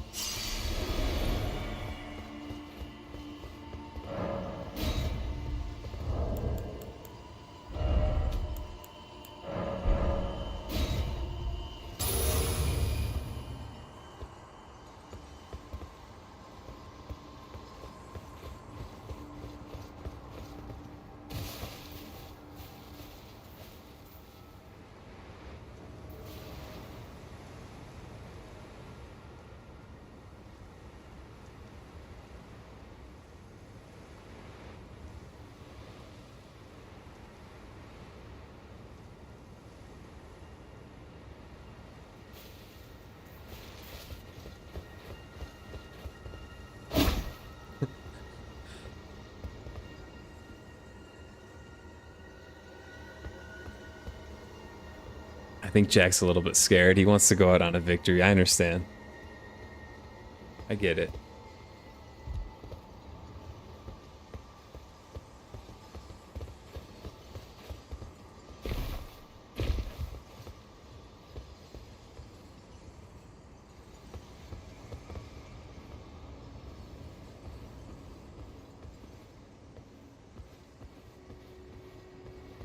Sign us down. All right. After the fight, we'll be back in like 10 minutes. Maybe less. Okay. There it is. Earl Sigmund.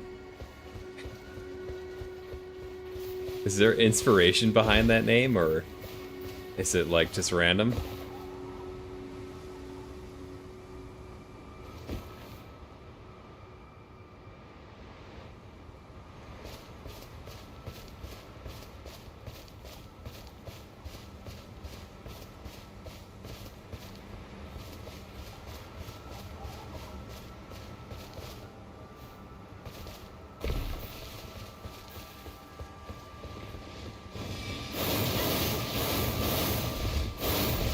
What the heck was that? Oh my gosh.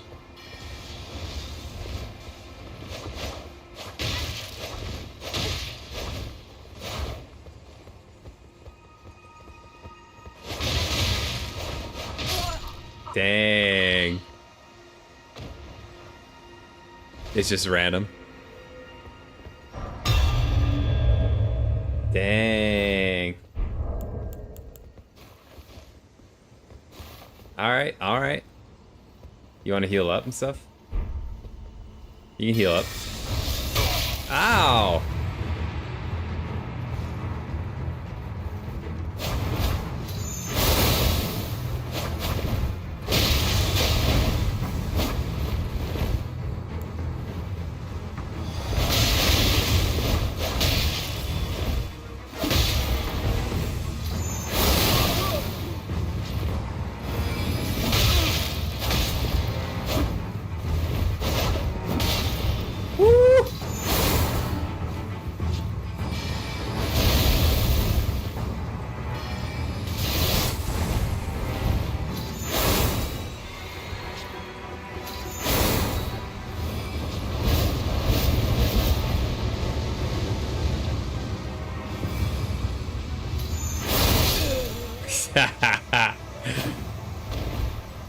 Watch my magic.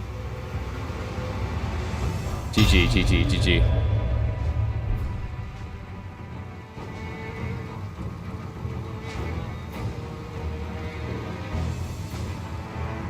GG's.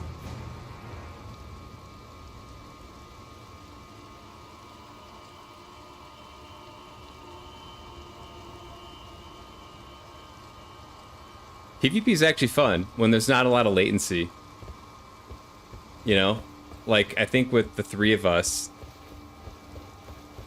it's been pretty low latency. Let me try Big Bonk. Yeah, for sure.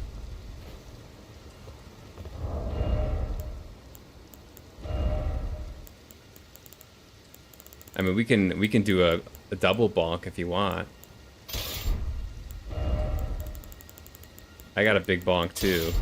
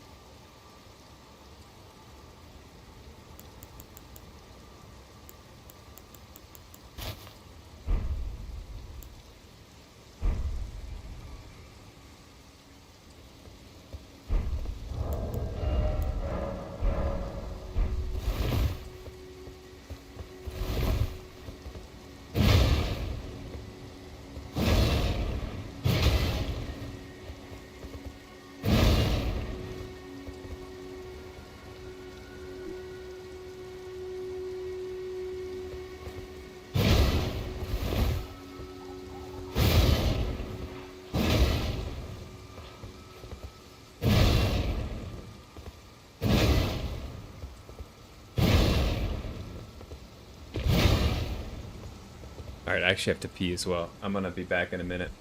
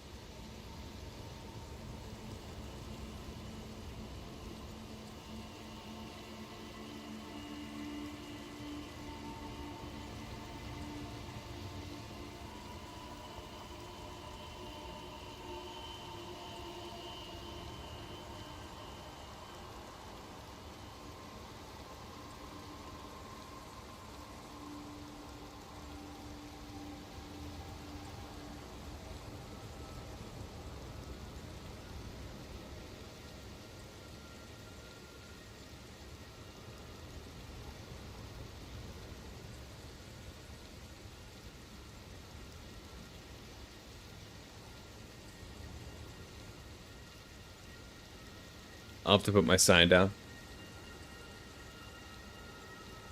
All right. Can I go big bonk too? This is they're not fully upgraded, so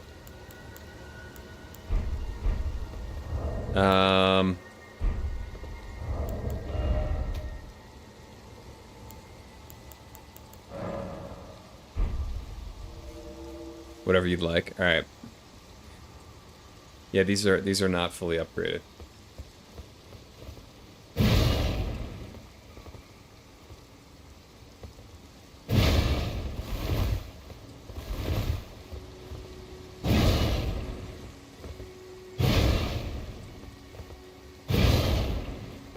The Bonk Fest.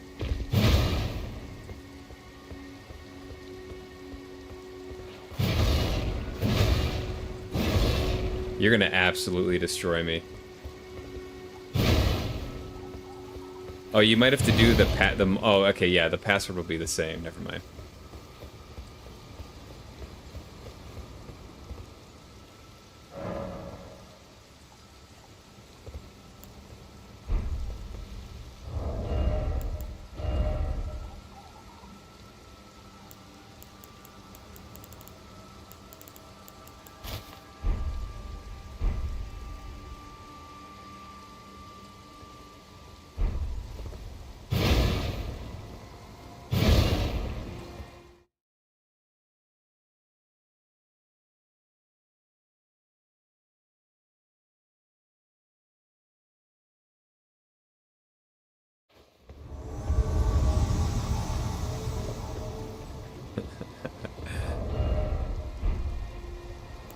The famous Big Bonk.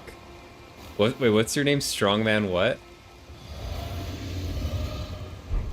Strongman Jones?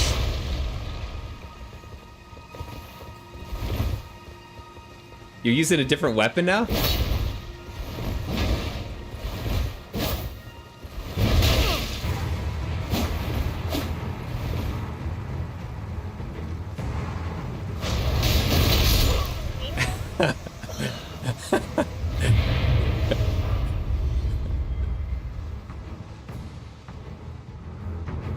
You changed from the hammers. Is that right? Let me try your original weapons. Yeah, you changed from the hammers. I haven't seen you use that before.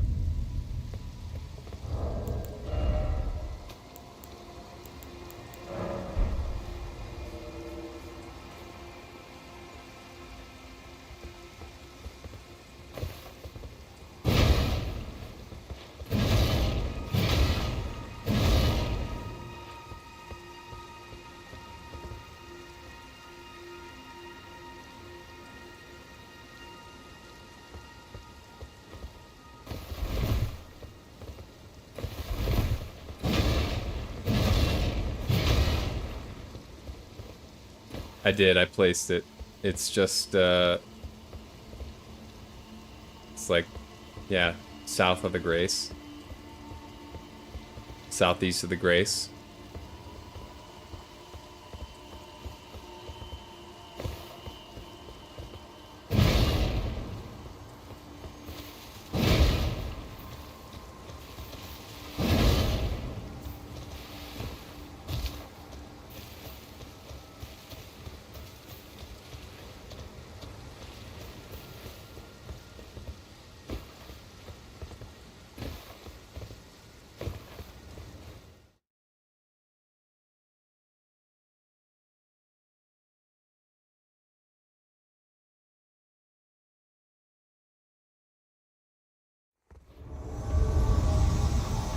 There we go.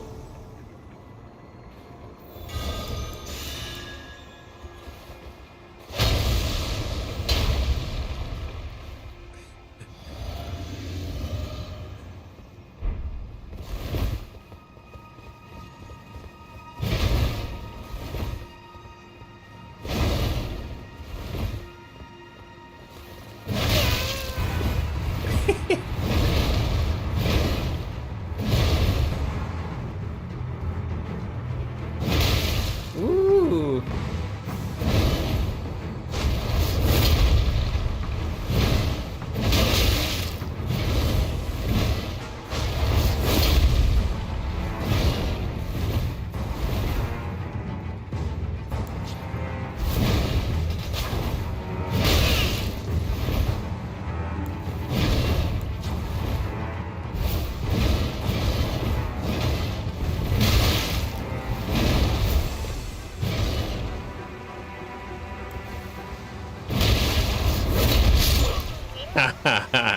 Much closer.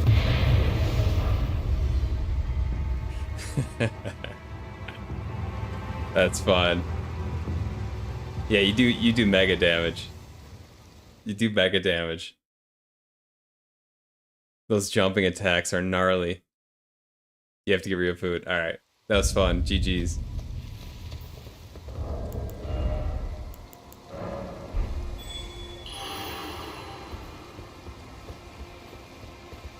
He'll be back soon. Sounds good. Okay. Might be a good time to switch back to another lore video on Miquella.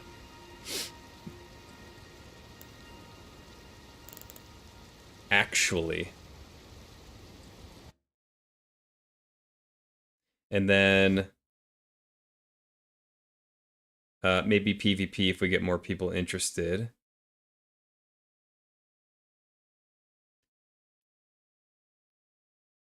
So bear with me. I'm going to minimize this. Going to switch to this. And this. And this is Vati Vidya's lore video regarding Miquella, which has been kind of mysterious throughout the game. So let's watch. Miquella is many things. A fundamentalist, the unalloyed, creator of the Halig Tree, Lord of the Eclipse, Saint Trina of the Cradle Song, and not Saint just Trina. a demigod, but interesting. a fearsome Empyrean who has been captured but is unresponsive, for now. And after watching this video, I think you'll agree that Miquella is a topic that almost has to be explored further in some upcoming DLC. For how could they not be? Their character is surely too major, too foreshadowed, and too intriguing to just ignore. So, let's learn everything that there is to know. For starters, Miquella is the demigod child of Queen Marika and King Consort Radagon, who, as I'm sure you're well aware at this point, are the same being. You can learn more about the timeline of events from my other videos, but basically, after Radagon left Renala, the Academy told Radagon to go fuck himself, basically. But Radagon took that literally, and he sired a third set of demigod children all on his own, who were the twins Miquella and Melania. These children appear to be represented by the butterfly items in the game, and the nascent butterfly appears to represent Miquella. Its description elaborates on his state of eternal childhood, stating that it appears as if it's just emerged from its cocoon for its entire life. Indeed, the word nascent means that something is just coming into existence and beginning to display signs of future potential. And that nascence is eternal for Miquella, and I think that this eternal nascence is incredibly important for his character. For Miquella and Melania both seem to occupy different sides of the life and death cycle. That's not to say that Miquella represents life and Melania represents death, rather it seems like both land somewhere in the middle of each process. Melania is constantly resisting her scarlet rot and is in this perpetual state of dying, and Miquella is in this constant state of nascence. He is newly born and showing an abundance of life and burgeoning potential. Special thanks to Quailag for making this clear to me. So Miquella is nascent, but he's also abundant. He does such a good job, I think dude. that's It's another crazy. extremely key word for him. For example, there's this cut weapon called the Abundance and Decay Twin Blade, which symbolizes the twins and suggests that the twins were born from an inseparable fate and hold the runes of both abundance and decay between them. Not to mention, the word abundance is also literally spoken by Miquella in his cut content. And thanks to a very recent discovery by Sekiro Dubi, we know this cut dialogue I'm about to voice is Miquella speaking. Whoa, and that's here crazy. he appears to be leading you towards a unique ending for the game, and he talks about his ability to make life flourish, stating, "This is for thee, mine abundance, my drop of dew. Quench thy thirst throughout thy frame, blossom and burgeon, time and again, grow larger, stronger, until the day cometh, when thou canst share in my dream. Elden Ring, O Elden Ring, beget order most elegant from my tender reverie. And before I go on, I do want to say that Miquella talking about his abundance is cut content, and you shouldn't really take it as canon, but I think it does give us a deeper look at not only the powers that Miquella might have had, but also the world that he could create. He goes on to say, "If thou covetest the throne, impress my vision upon thine heart. In the new world of thy making, all things will flourish, whether graceful or malign." And I love that final line. All things will flourish, whether graceful or malign, because Miquella isn't enforcing any real notions of good or evil here. Instead, in the new world of his making, he simply wants all things to flourish, and I feel like that is a very unique viewpoint for a character in a Souls game. Not to mention, Miquella is certainly one of the few beings that is capable of creating this new world. That's because he is an Empyrean. He is one of the very few who were candidates chosen by the Two Fingers to succeed Queen Marika and become a god, to usher in a new age. Now we could go into an entire debate about why the twins are valid Empyreans and why they were born afflicted, but honestly that could almost be an entire video of its own, so for now I'll just give the simple answer, which is that these twins were probably valid Empyreans because they have singular parentage from a god, but that this singular parentage was probably also responsible for their afflictions as well, due to the almost incestual implications of such a thing. So I was thinking. Why do I feel like it was George R.R. Martin that wrote this part?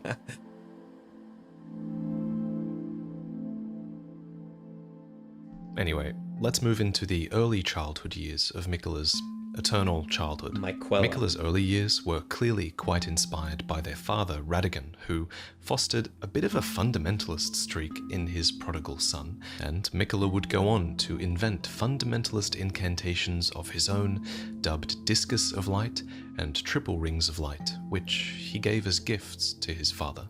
These gifts reveal that Radagon and Miquella had a good relationship, and Radagon must have been proud of his son because these two spells do represent those two key fundamentals of the Golden Order, namely that there is a law of causality, which is a branching cause and effect that goes outwards, but also that there is a law of regression, that all things yearn eternally to converge once again. And in gratitude, Radagon countered with a gift of his own, showing Miquella Radagon's Rings of Light.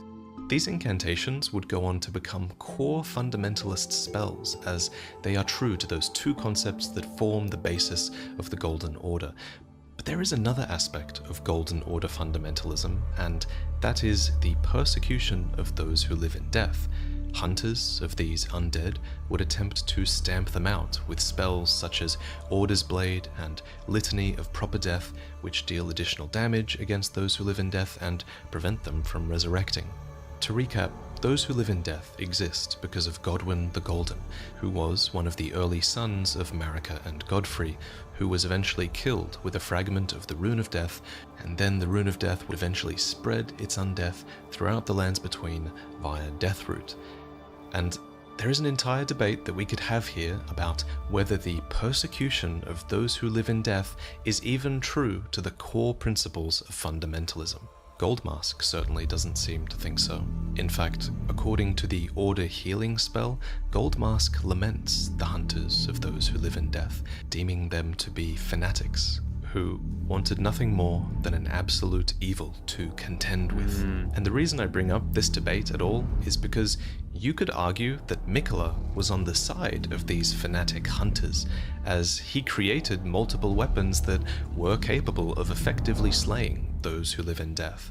For example, this is Golden Epitaph, and it is a sword that was made to commemorate the death of Godwyn the Golden, first of the demigods to die. It is infused with the humble prayer of a young boy and reads, "O brother, Lord brother, please die a true death." So this weapon is an effective tool of killing those who live in death permanently, and clearly the young boy who created it was Miquella. We can infer this because the sigil that appears when you use this blade's skill is the Halig Tree sigil, and once activated, this ability, called last rites, imbues the sword with a holy power that prevents those who live in death from reviving. But beyond this being a potential tool to slay those who live in death, is that this weapon points towards an early kinship between Miquella and Godwyn, a relationship that might have made it all the more painful when Godwyn's soul would perish, but his body would remain, spawning Deathroot. This is interesting, as it gives Miquella a legitimate emotional grievance against those who live in death. And it's almost a bit hypocritical, I think, for what I believe to be Miquella's character, as we previously established that he might have been this character who wants all life to flourish, but When you watch these videos, you want to go get the weapons, and then remember I'm stuck because the air tree is burned. You can't get that weapon anymore, the epitaph. Isn't that like... It's in a hero's grave, I think. Oh, because you like beat the game or something? I did find a huge checklist on Google Docs that denotes everything to complete in a playthrough. Oh my god. Yeah, that sounds crazy. That someone put that together. I don't think I can get the epitaph. No, I didn't look it up though. I think you can. I think it's in a hero's grave behind a stone sword key fog door, if I'm not mistaken. I could be mistaken. But yeah. I guess that principle might not extend to those who live in death for him. This sword might not be the only representation of Miquella's relationship with Godwyn. That relationship is potentially strengthened even more when we consider this statue found in Elfale before the Halig tree. It depicts a larger figure who is clearly embracing the two Empyrean twins, Miquella and Malenia, but then who is this larger figure? It could be their parent, Marika. You'll DM it? Okay. Would download it or anything. I work in IT. Generally don't trust Excel docs. Yeah. I feel like yeah, I don't know. I'll be careful. Thank you. Or Radagon, but then it doesn't have their signature hair braid, and instead it has this long, wavy hair. What's more, the statue asset is flat-chested, which appears to rule out Marika, at least. And after reading a good amount of debate online about this, I think it's a fair conclusion to say that this statue represents Godwyn, who himself does seem to have long, wavy hair. And this statue being enshrined here really tells a story. It's a story of two gifted but afflicted siblings who were supported by their older brother, but then they were left alone, as their older brother would become the first demigod to die. And this isn't the only statue in this location. Far more prominent in the area are these statues, which depict two siblings left alone after their brother died. There was one sibling, Miquella, who was forced to remain as a young child, and another who grew up in great pain, eventually losing vision and limbs to rot and decay. These statues are everywhere in the Halig tree, and they tell that sorrowful story. They are an early sign of Miquella's extreme empathy for his sister, and they foreshadow his desperate attempts to give her relief from her terrifying condition. And so the young Miquella abandoned fundamentals, for it could do nothing. Yo. What's up, Red? Red with the raid! How y'all doing? React YouTuber? I'm just trying to understand this freaking game that I put 200 hours into, and I'm still struggling. Even with, like, now over an hour of lore videos. How you guys doing? What were you playing? Little Stardew? That's my guess. The twin story is painful. Miquella and Malenia. Yeah.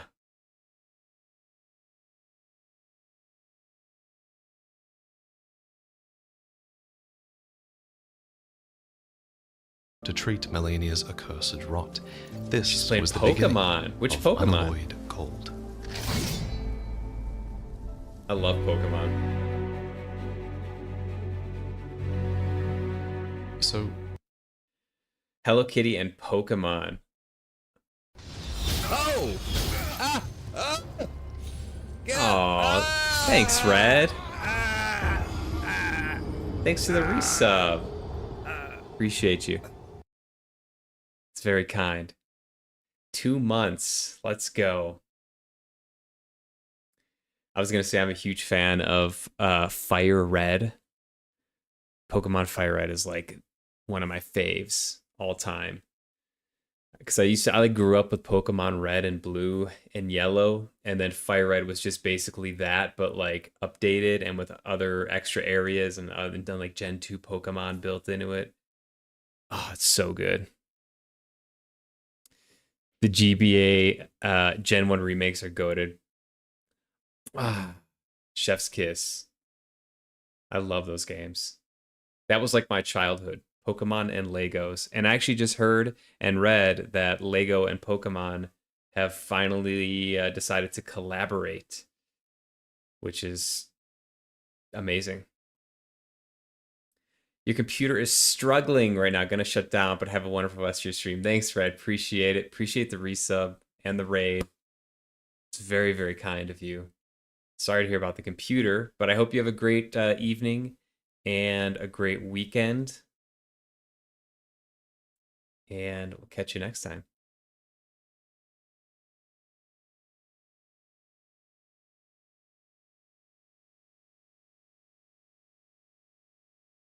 what is unalloyed gold? Well, an alloy is something that's created when you combine metals, usually because you want to create a stronger compound way to spend a at the expense of its purity. So, if we were to view Marika's Golden Order as if it were a metal, which I think is something that the law wants you to do, considering the implications of the tarnished and everything like that, then Marika's Golden Order would definitely be an alloyed metal. Right. Just think of all the foreign powers that it's absorbed in the interest of strength. For example, Godfrey and his Crucible Knights were enlisted to devastate Marika's enemies. The ancient dragons were won over and eventually became a part of Leyndell's forces. Even the House of the Erdtree and the Moon were married at one point. Literally. After all, as Muriel puts it, all things can be conjoined under the Golden Order, so I think Marika was definitely open to fusing factions and ideologies to an extent, as long as it made her treasured Golden Order alloy stronger. So hopefully now you understand what I mean when I say that Miquella's gold is unalloyed. It is pure, it is untainted, and it is, perhaps, a singular ideology. And if you subscribe to the idea that the cut content is still representative of Miquella, then I would say that his ideology is what I had Miquella quote earlier, that in his new world, all things should be allowed to flourish, whether graceful or malign, and that is his pure ideology. Though, of course, that is my speculation based on cut content as well, so please keep that in mind. But Miquella's unalloyed gold couldn't have just been this metaphysical concept of pure ideology. Miquella is the true holiness. It was a physical material as well. For example, this is an unalloyed gold water lily, said to have been beloved by Miquella. That's what Miquella's this lily is a bewitching branch, blessed with an incantation of unalloyed gold. Unalloyed gold decorated the armor and shields of his soldiers, it was inserted into their weapons, and most importantly, perhaps, it was forged into a set of armor for his sister, Malenia. Because, remember, the whole reason Miquella embraced unalloyed gold in the first place, it seems, was because he thought that it could treat his sister's accursed rot, while fundamentalism could not.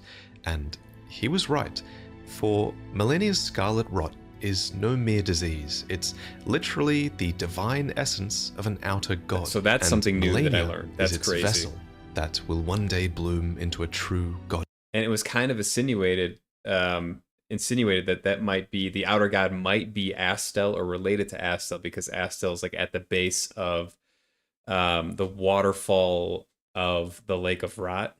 Like that's how you get to that fight. Anyways. Goddess. but unalloyed gold is one of the few materials in the game that can ward away such meddling of the outer gods. Another example are the mirror helms, like the one that EG wears, which literally reflects the influence of the outer gods. And personally, I think the reason that unalloyed gold inhibits the meddling of the outer gods is because it is a pure metal and potentially a pure ideology. But if that's not enough reason for you, then Quelaag actually has a great video where she breaks down potential reasons at a chemical level. But at any rate, reasons aside, Miquella crafted needles of unalloyed gold, which could be inserted into the tortured flesh of one afflicted by rot to alleviate their suffering and forestall the effects of the rot. And true to the needle's descriptions, the outer god of rot isn't the only one affected by this. Our character actually uses the final version of this unalloyed gold needle to subdue the outer god of frenzy, which is something you might want if you decided to be a terrible person and burn down the world. Anyway, when we first find Miquella's needle, who was that? Down the world. Anyway, when we first find Miquella's needle, it's been broken, snapped in half, that could have been me, picked up by a commander at the very center of the Scarlet Swamp. But once this needle has been prepared, we can give the golden needle to Millicent, proving that it does indeed work to forestall the rotting sickness, a YouTuber to and DS1 remove pain boss. and nightmares from the afflicted. It is, learned after something all, new then today. lovingly crafted by Miquella himself. Well, well, this is a marvel indeed. The work of a true artisan, a meticulous, bold craftsman who grasps the essence of life. In crafting these needles and pursuing unalloyed gold, Miquella is attempting to save his sister from her affliction. It seems like this objectively good deed, which is a rare sight in Elden Ring, especially for a demigod whose strengths have been known to tip them towards madness, and that is what makes Miquella such a pure and likable character in Elden Ring. So it's no wonder really that Melania venerated her brother. She is a character of undefeated prowess, and she's an Empyrean, no less. And yet, she dedicated her blade to Miquella, and Miquella alone, for she believes that he possesses the wisdom, the allure of a god, and that he is the most fearsome Empyrean of all.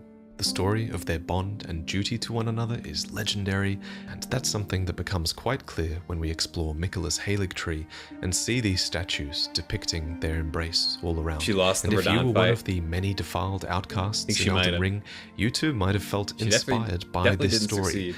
and you might have felt She inclined lost an arm, to right? earn Miquella's favor and make the long pilgrimage towards your salvation, towards the distant divine Halig tree and its brace that was Miquella's domain.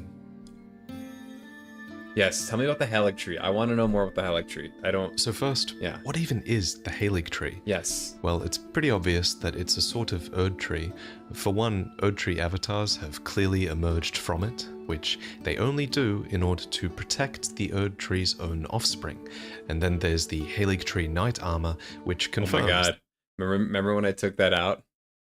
And y'all were really pissed at me? Like, just run past it, Schnoz. What are you doing? Why would you fight that, Schnoz? That was a fun challenge right there. I challenge you to take on these three guys right here who can heal, and then this guy who spews rot. Only reason she's alive is because she made Radahn lose too. It was grown in Michaela's blood. I do remember hearing that about, but like why? Like if he's pure Golden Order, why is the other Air Tree not good enough? Anyways. That the Halig tree ultimately failed to grow into an Erd tree.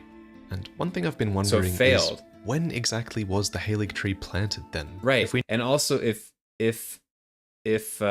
Michaela can make things flourish, either good or bad, why did his tree not flourish? Perhaps when he was extracted from his tree by presumably Moog, something happened to the tree. It was no longer able to flourish because it needed him? Or was there something else there? Because the air tree is corrupt. Not everyone is allowed. Okay, that's a valid interpretation. I would, We knew I would when, say. then we might be able to guess at its purpose. Was it planted before or Oh, the Halig after Tree was meant the to be a shattering haven of for the Elden everyone. Ring? Yeah. Because when the Elden Ring was shattered, Yeah. golden seeds flew from the Erd Tree, scattering across the various lands as if life itself knew that its end had come. These seeds create these little illusory trees and likely spawned the minor Erd trees as well, so I think it's a fair assumption that Miquella might have planted the Halig tree from an Erd tree seed. And if that was indeed the case, then it should have happened after the shattering, for before that, the Erd tree was considered perfect and eternal, and it wasn't even believed that Erd tree seeds could exist. But on the flip side, the golden epitaph sword that we mentioned earlier likely existed before the shattering, as it was created to commemorate Godwyn's death, and this sword displays the Halig tree sigil when its weapon art is activated, so one could infer that the Halig tree must have existed at this point too, right? So I guess it's always possible that Miquella somehow procured an Erd tree seed before the shattering, or simply grew it. There also appears to be these rotted components on the Halig tree, which is interesting. You see those in Caelid too. From his own being, as he is a scion of the Golden Bough after all. He talks But about whatever it in the later case, videos. Miquella clearly Okay. decided that growing such a tree was important, and he even went so far as to water it with his own blood. This confirms that the Erd tree is indeed a blood-sucking parasite. Just kidding. Sort of. I mean, you have to admit, it is pretty disturbing that an Erd tree could flourish in such a manner. But this does lead us to the final question, which is, why was the Halig tree planted? What was the point of it? And at the end of the day, the main reason is always going to be because it's like the Erd tree.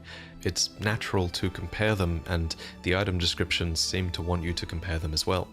The Erd tree is this enormous icon of power and faith in the lands between, so evoking that and inspiring worship is clearly a valuable thing.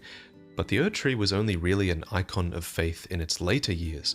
Before that, it was a symbol of abundance, with light as warm as the gentle sun that could gradually heal all those who bathed in its rays.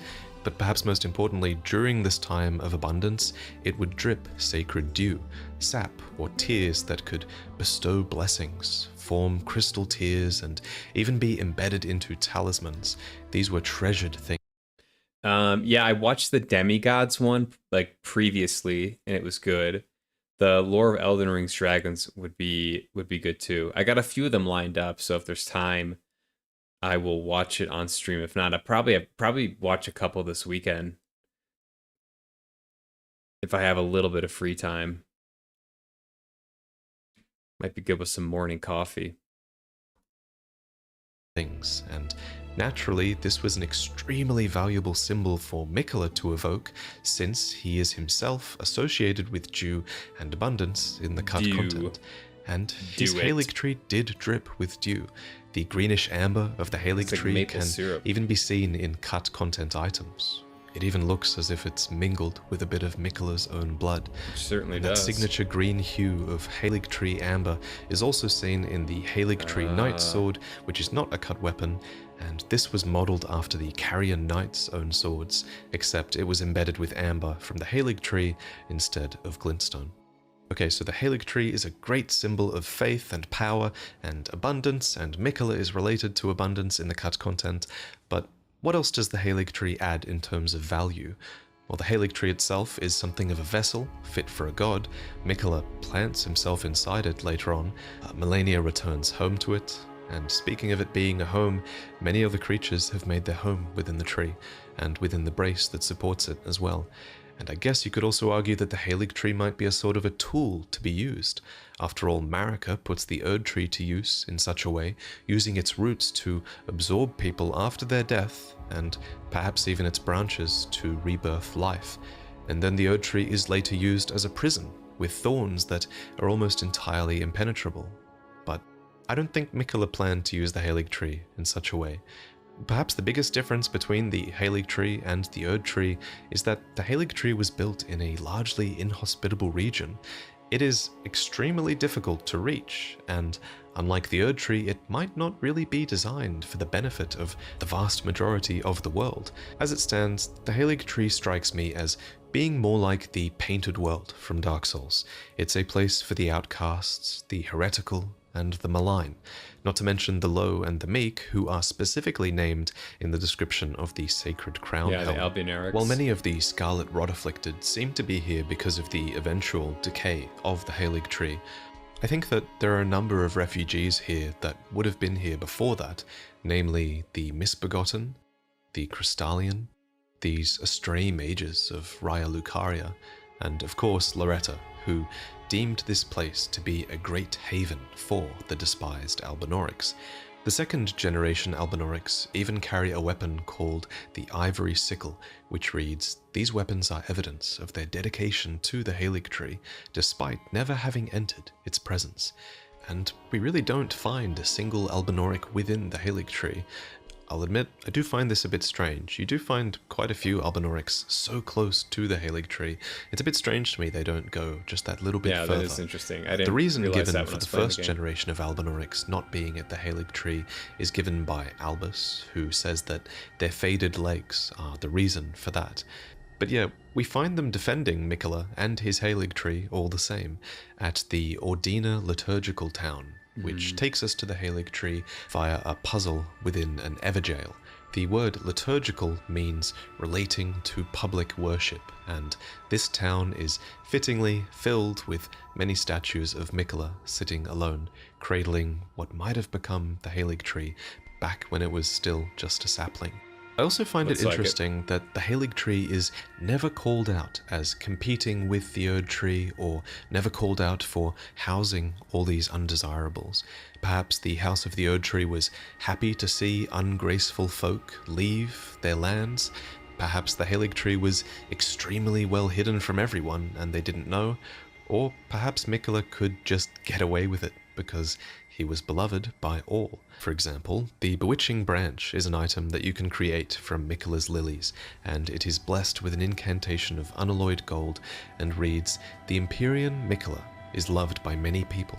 Indeed, he has learned very well how to compel such affection."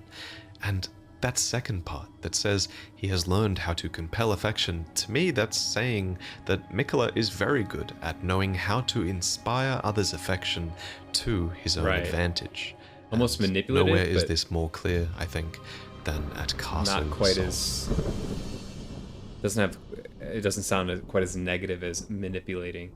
This is the Halig Tree Secret Medallion. It's furnished with that signature green amber, and it You got something to say, bro?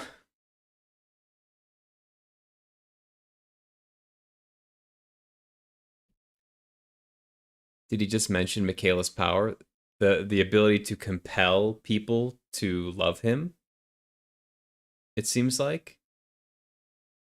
He mentioned, yeah.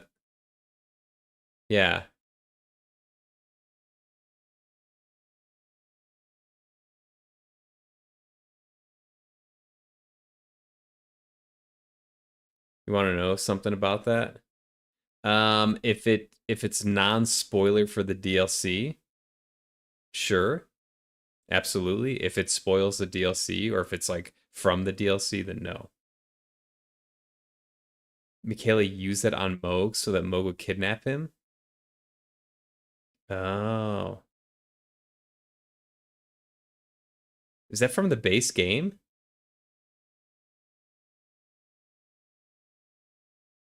I was wondering why. To help with this plan, which I'm not mentioning because it will spoil the DLC. Yeah, don't spoil the DLC. I didn't know that. I've always wondered why Moog kidnapped Michaela. I thought it was because Moog wanted to use Michaela's like power to help create his own kingdom, right? To be his consort. Yeah. Don't spoil the DLC though, so because I think that there's gonna be, that's where you like start the DLC, right? In the palace, is what I'm told. So there's got to be more to it. Michaela most likely used it on Millennia also. So he was a little manipulating jerk, huh? Because she has literally sworn her life to him.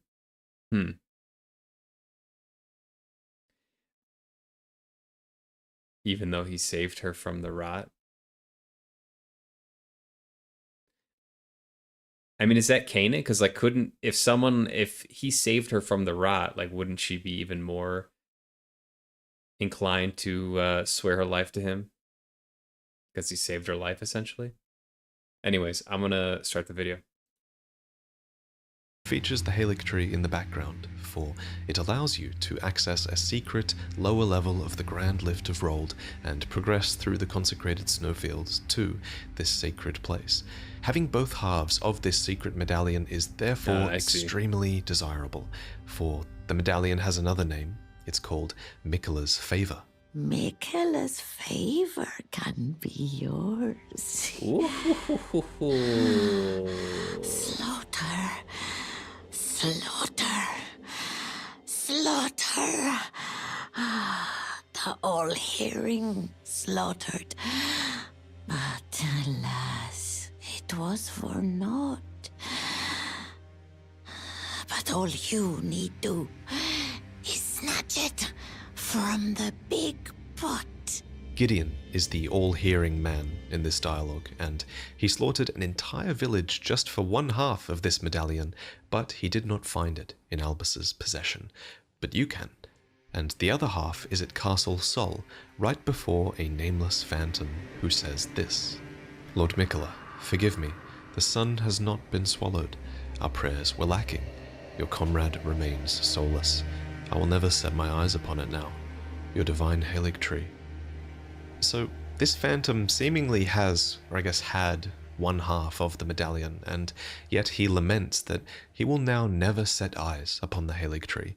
To me, this suggests that Miquella might have been withholding the second half of the medallion from him, or that this phantom believed that he could solicit the second half of the medallion from Miquella and make it to the Halig tree if he achieved his goal here at Castle Sol run back basically at Sol. earned Miquella's favor. But what exactly was supposed to happen here at Castle Sol? What does it mean when the Phantom says, the sun has not been swallowed, our prayers were lacking, your comrade I don't know what's going on with that. It means, I think, that the residents of Castle Sol and Miquella were attempting to restore the dead soul of Godwyn the Golden. And just to refresh your memory, when a fragment of the Rune of Death was used to kill Godwyn, it was also being used at the exact same time to kill Ranni, and since they perished at the same time, Ranni lost her body, and Miquella's demigod brother, Godwyn, perished in Sol alone. And despite this death seeming so final, Miquella clearly believes that some sort of ritual performed here could restore the soul of his. Miquella wants to marry his half-brother Radahn. I didn't know that. But Radahn just wants to follow in the footsteps of his stepmother's ex, Godfrey. Yeah, I know. I heard earlier Radahn just like loves Godfrey. Or looks up to Godfrey. Taco Bell acquired. Let's go! You gotta feed the girl, my man.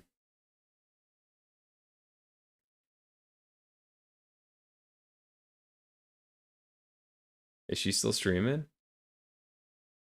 I don't think so. I don't see her on. Enjoy that Taco Bell.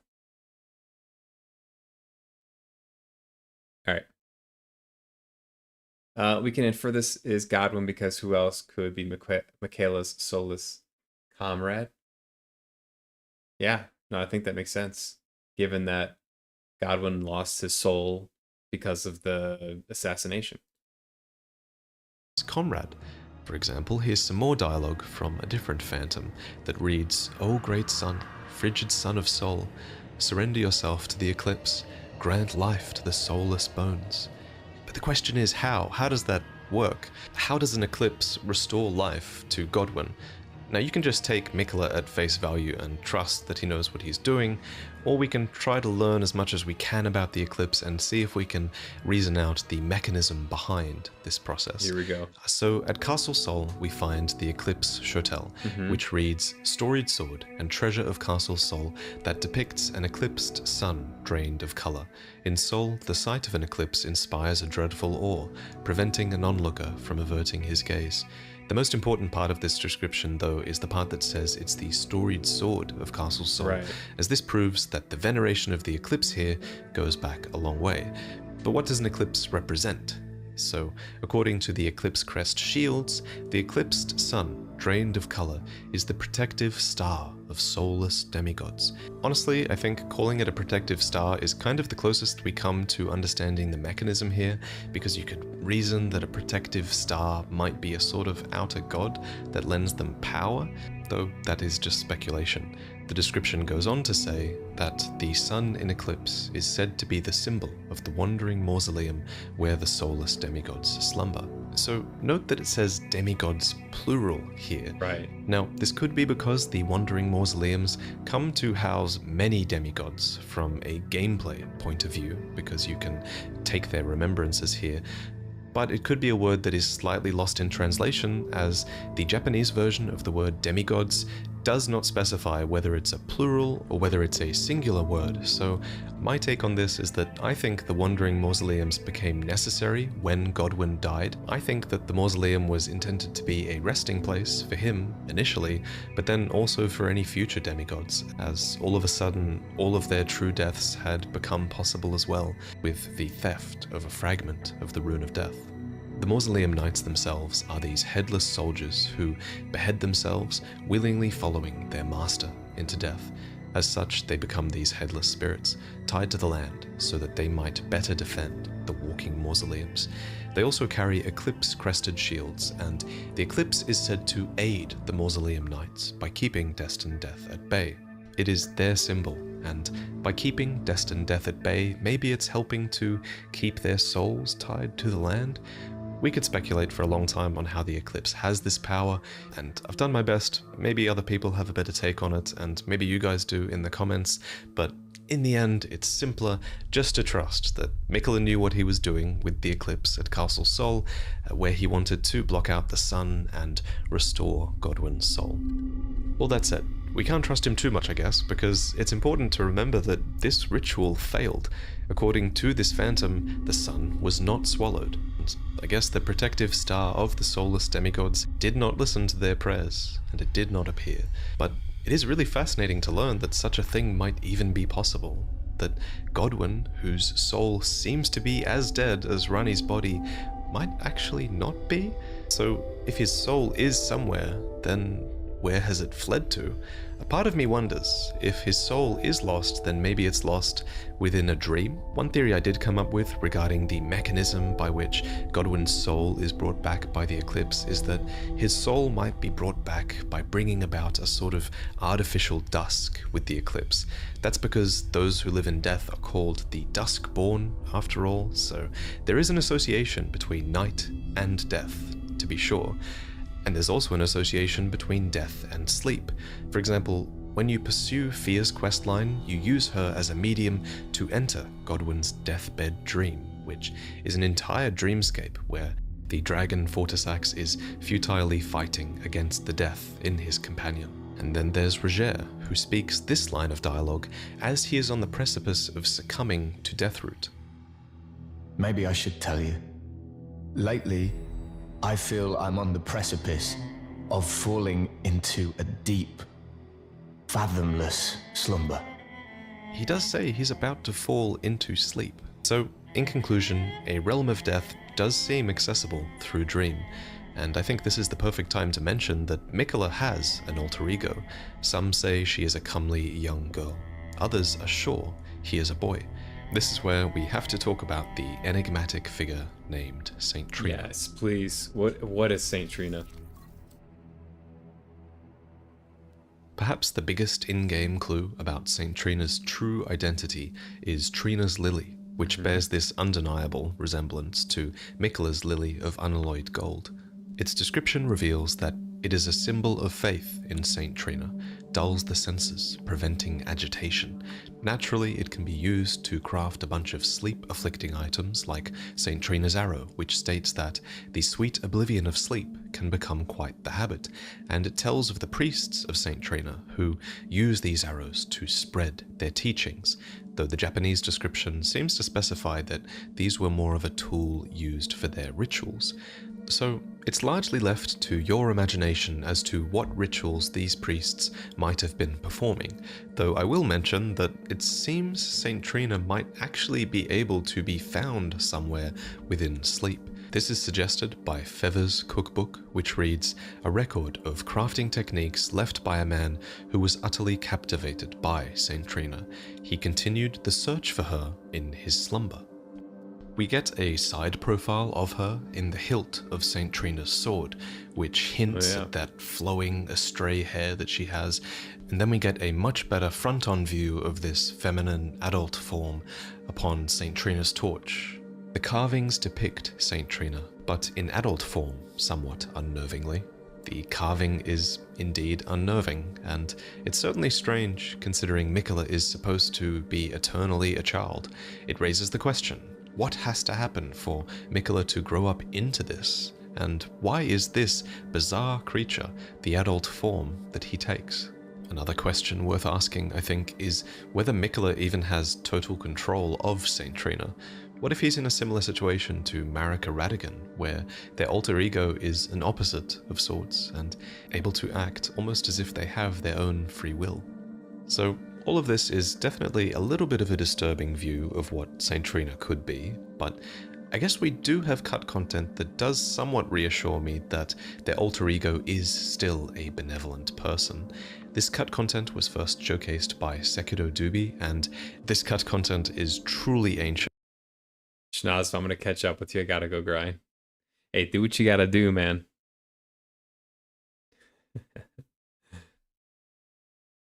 It exists in one of the oldest versions of the game that we know about, so a lot has probably changed since then, but regardless, here we can learn about Saint Trina's crystal ball, which once read, "A crystal ball full of mist." Later, bro. Symbol of Saint Trina. Have a good of the evening Cradle and good Song. weekend. Copies dream mist from a sleeping being. Dream mist was once Good used luck, as an ingredient young in Elden rare Lord. and potent physics. May the quietude of slumber come to all and Wait, crystal ball full of mist, symbol of Saint Trina of the Cradle Song, copies dream mist from a sleeping being. Dream mist was once used as an ingredient in rare and potent physics.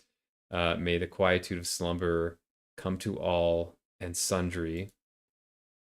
sundry, even to those whose red eyes burn with the flames of frenzy.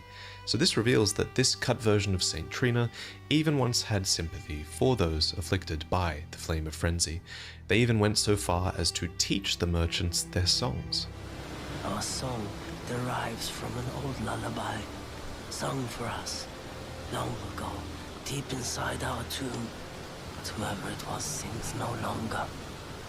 Its melody allowed us to sleep, despite the cursed flame. The description of Mikola's songs as a lullaby is referenced by the modern-day sleep pot description, which reads, "Like a lullaby or a quagmire, its light purple haze irresistibly draws its victims down into sleep.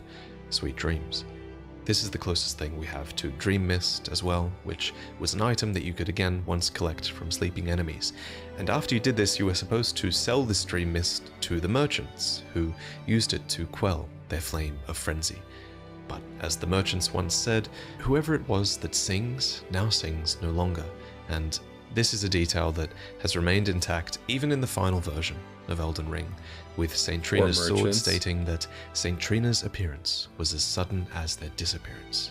Something clearly happened to Mikola that prevented them from continuing their work as Saint Trina, and that is what we will discuss next.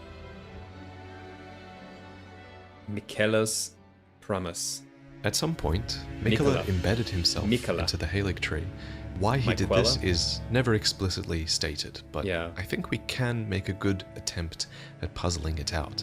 So, Mikola famously watered the Halig tree with his own blood, since it was a sapling, so I guess you could argue that he embedded himself in it to simply feed the tree more, which I guess is possible because the tree does eventually wither without Miquella inside it, and Gideon seems to tie his removal with the death of the Halig tree, or it turning into a husk. Okay, that's what I thought. But I don't think that can be the only reason why he embedded himself. For instance, look closely at the Halig tree roots, and you'll see the form of a tree-like woman. Right. And where her womb should be, there's a gap. I noticed that A gap during the that once Malenia contained Miquella's cocoon, cradled by the Halig tree. Now, either Miquella was attempting to fuse into and become this woman-like figure, who might even be the adult form shown on St. Trina's torch, or there was a rebirth occurring here. This is a cocoon within a womb, after all, so rebirth could have been the intent here, but regardless, it seems things ended prematurely, for Miquella would eventually be ripped out of the womb and the Halig tree would split and decay. And so, when we arrive at the Halig tree and the town of Elfale that is built into the brace that supports it, the music here hits extremely hard. This place is just so sorrowful. For the Halig tree and Miquella's lilies and even St. Trina's lilies are all wilting, and all who live here are just hoping and praying for their lord to return. I love the little detail of the guards looking outwards and sitting dejectedly.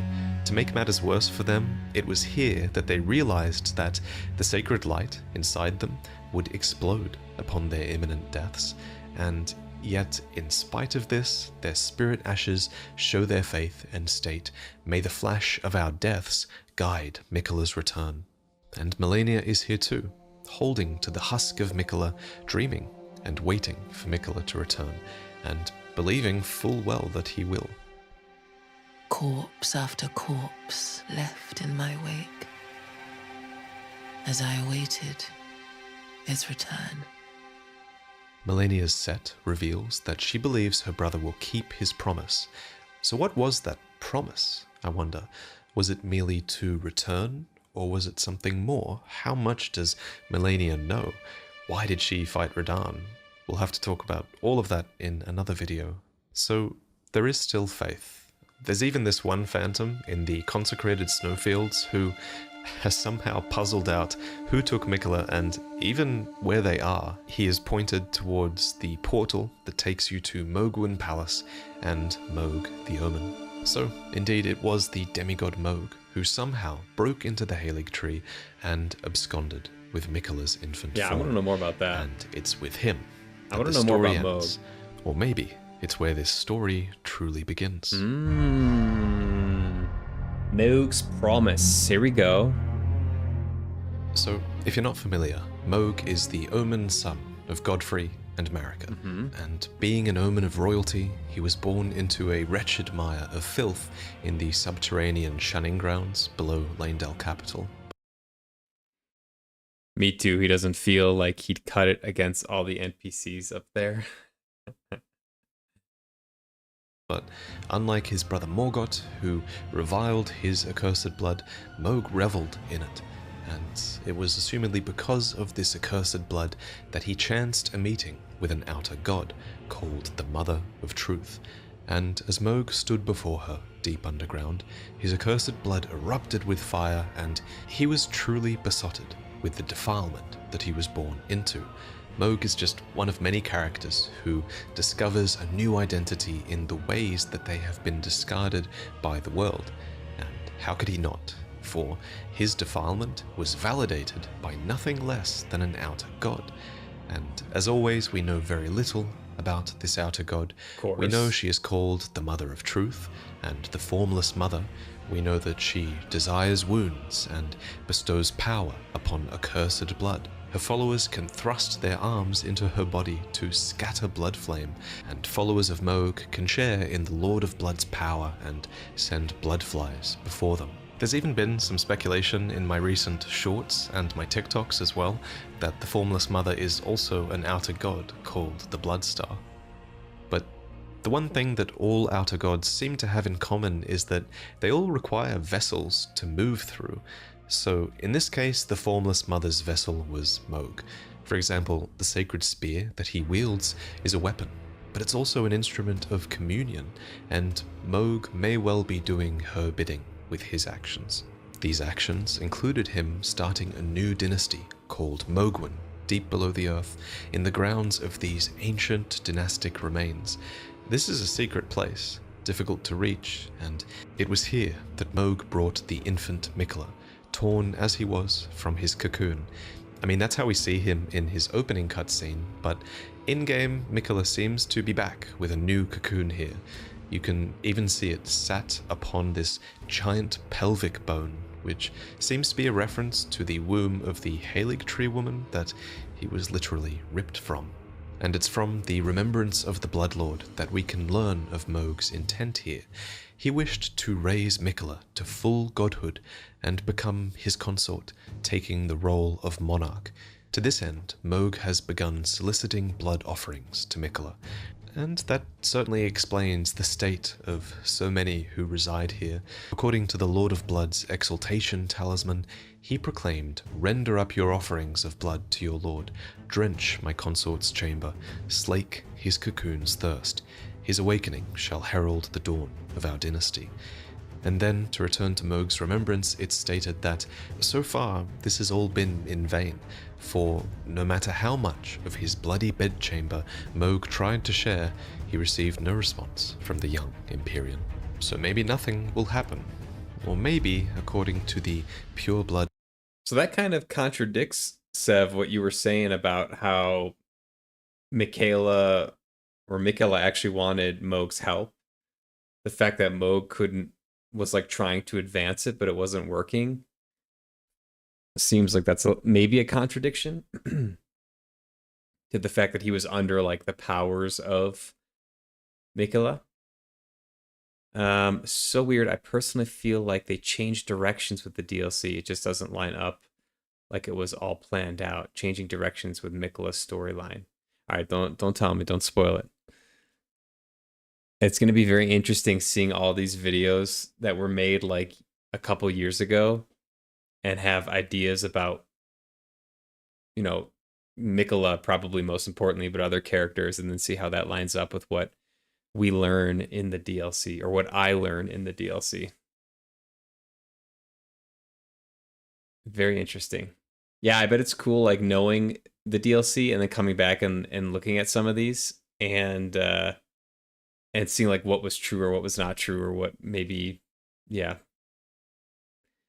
what was changed since the DLC came out. Definitely some consent issues between Miquella and Mohg. Oh boy. There's some weirdness going on. There's always some weirdness in these games, and there's some definite weirdness going on here. Knight's medal, it is not yet time, for Mohg yet slumbers beside the divinity. Be patient, the new dynasty is nigh. Batia's What do very you think? intuitive. I mean, it's kind of hard to know. Even Gideon has no clue. But something does seem to be happening to Miquella in there. He has clearly grown, for one, since being taken. Yeah, he's so not a maybe his nascent adult human form anymore. is manifesting. And personally, this is really speculation, but this reminds me a lot of Berserk, which we know Miyazaki is always inspired by. Spoiler warning, really, you should watch that show, but there's this moment at the very end of the first chapter where Griffith betrays his companions in this sacrificial ceremony of carnage and bloodshed in order to be inaugurated and reborn as a god within an egg of sorts. This really reminds me of that. It also reminds me of a scene with Griffith where he allows himself to be abused, basically, in order to get what he wants. So I wonder, what if this was also what Miquella wanted? We know that he is extremely proficient at compelling others to love him, and Mohg is clearly enraptured.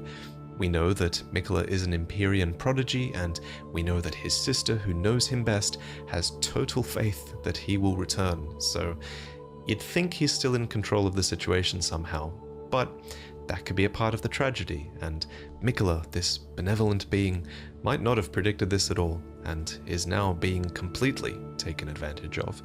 Or maybe he did intend to be taken, but he's going to get more than he bargained for with the Mother of Truth. Or maybe Miquella's fate really is long gone. There's one other thing I want to mention. There is this place called Miquella's Hideaway in the Altus Plateau, and here we can loot Amber Starlight, which Celavus mentions is the very fate of a demigod. Clearly, since it's here, you'd think it's Miquella's fate, right? And then you also have to consider that the cut content that we are basing so much of this video on is very much removed from the game, because it might not fit the developer's intent. Right. That's always possible. So I really do hope you all bear that in mind, as I would really hate to promote ideas that are against the developer's vision for this character. But I really do think that it's a possibility that we're going to one day enter the dream of this slumbering demigod. After all, there was once a cut character called Rico who was supposed to say the following, standing before Miquella's cocoon at Mogwin Palace. He says, "Finally, I have found it. St. Trina's, no, Lord Miquella's cadaver, such that I may aid you, O Lord. So please, I hope you welcome your humble servant Rico into your dream, the world of your heart. Indeed, I beg you grant my wish, that when you transcend from Empyrean to God, allow me a place by your side." Plus, if we do get DLC, it's going to need a new Great Rune to acquire, right? That's a huge gameplay mechanic in these games, and it'd be weird if DLC came and you couldn't get more Great Runes. Apart from Miquella's Great Rune, the only one we don't know about also is Rani's Great Rune, which was allegedly cast aside. So there's always that to consider. But hopefully we get some DLC to answer these questions. That seems very intuitive. Or more likely we'll get DLC that will give us more questions than we No, we're going to get more questions. That's always how it seems to go. But I really hope they throw us some good curveballs with this one, as they always do. But regardless, it's always a ton of fun to speculate with you all, so if you're still listening to this extremely long video, thank you for giving me your time today. Thank you to Quaylag for reviewing the script for me. Thank you, Miss Pap, for the incredible visuals, as always. And I also want to give a sincere and really reverential shout out to Eugenia Lysa, who created the speculative visuals of St. Trina. Please follow her work in the description. She's one of the most talented artists that I've ever known. And yeah, awesome. Thank you, as always, of course, for watching. Ooh. I kind of want to go back to Mogwin Palace now and see what that area looks like now that the DLC is installed.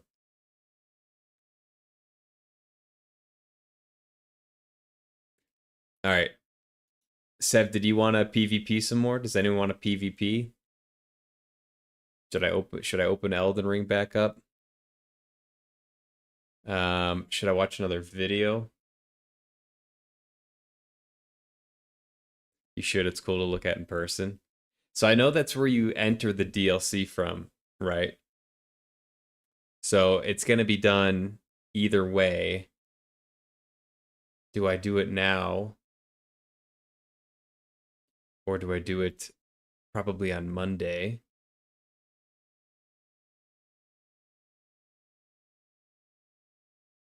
That's the question.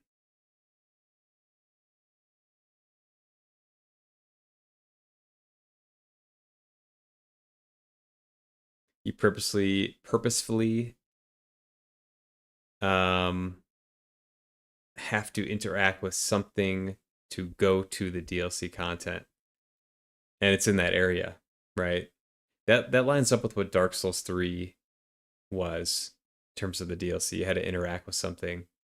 So I imagine it's going to be similar. Very, very interesting.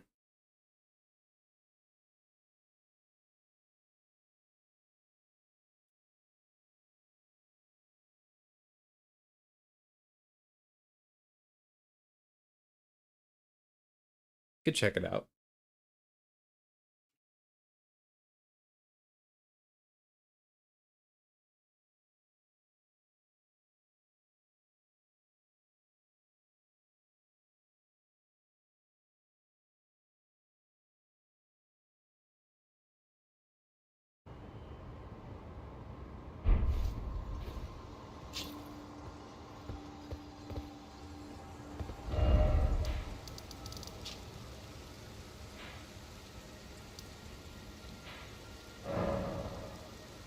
Wait, who is this? Oh, the imprisoned merchant. Cocoon of the Empyrean. Ah.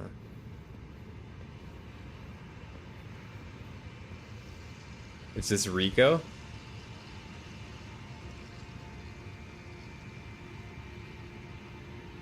Ah.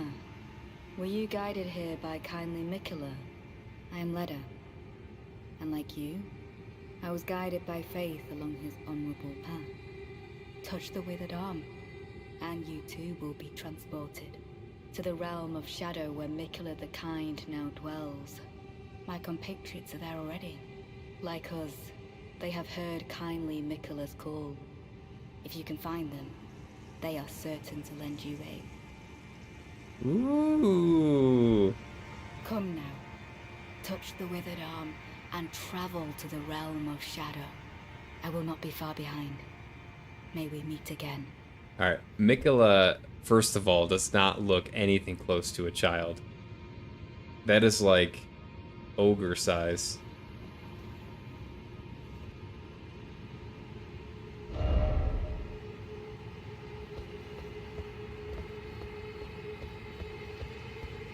Touch the withered arm. Oh no.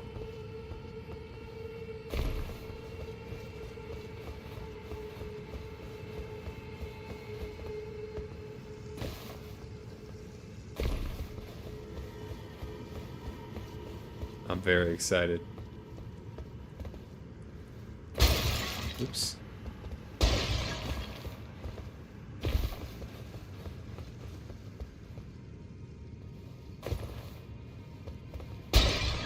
I want to try to get up on here.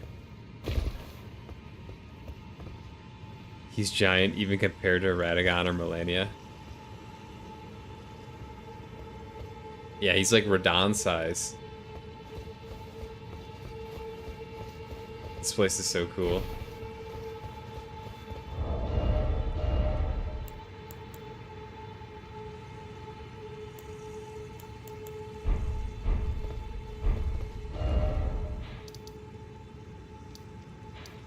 All right.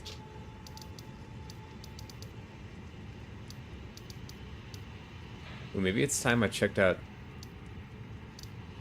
these ruins over here.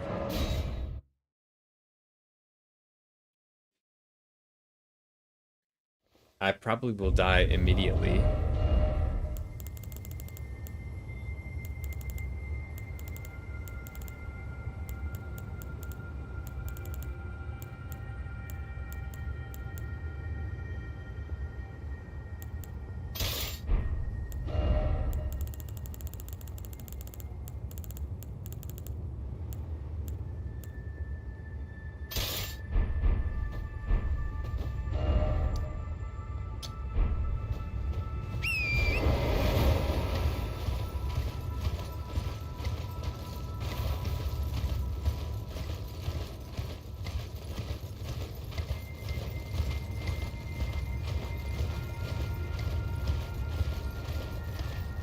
Mikola.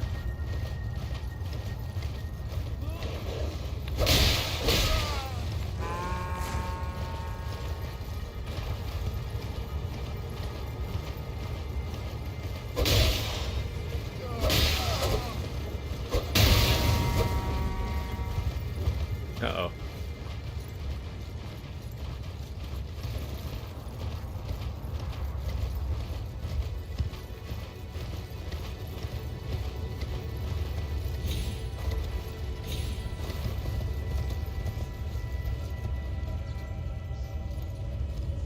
This must have been some like other minor Halleck tree at one point. There's a lot of scarabs.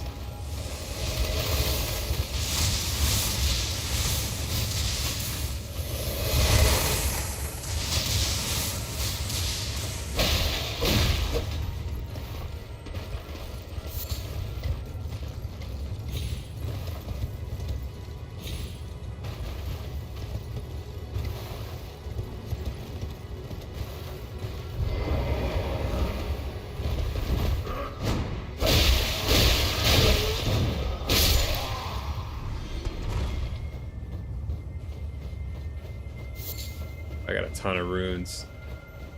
I did not realize that.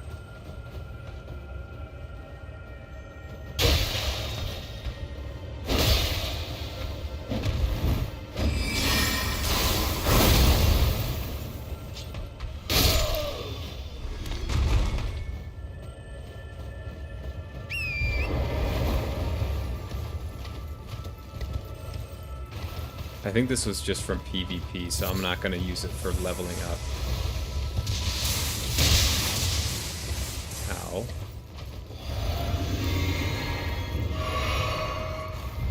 Oh, I don't have. I only have 7 flasks. I forgot.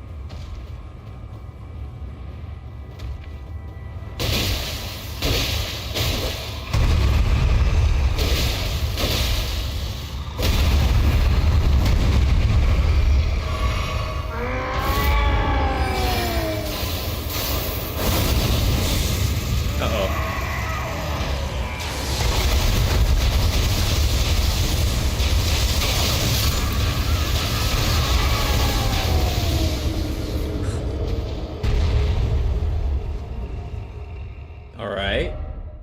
I thought I was safe behind the wall.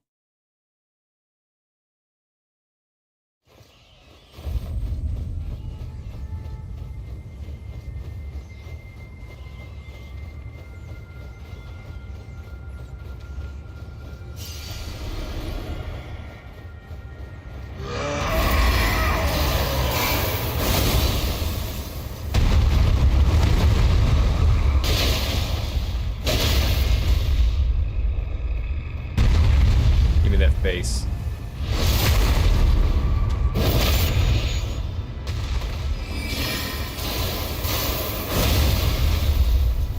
Give me that face.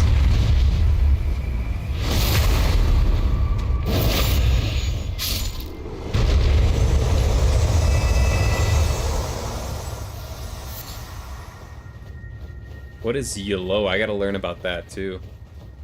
Yellow. I don't know what that is.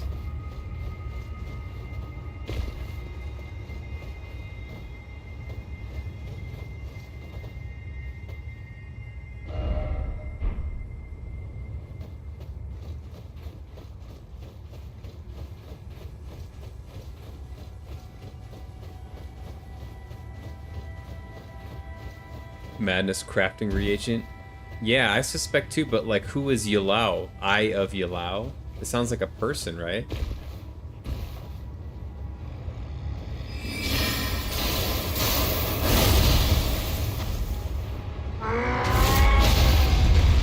Alright.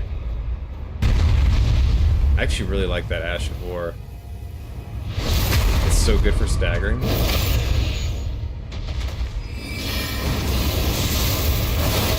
Uh-oh.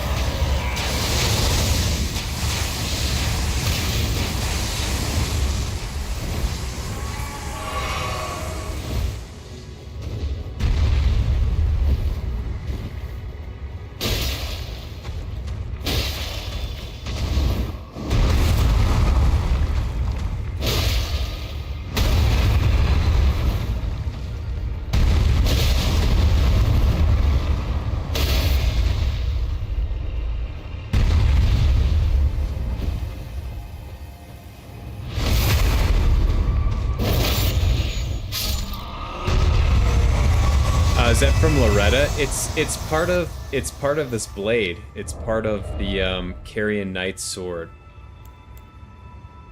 It's a somber straight sword.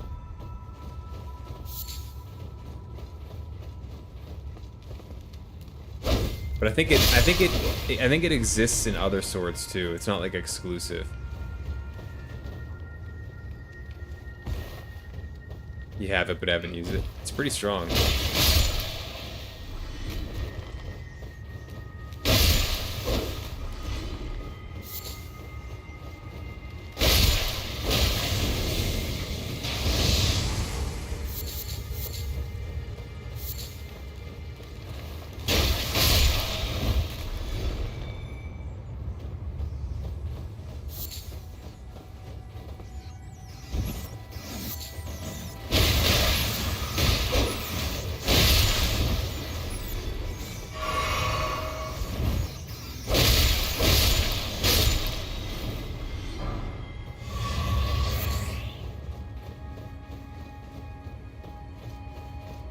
Yellow.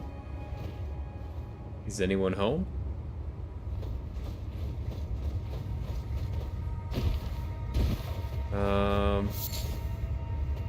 There was a basement somewhere.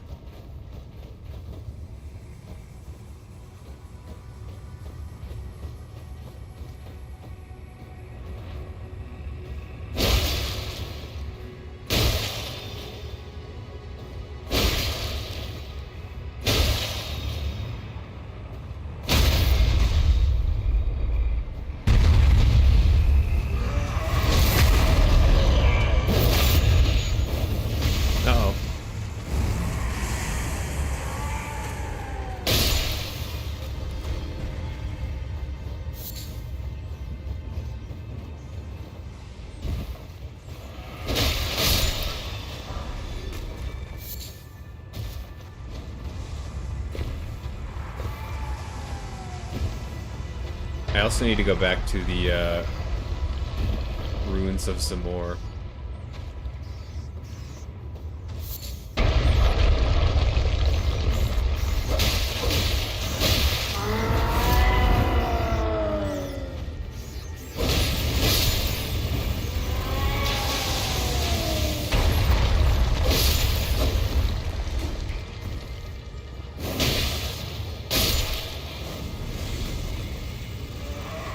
He was so slow on the pickup, bro. He was just tanking those charged heavy attacks. The madness got a hold of his brain.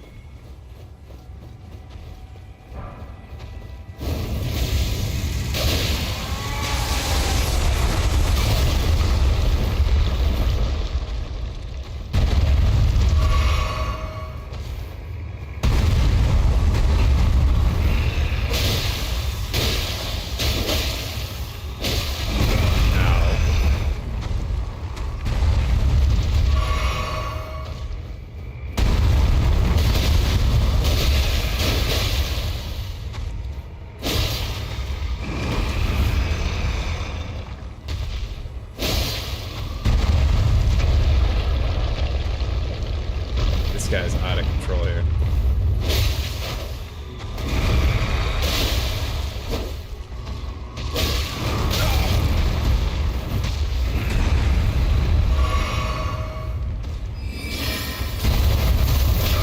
Ow.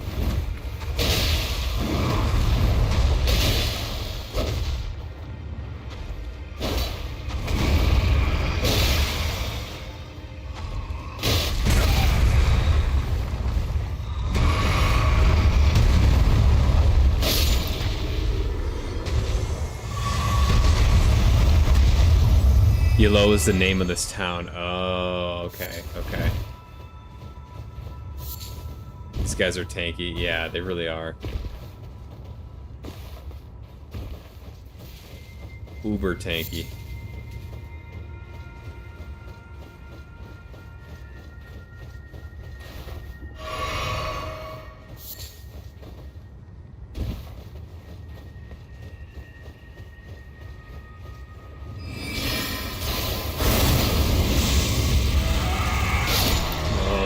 No, sir.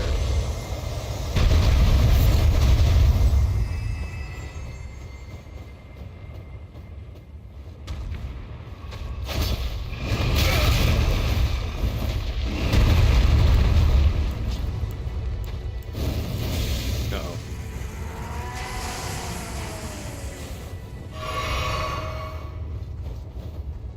I'm just trying to remember where the underground little cavern is.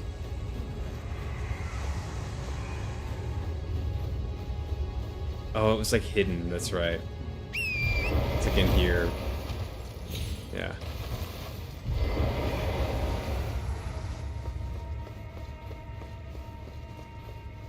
Okay.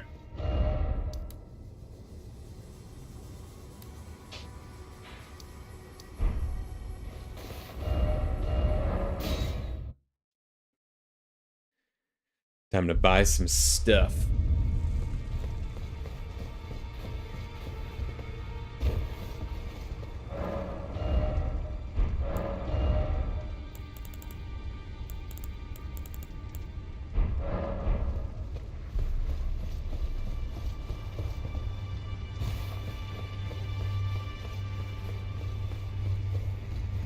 I need more somber smithing stones, I believe.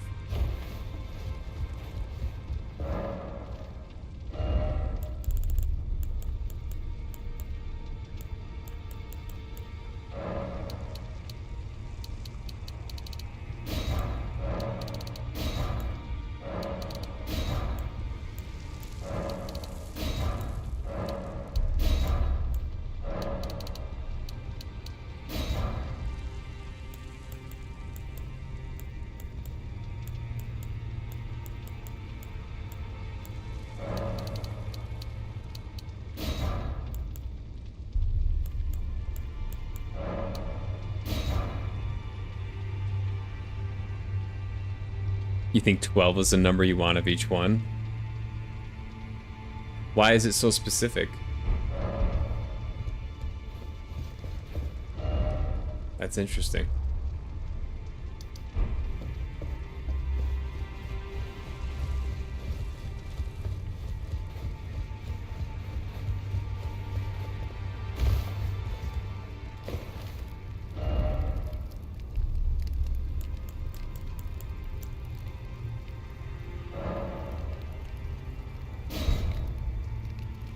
It's like 1, then 2, then 3 of each type of stone to level up.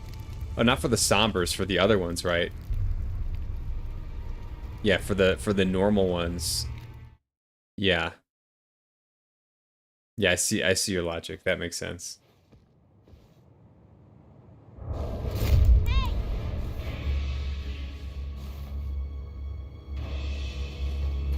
Look at that blade. What the heck is that blade?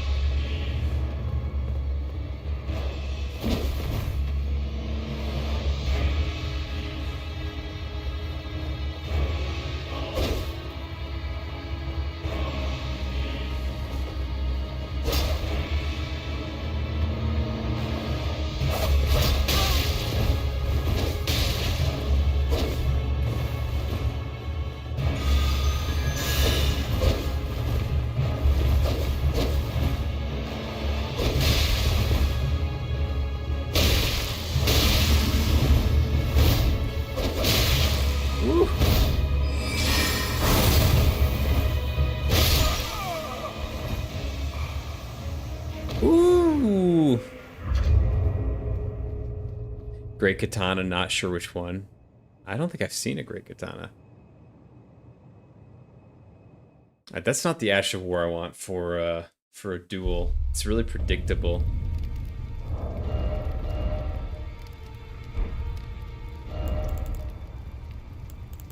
It's more like an Ass of War for a duel.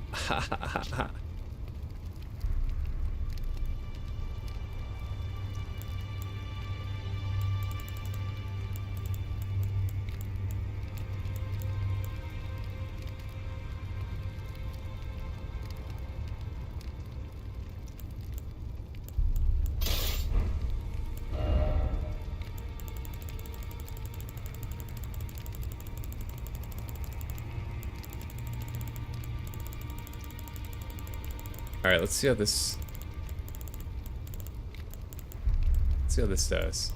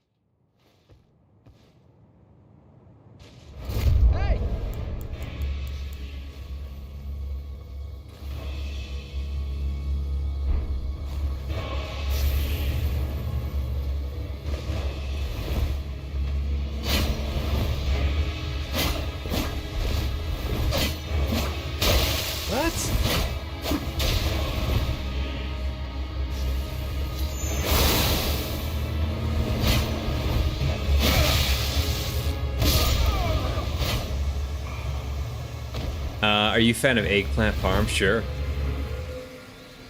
Yeah, eggplant parm's delish. You making some?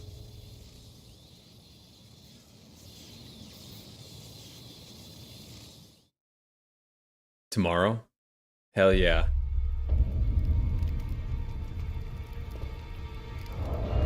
Let's go.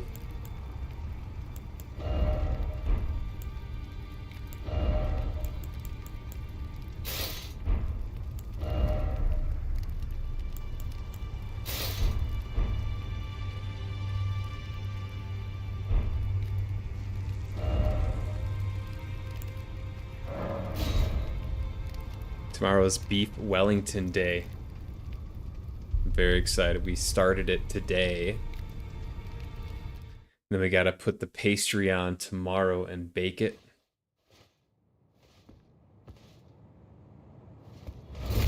Hey! Oh, this guy's super laggy.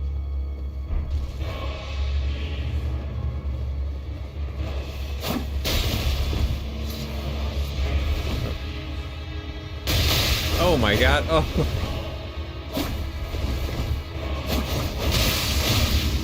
Bro, this is so laggy.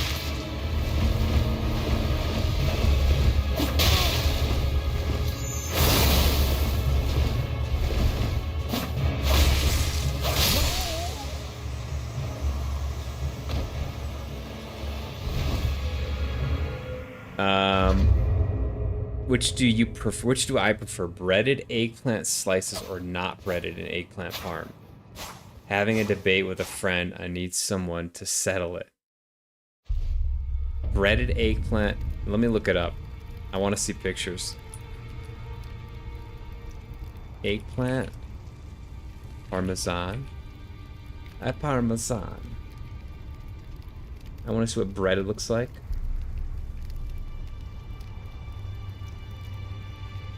Okay.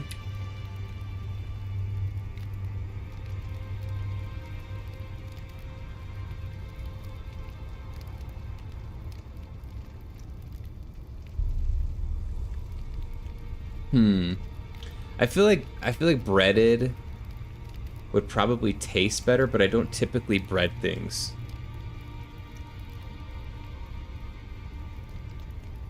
So if I were making it, I would probably not bread it.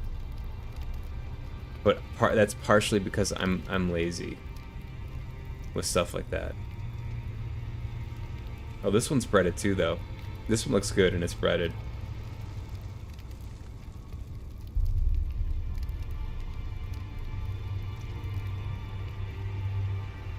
It's a ton of work to bread. Yeah, it's like an extra step. What do you prefer?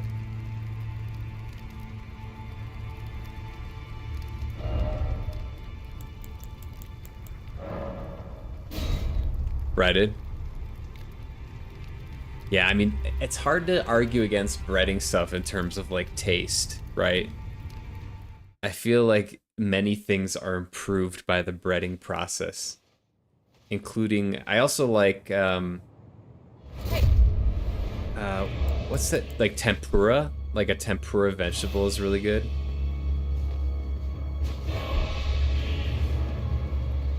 This is so laggy.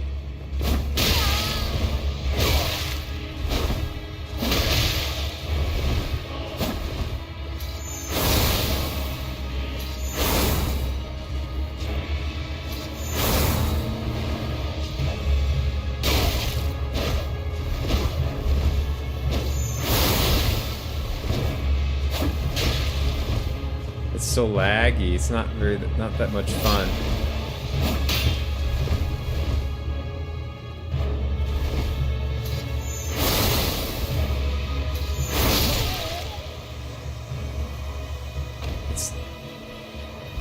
It's not that good. Breaded, which is apparently a Neapolitan eggplant parm, Calabrian eggplant parm, is just sliced and then fried. Interesting. I don't think I've made eggplant parm. I've definitely had eggplant parm before. I should put that on the list of things to make. That sounds good. Do you eat meat? Are you a vegetarian? Just a veggie lover? Oh.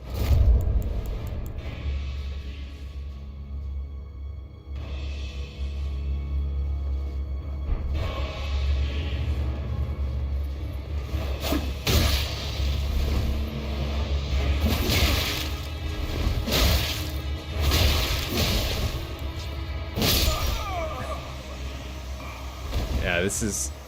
I find this a little too jittery to be I can't really time things. I am definitely worse than these people, there's no doubt. It's not why I'm losing, but I find the jitteriness to be a little wonky.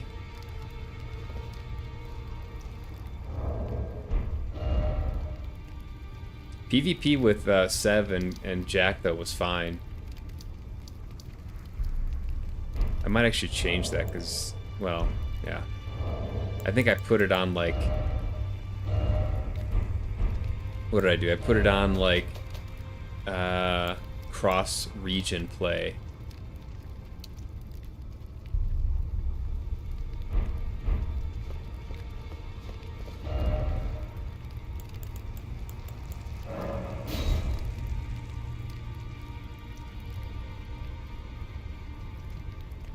It's just on your Saturday for this week's dinner. Gotcha. That's an end boss DLC web, is it really? He's probably way higher level. Yeah, I'm losing part, like, mostly because I'm not good at PvP, but it is a little bit jittery, which makes it not very exciting.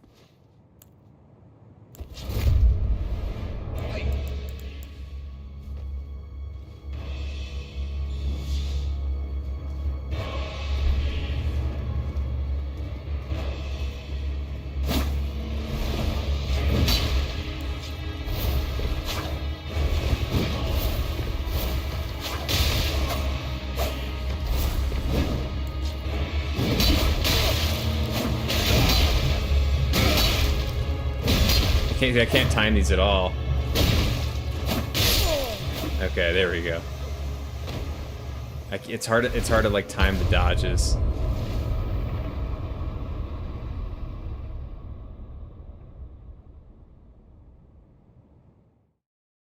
Cross region is probably okay. That's just different zones. US, EU, Asia. Wouldn't that improve latency?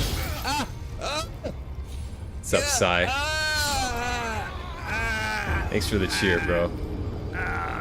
PvP goes hard. You a big PvP fan? I feel like playing with someone in EU or Asia would be like terribly laggy, right? I'm not a fan of PvP in any game. You much prefer RPG PvE side of gaming. Gotcha. I like both. I've been doing a lot more PvE RPG stuff lately. But I have a little bit of a competitive thing that I like to get out. Good point, latency might be worse thousands of miles away. That's what I was thinking, is like I'm potentially doing myself a disservice. It's a quick humble. As if anyone needs to be humbled in this game. As if more humbling is needed with Elden Ring. You can get it in PvP. Yeah, yeah. It's rough. Yeah, if it wasn't very laggy and jittery, I think I'd have a lot more fun because you can time rolls and stuff, but because there's a lot of latency, it's not my fave.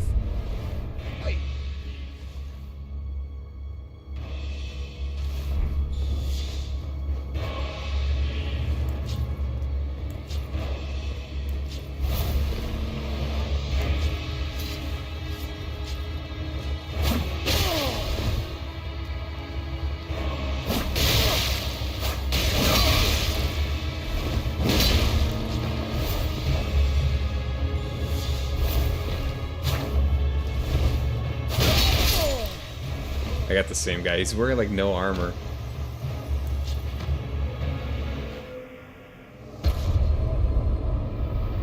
You do your obligatory 3 PvP matches per playthrough. Yeah, that's all you need. I don't blame you. I don't think I've ever done PvP in any of the other ones for the same reason. It's just like they don't have great netcode or something.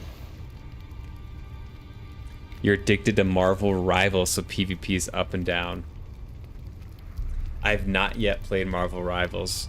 Is it still good? Is everyone still loving it?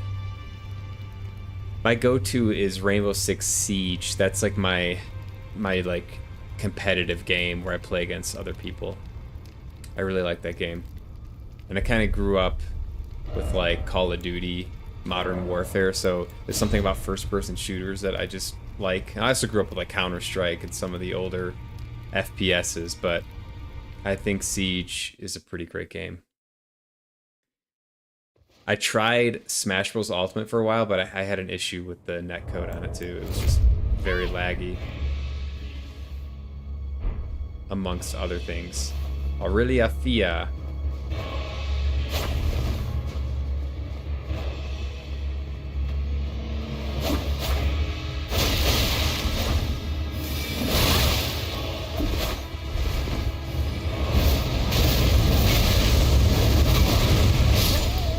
I don't know what's going on.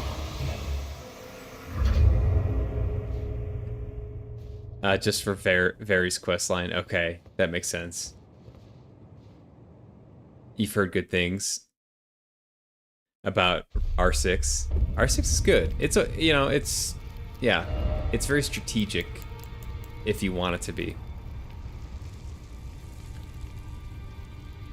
Counter-Strike is doing a 1.0 reboot. No way. They just released Counter-Strike 2 like last year or a year and a half ago or something. Time for Dark Souls 1. Besides, did you beat the DLC?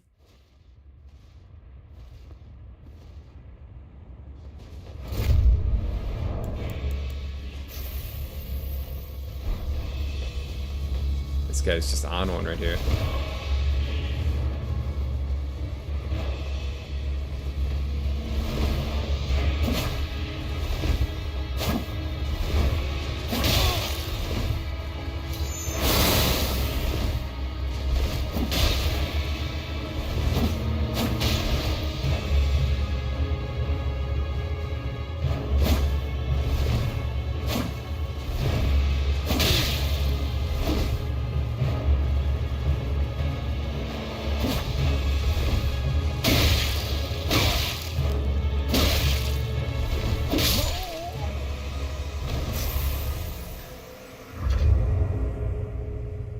Yeah, this is interesting.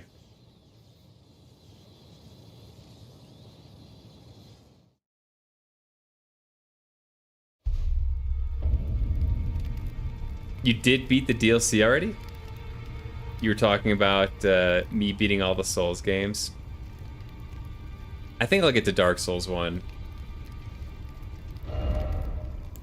I think I'll get there. I've heard mixed reviews on the remaster, but that's kind of where I would default to. I tend to like the remasters just because they have updated graphics and stuff. I am interested. I mean, Sev also loves Dark Souls 1, so you know, I think it'll happen eventually. I also have a lot of other games I want to play too, like Wukong. What else? Lies of P. I got a whole list. I got a whole freaking list of games.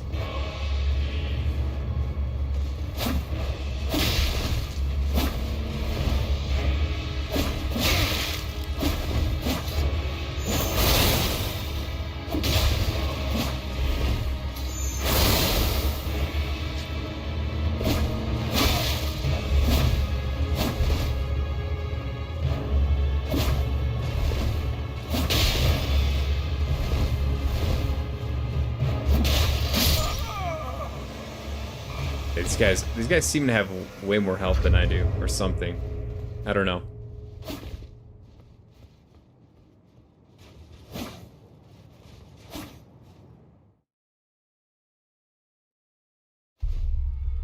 A good friend's dad used to play it back when I was in high school. It was like the original CS from 2002. I don't know when it came out. Yeah, I played I think 1.5 was the first one I played. 1.5, and then 1.6 came out right when I was kind of into it. The DLC is rough, but your build just coasted through. What was your build? Tell me about your build. dual katana with various spells, incantations. Ah, okay. Did you favor like intelligence or faith or anything like that?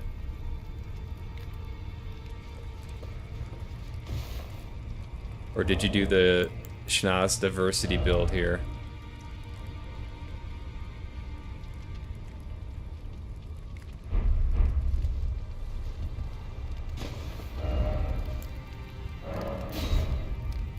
Faith favored. What's a good katana for faith?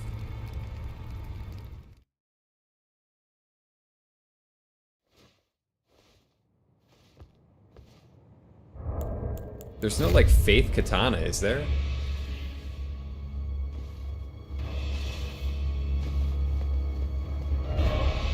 Oh. Ah, here we go.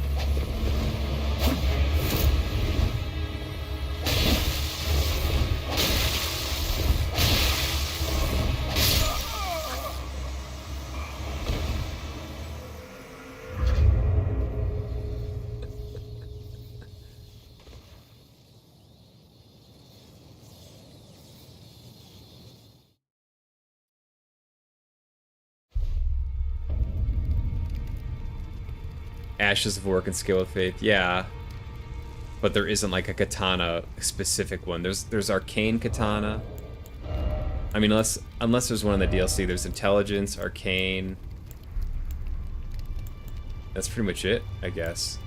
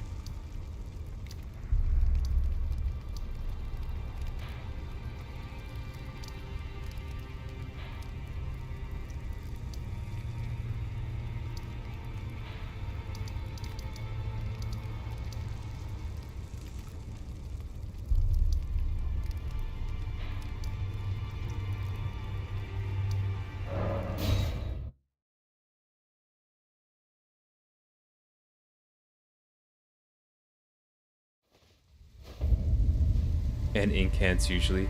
What's up, RK? Happy Friday. Naga Kiba or a second Uchi Katana with either Golden Vow or Sacred Blade. I see, I see. Yeah, the Uchis. I forgot about the Uchis. You can make the Uchis. Yeah. Yeah. Just stubborn and like what you like. Eh. It's fair. Also, hey, I made it just in time.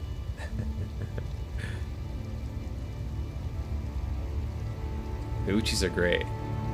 I like you say you like your saws. You can have multiples of them with differing Ashes of War in PvP. It can keep everyone guessing. What are the saws? Arcade, we gonna do a rematch, by the way? The saws.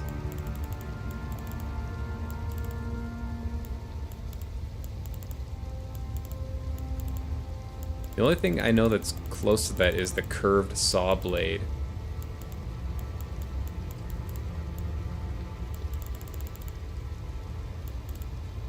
Don't remember where it was. Oh, I guess it's not actually called a saw blade. The vulgar... Wait, where was I? Oh yeah, the vulgar militia saws that qualify as halberds. Gotcha.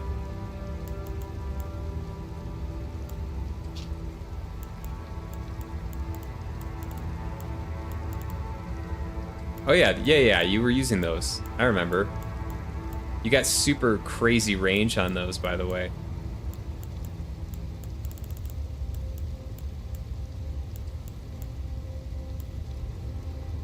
What's up, Autumn Tone?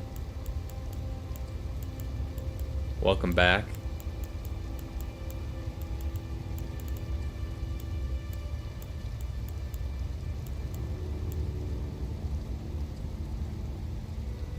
Just bought Baldur's Gate 3. Highly recommend. Bro, I love Baldur's Gate 3.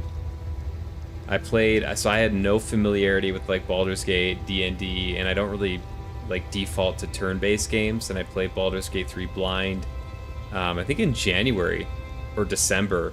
I streamed it, and it was unbelievable. I was so impressed. It actually is my top-rated game of like the last 12 months. Even having beaten Elden Ring, I scored it just a little bit higher than Elden Ring. It was so good. You have just one sub, by the way, in the row above Tree Sentinel's Halberd. I don't know why it's so hard for me to find weapons. I might have too many out here. It's just really... feels really, like, convoluted.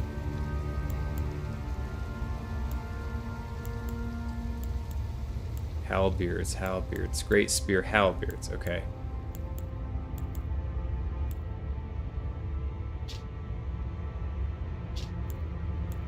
Oh, yeah, right here.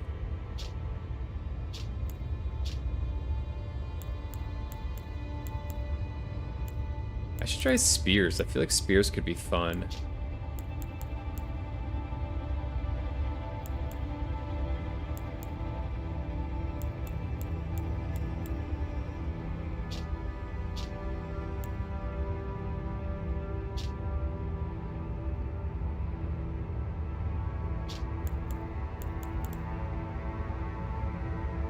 Maybe whips?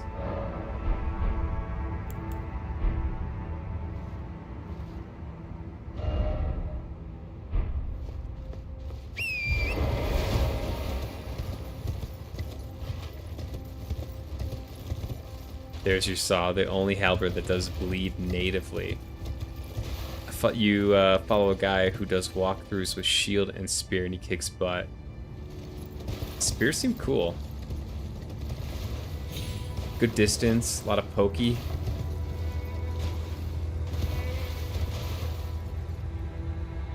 Dual great spears, including the lance, which I don't think you have yet, is really broken. Really? I was doing a dual great spear thing for a little while with Mogwin's Sacred Spear and Vike's War Spear. It felt very strong against like NPCs.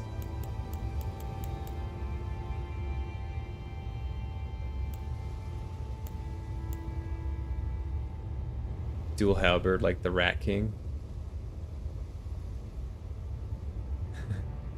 I just don't think I'd like playing with a shield personally. Yeah, I tried for a little bit. I wish parries were a little bit better or a little more consistent. Or I guess I just wish I was better at parries because I'm not.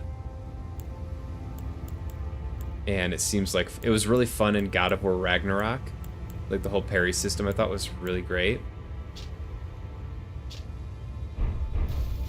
And it's just not intuitive to me in this game.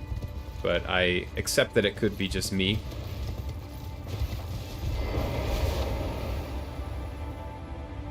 Oh, by the way, I was thinking of saying this in a previous stream. The Astal Wing strong attack is more like the old Moonlight Greatsword weapons. Oh, interesting.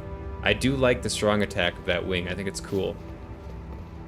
I prefer the Moonlight Greatsword in Dark Souls 3. So one of the reasons why I wanted to do this build where I have so many, where I put points into basically everything, is because I was locked out of using so many cool weapons in Dark Souls 3, including the Moonlight Greatsword. And I wanted to be able to use as many weapons as I wanted in Elden Ring. So that's kind of the genesis of me just putting points everywhere, evenly.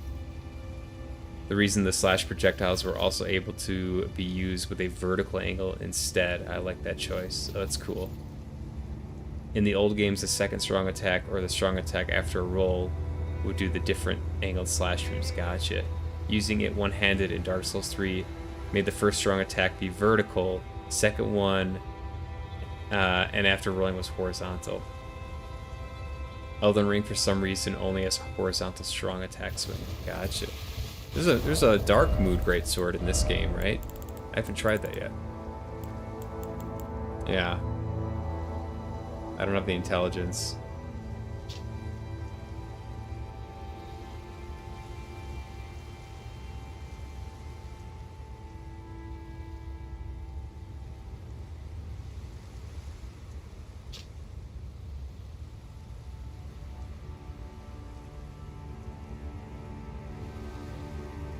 Broken because it makes it chase downs, running L1s, and crouch poking to roll catch real simple.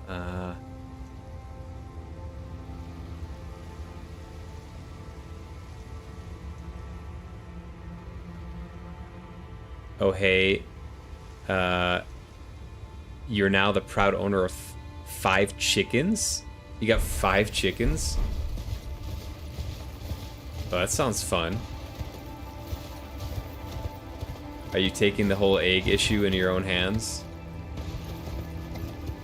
Why worry about grocery store egg prices when you can just pop them out of your hens? Or you just like chickens and you want to keep them as pets?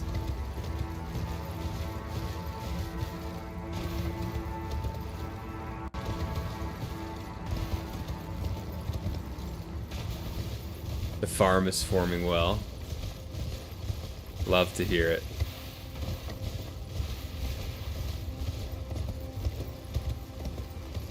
Diversify fresh duck eggs are also pretty good. Oh man, I imagine. Hey, it's an omen.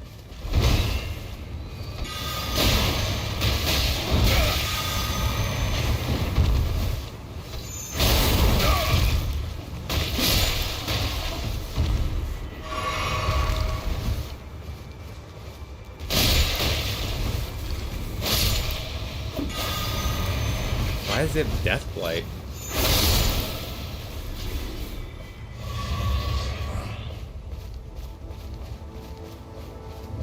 This is one of the strangest air trees because there's like basically there's not a tree spirit.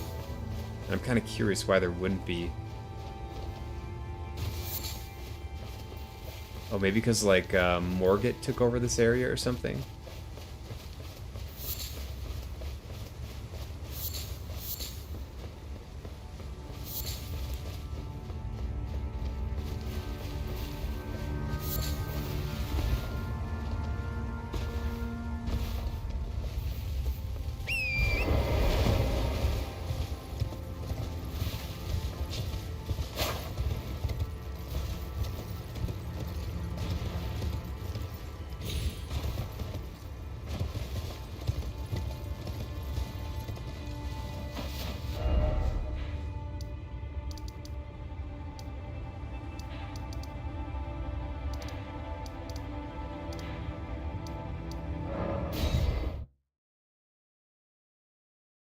Yeah, duck eggs sound really good.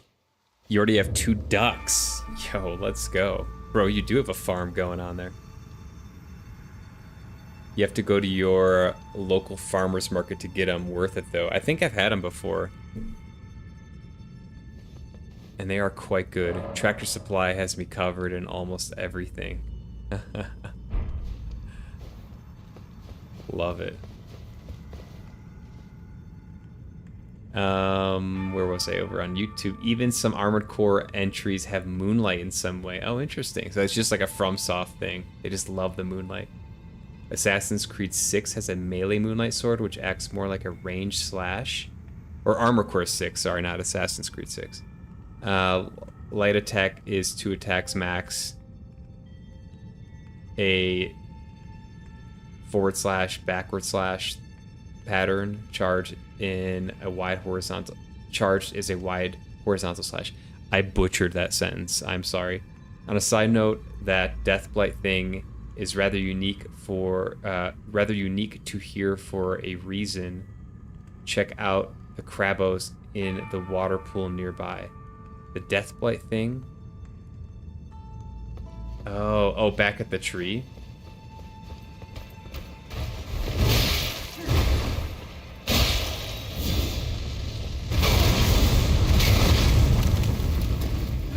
Okay, I'm dead.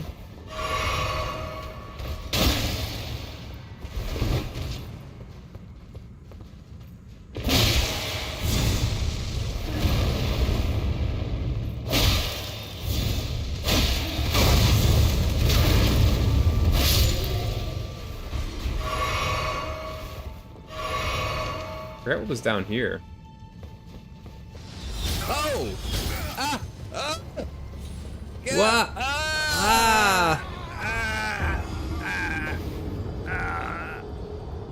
Yo, Sai, did you You just gifted a sub to RK? Let's go, bro. Hey, appreciate you. RK, you gotta shout your boy outside for the gifted there. Appreciate you, man. That's awesome. Welcome in, RK. Enjoy ad-free viewing.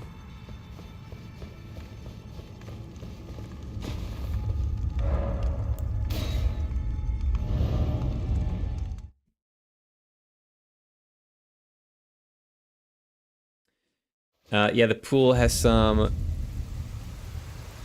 crabs and also some small crabs, also some big ones. Their back has a certain marking, and the big crabo spit is different, like how Ray Lucaria has a sleep-spitting big crab. I didn't notice that in Ray Lucaria. That's really cool.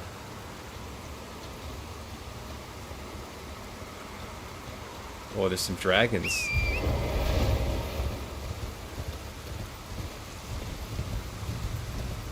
I thought I took out Mama. I guess it doesn't necessarily mean the kiddos get taken out too.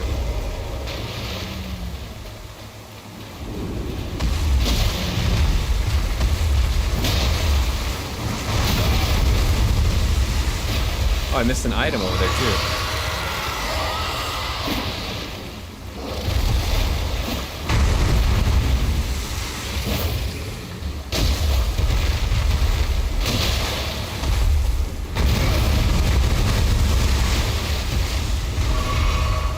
I'm in trouble.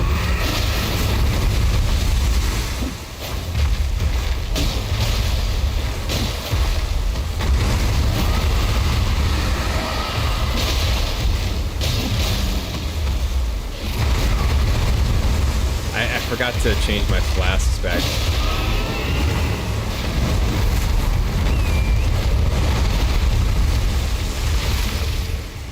I should probably go do that.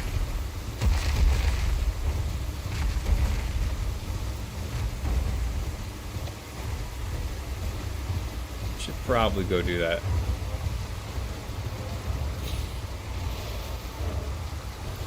Man, I wish there was a better way to see where the gray sites were.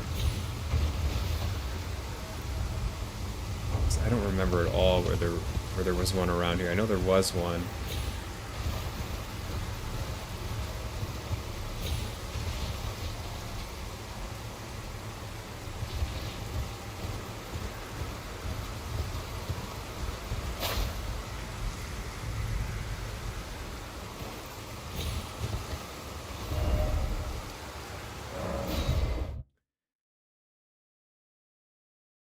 By the shack. There's one up there, yeah. This one seems like it's more convenient. Okay, so I need to reallocate. Flasks. Allocate. Confirm. I also have Ronnie's dragons I gotta take out too. I forgot about that.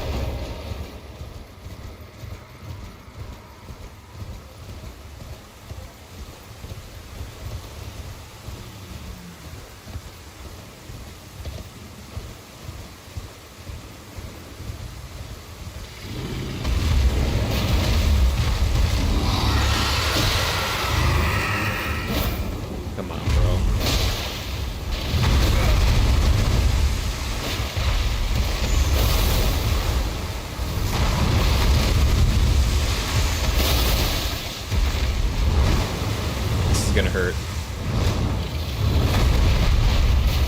Oh. It's having a little bit of a seizure. It's okay.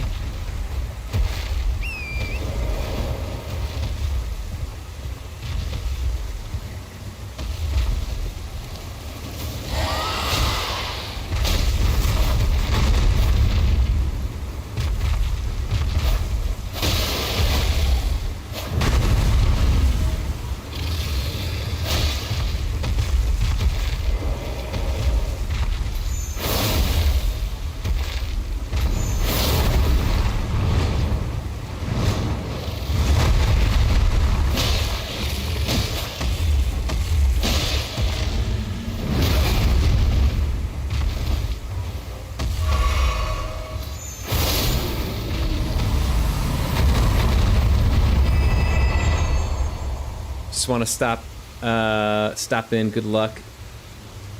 Nice to meet you.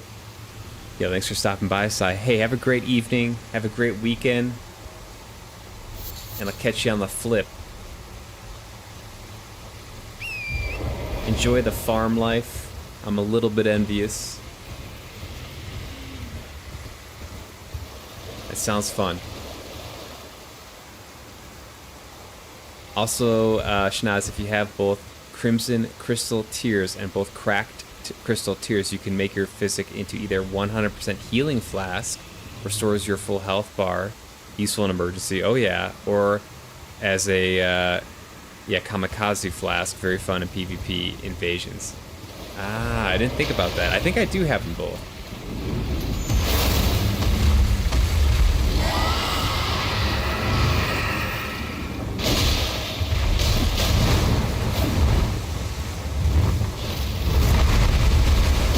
I should look into that. It also fits in with my style of just like healing.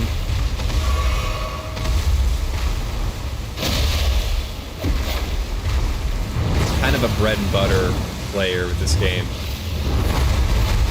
It's like hit thing and heal.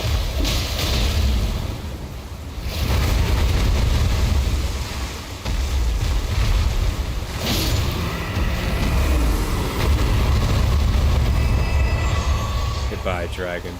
Now, where was that item over here? Here it was.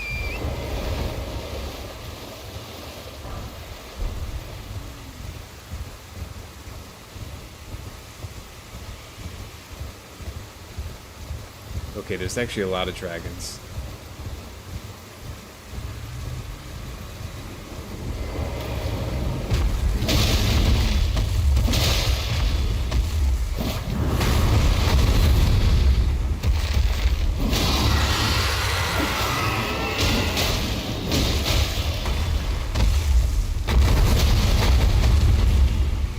This guy's having a little too much fun on the tree.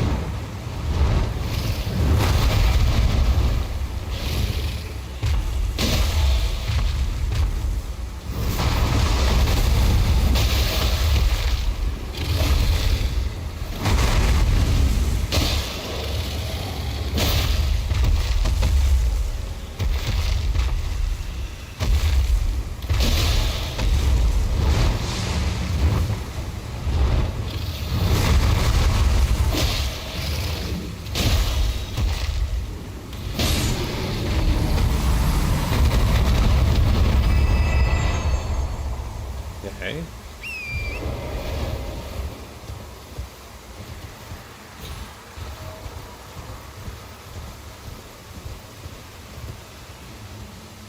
That's gotta be all. There's Celia.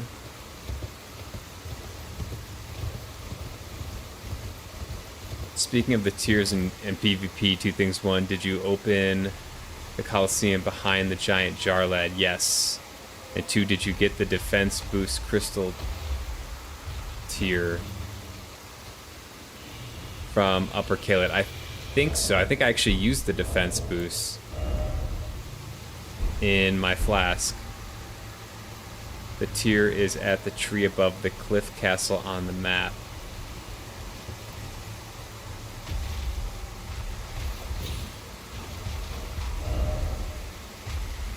Tier is at the tree above the cliff castle. This one? Oh, this one. Yeah, I did get. I think I used that one actually.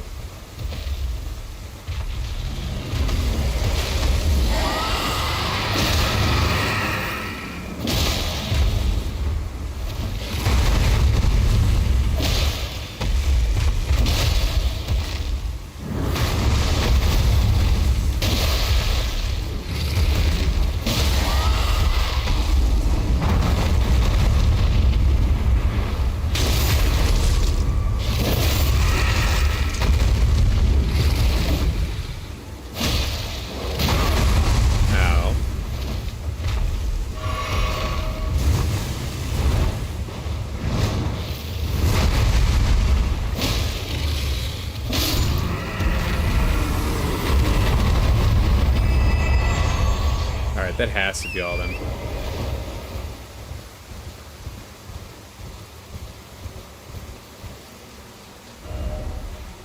And then there was a ton over here.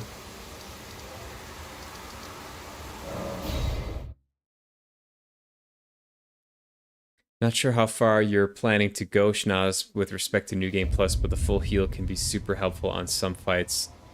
Likewise, customizing your flask to the particular boss and their damage type is also necessary. Yeah, that was something I could have done with the Moog fight, right? There was like something I could have put in there to nullify his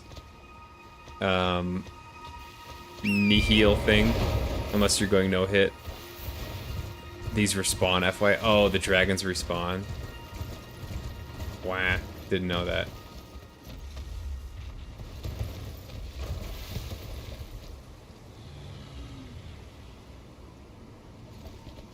Also, on a side note, do you do more Jarburg? Did you do more Jarburger stuff? So I went to Jarburg, and Dialos was there, and Dialos was like the new, I don't know what they called it, like caretaker of the jars or something.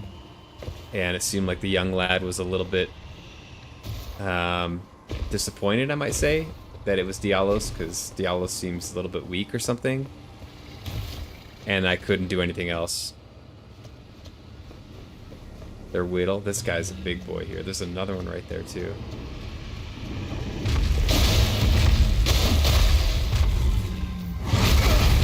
Ow.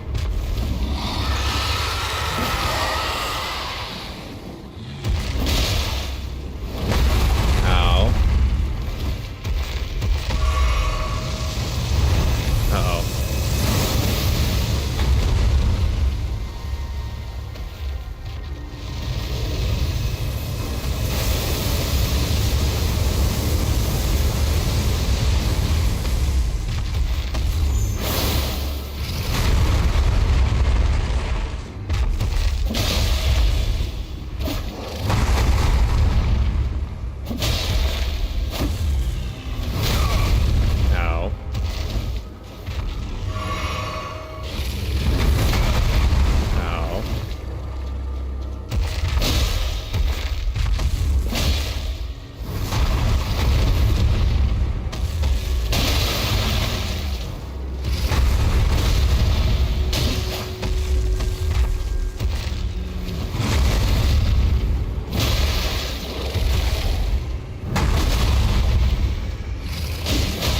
Please don't wake the other one up. Please don't wake the other one up. Oh, they can fight each other?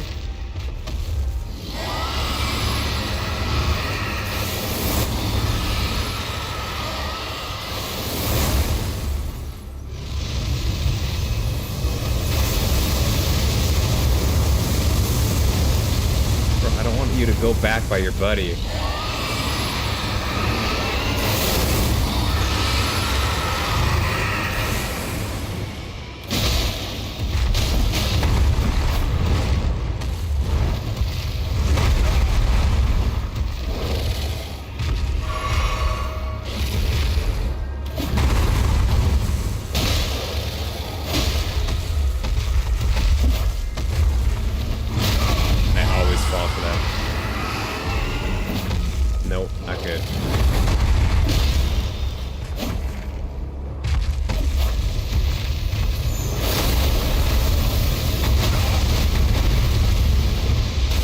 Okay, yeah, well, at least they can attack each other.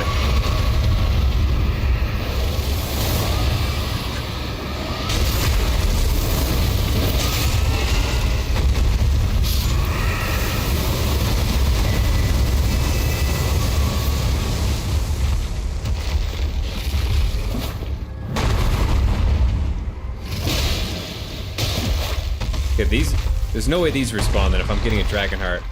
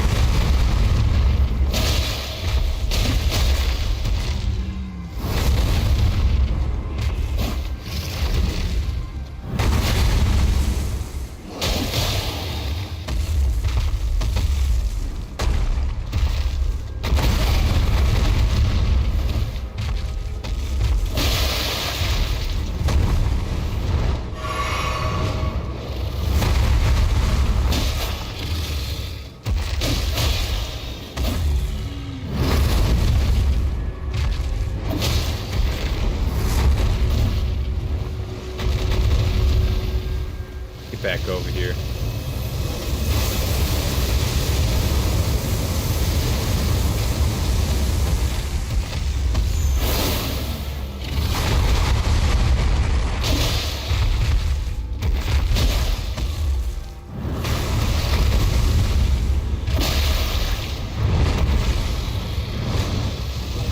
Oh, this one sucks. This one sucks.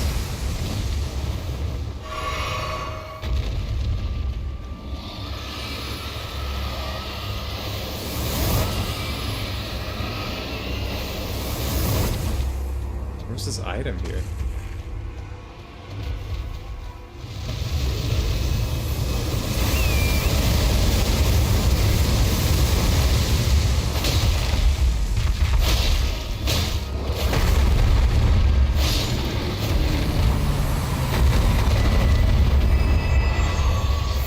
Okay.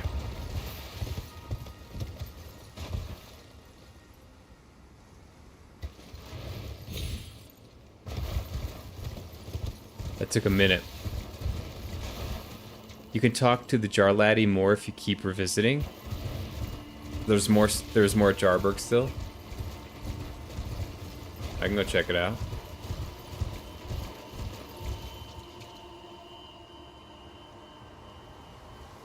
Dialis' quest is so easy to mess up just by getting too carried away with the mainline stuff and forgetting. Uh-oh. I don't know if I've thought about it before, but it's occurring to me now that most mobs in ER are in like this half decayed / mummified form, like something embalmed 200 years ago, but still around, dry looking and gaunt. Yeah, the mobs, that's interesting. Guess it makes sense being the lands between. Interesting. I believe an article that interviewed Miyazaki himself quoted him saying that the time between when the shattering took place and when the player's tarnished character awakens is 5,000 years. But a year in the lands between may be more or less than IRL time. Oh, okay. That's a lot of time. I think I read that article too, so it makes sense. They're all petrified enemies and should all be technically weak to fire. And very light. Any dragon incants looking interesting to you, Shanaz? Bro, I haven't even like looked at any. They all seem cool. I have not done any dragon communion. I have like kind of inadvertently avoided incants and sorceries. Oh, I also shouldn't I be able to see like the two moons here? There's like a dark moon and a light moon or something. See one moon.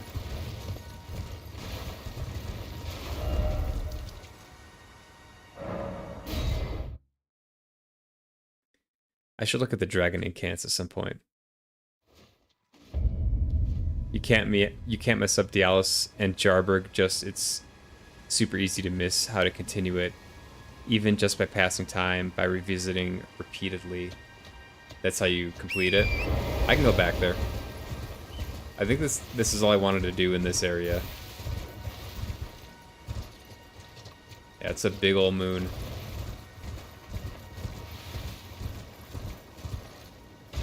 Whee!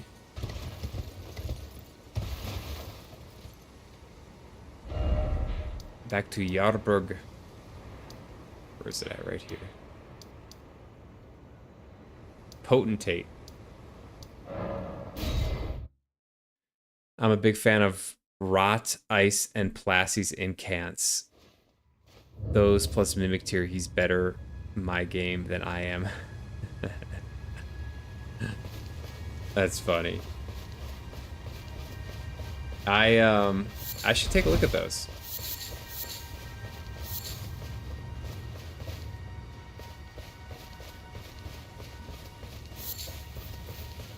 I'm such a lover of the sword fighting. It's hard to pull me away from my old tried and true way of just slapping people with the swords. Dialis' smooth and silky hands feel nice when he pats us. But I wish we had a potentate big and strong like you. Yeah, he says that, and then that's it basically. And then I go over to Dialos. A fool I may be. Do you pity me? Well, don't. Yeah.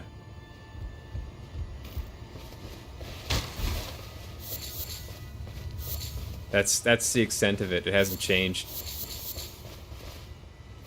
Dialis is still around your world? I guess so. I don't know what I did to allow that. I guess there's one way to mess it up. That's the obvious Palpatine voice. Kill him. Do it. Way to screw a quest, yeah.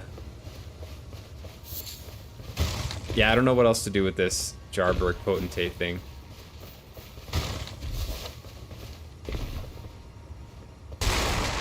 What if you rest at the Grace nearby, then return him? I did it like 3 times. I'll do it again, just for science.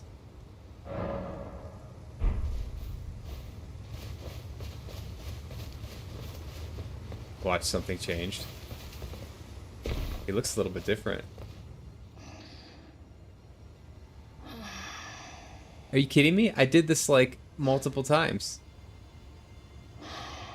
Oh, it's sleeping? No, wonderful, dears. So smooth. Oh, is it nighttime now? Is that why? He's dreaming about Dialis' hands?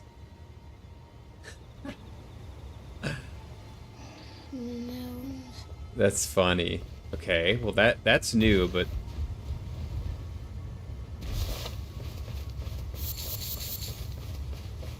I don't know.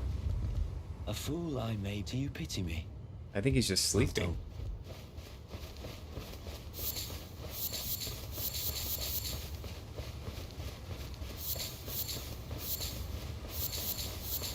Picking some flowers.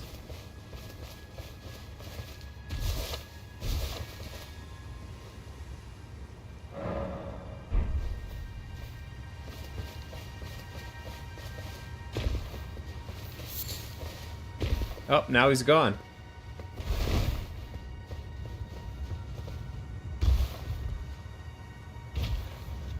Is this in? Oh, Cuz, I'm glad you came. But we're fine now. Dialos fought the poacher. Uh-oh. Though quite a lot of us got broken. I won't cry though. I'm a warrior jar. Please remove your blade from my belly. The tale of House Hoslow is told in blood. That's the kind of warrior I want to be one day, cuz. Oh, that's Even cute. if I'm scared, I'll still fight to protect everyone. Wow. The tale, that's the kind of... Even if I'm scared. Oh no. You. Are the jars? Are they all right? Did I defend them?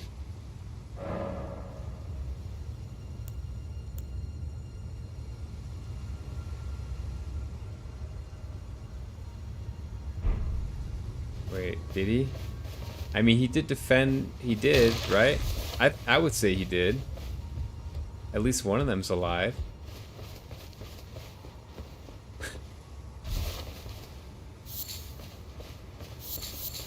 At least one of them's alive.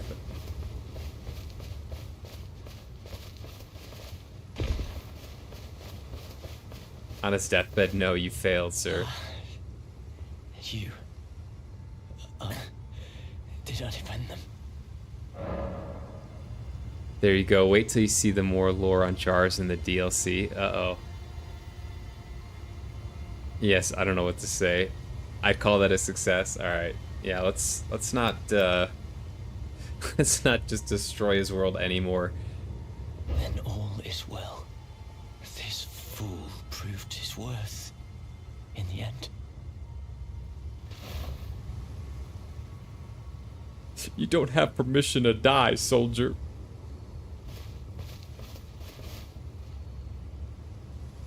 Do we get the armor? Can we honor him by wearing his armor? The tale of that's the kind. Even if I'm scared. I already have that armor set, I'm pretty sure, from his brother. if I ain't mistaken. Two sets can't hurt though, right? Rest again after you investigate. One way to find out. Yeah, for sure. Whee! Jar got inspiration from Dialos, perhaps not the same meaning as the tale of House Haslo is told in blood, but likely a better and more pure purpose. Okay, this is one of the good quests. This is feeling like one of the rare good quests in a Soulsborne game. The tale of House Haslo is told. And by good, I mean like it doesn't make you feel like utter garbage. One who protects everybody. The tale of that's the kind of warrior. One who protects. Yeah. Okay, this one has like a little bit of a positive, upbeat ending. Someone died, but inspired goodness in someone else. Let's go. Ooh, look at that. Hey, good call, Automatone, telling me to come back here. Ooh. Wait, do I have 2 whips now? I've got 2 of those whips? Haslo's Petal Whip causes blood loss buildup. Metal Whip formed of razor-sharp chain link blades that have the appearance of flower petals. This work of art is handed down through the generations of the illustrious House Haslo. High dexterity is required to wield this weapon, but it excels at inflicting devastating blood loss. The tale of House Haslo is told in blood. It's not that high dex. And I got a Newman rune. Dialos's Mask. Replica of a twin-tailed silver helm with flowery adornments, only without the twin tails. Dialos Haslo had an older brother who was a stern, self-possessed man of few words. His achievements made him seem out of reach, and so the younger aspired to be like the older, yearning for the day that he would tell the tale of House Haslo in blood, knowing full well that it would break his brother's heart. Interesting. And he went on to use it for good, perhaps, or became good in terms of seeking protection, seeking to protect instead of seeking to hunt. All right, maybe I might switch to double metal whips here, because that could be pretty cool.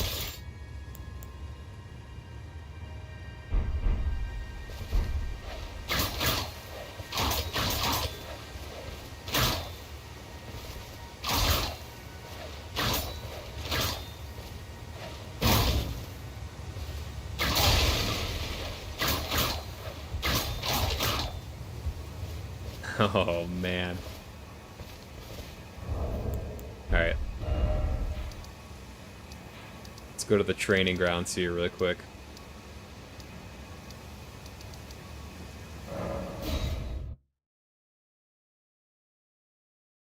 Only in such independence does Dialos find true purpose.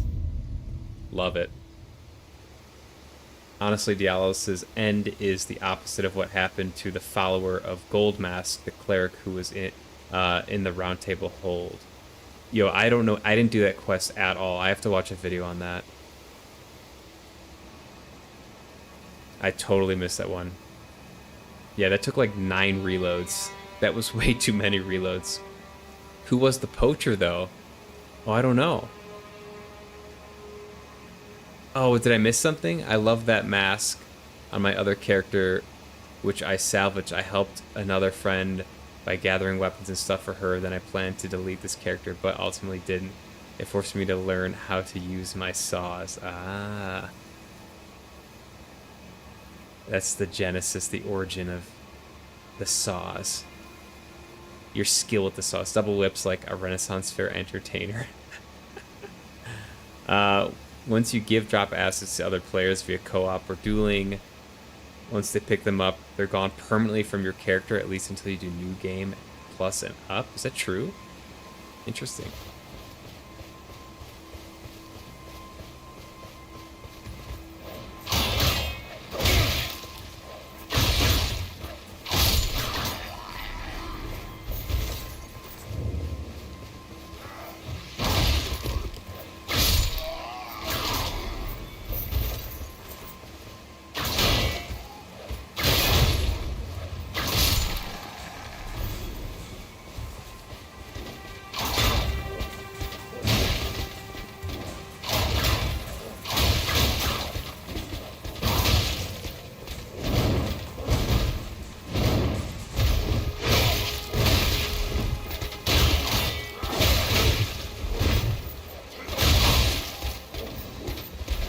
Yeah, they do take a lot of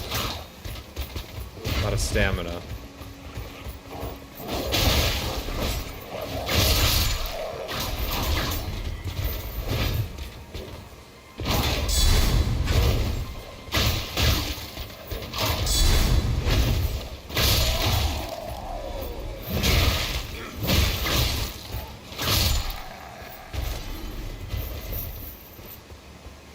Okay, this could be fun.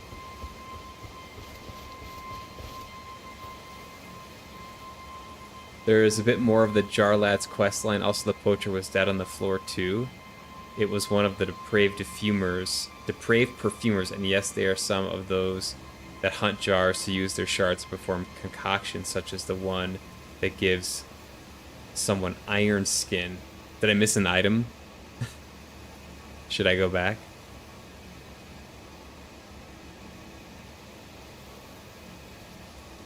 Yes, very true. Whips are mid, but I hope you can find a use for them. The L2 on the whip you get from Fire Giant is also pretty good, but not good in all situations. A lot of stamina, and despite being range capable, they are never really that ranged. That's sad.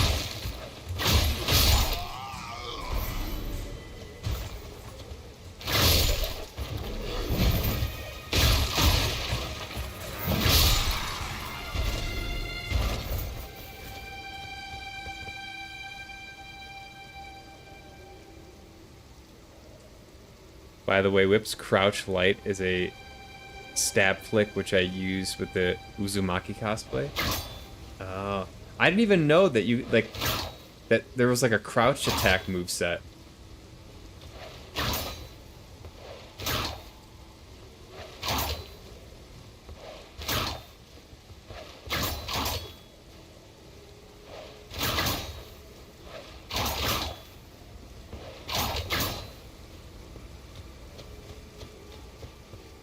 I prefer the Irumi for the full charge strong attack also being a stab flick. Yeah, that's really cool. That was this one, yeah. I like that these are matching though. I don't know if I'll use these though. I love my straight swords and katanas.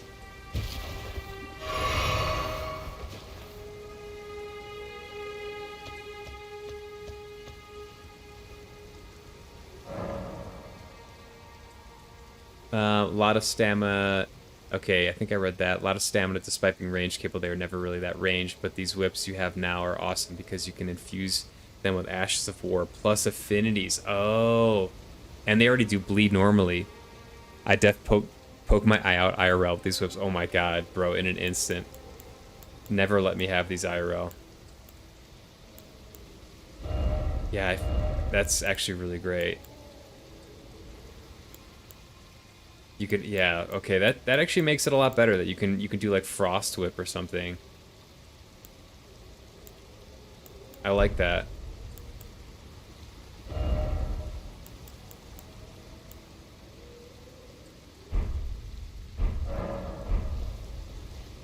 This game is so addictive. I just want to keep trying weapons. It's like, well, why not try this thing? I haven't really used greatswords, so I think I mentioned this, like Dark Souls 3 and Bloodborne, I used a lot of greatswords, and I have not used greatswords purposefully because I use them a lot in the other games, but they're cool looking.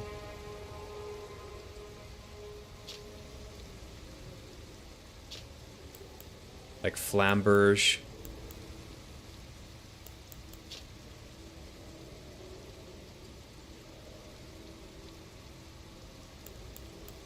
I mean, this thing's really cool.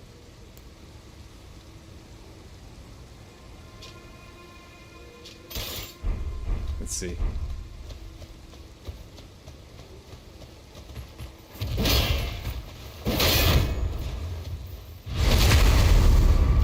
Alright, that's pretty awesome.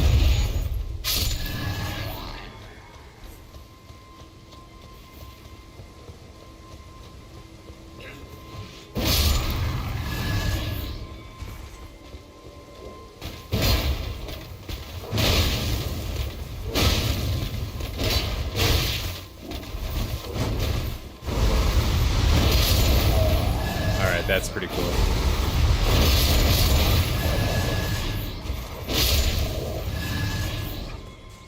That's very strong, this thing. And it's like a projectile.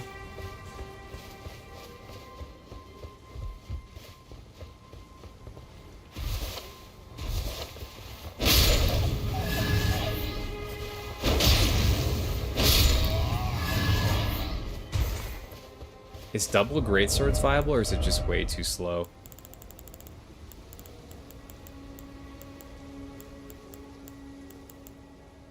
God, this game is so fun.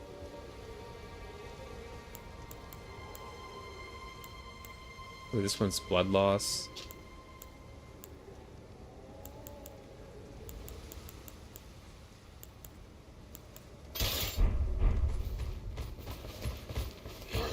Okay, get that off here.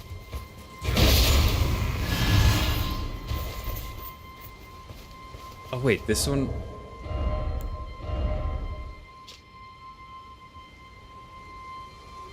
Restore some FP upon defeating an enemy.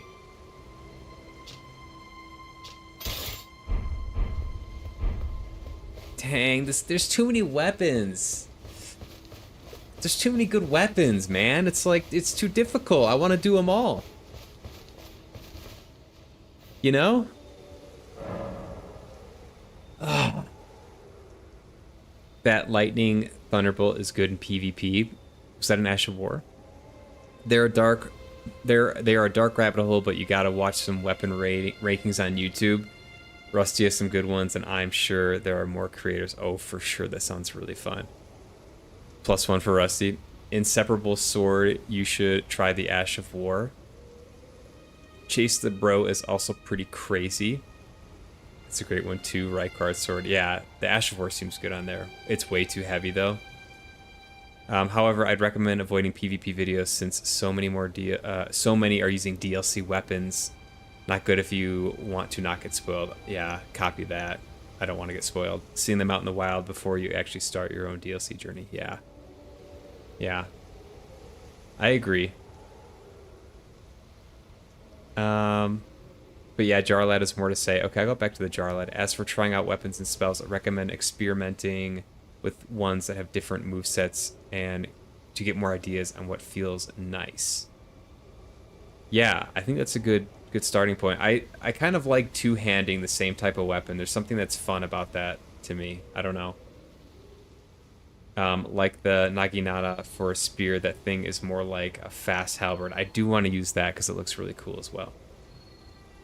Inseparable sword Ash of War ability turns the Moog farm into a sub 15 second deal.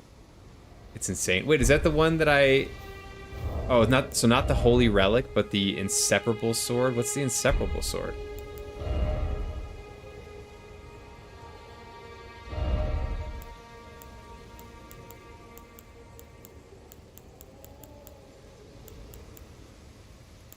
Is it a greatsword?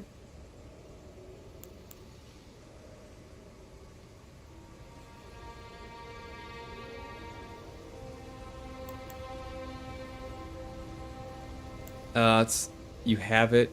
It's the one you got from D. Oh, this one. Okay.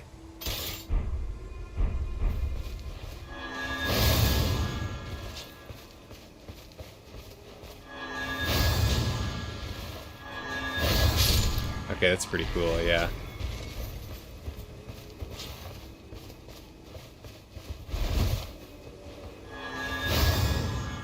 Ooh.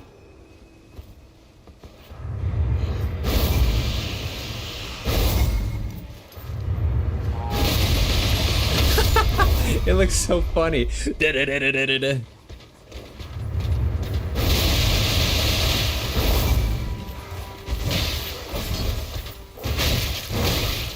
Alright, sorry guys.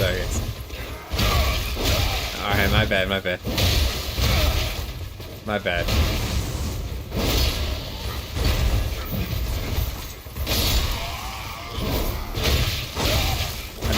bad. Heavy rolling. Do I survive?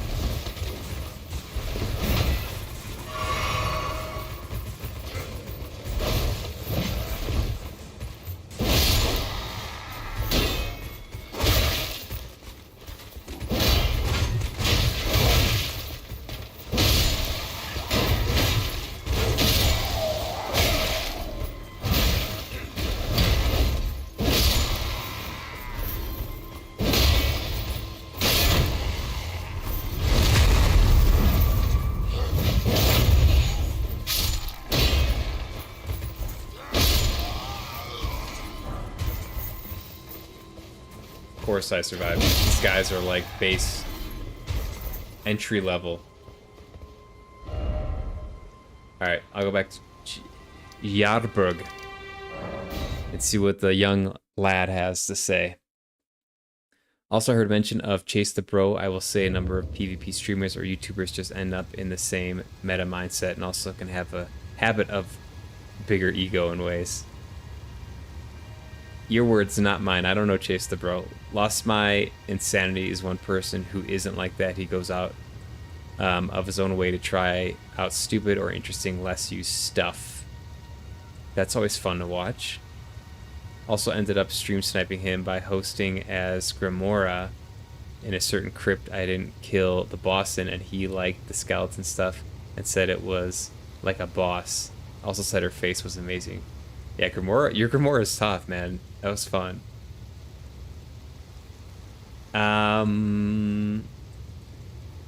Do the dude that killed Fia. Okay, yeah, I got it. D, the dude that killed Fia. Wait, not that one. Sacred Relic, my bad. Yeah, the Sacred Relic is super strong for farming. Sacred Relic is the one I meant. I apologize. They're both excellent though. Yeah, I know what you're talking about. I already farmed with it. It's really good. It is like 15 seconds. Drill, he calls for help immediately. Wait, what?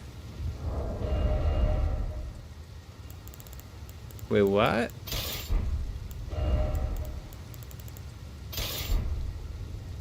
If you die here, Melania will resurrect you. Will resurrect? Alright. Oh, you're talking about the other location, bro. She'd be rolling in her grave. You fought me for 8.5 hours and you died to the knights next to Stormvale? Alright. Where's our little buddy here? Where are you, little fella?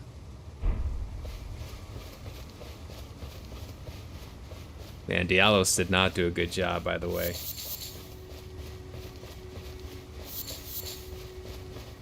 Yikes. I mean, I like the guy, but yikes. Thanks for coming back, cuz. I've been thinking. It's time for me to set out on a journey. Ooh. As a warrior jar. Upon the path of champions. Ooh, give Alexander's insides? Yeah. Wow. Cuz, are these insights from Uncle Alexander?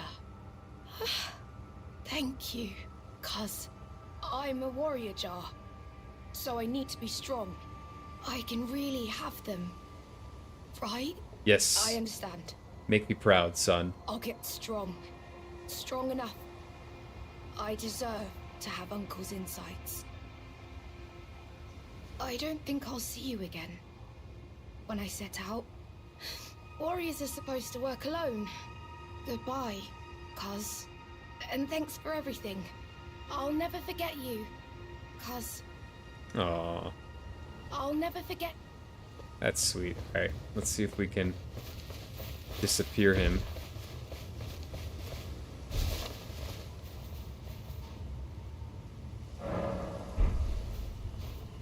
Ooh. Big money, come on. Companion jar. What is this? Raises potency of throwing pots. A talisman given by the jars to their friends. How wholesome. Raises potency of thrown jars. Though the jars are brought to life by human flesh and blood, they are all rather kindly folk. Perhaps they were made to be better than their innards. Aww. That's so wholesome. I love that. Alright, here's what we're gonna do. We're gonna go raid Sir Jack, who is often in here. I'm sure you guys have met him. He's streaming Elden Ring right now. I am very tired. I need to go to bed.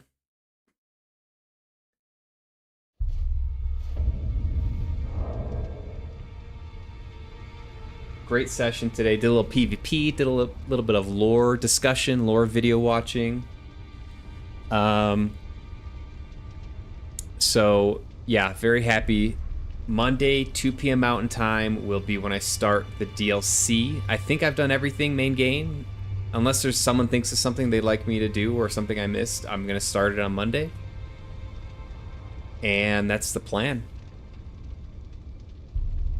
Was fun hanging out. Likewise, Automatone. Thanks again for showing me all your cosplay stuff. I know I enjoyed it. I think other people enjoyed it, so thank you very much. That was awesome. Maybe we'll do something similar in the future with PvP.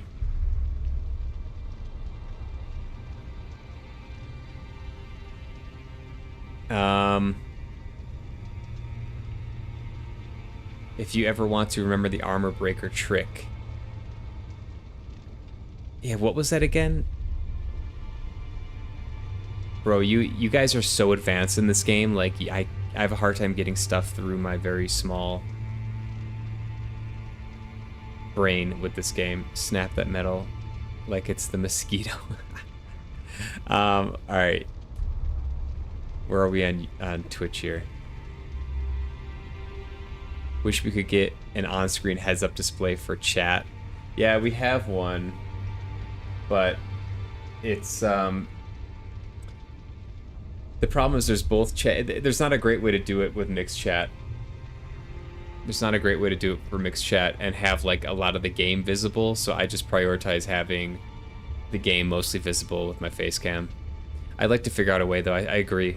I agree with that. Makes it difficult when you gotta look at another screen. Yeah.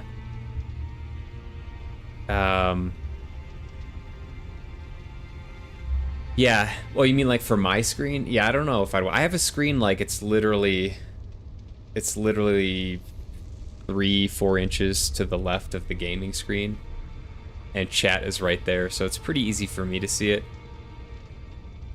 I don't know. It's difficult because like, if I'm reading chat too much, I'm not really playing the game, and the game's going to take a while to play. And honestly, a lot of times there isn't a whole lot of chatter, you know? Like, it's not as consistent as it is, like, maybe right now.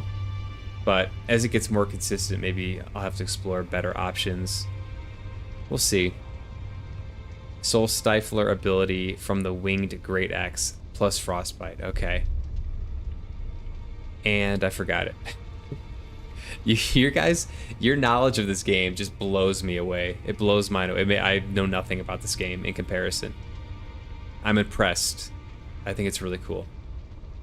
The Mirai Executioner Sword, when you tried the Ash of War, but it didn't quite reach the snitch with the horn, he froze there waiting for it to end, then he blew the horn. Reload one more time. Mushroom. Oh my god, no more mushrooms. Alright, Shana, sounds good. By the way, you can go back and forth between base game and DLC map, so it isn't one-way trip. Good to know. It's not just all or nothing.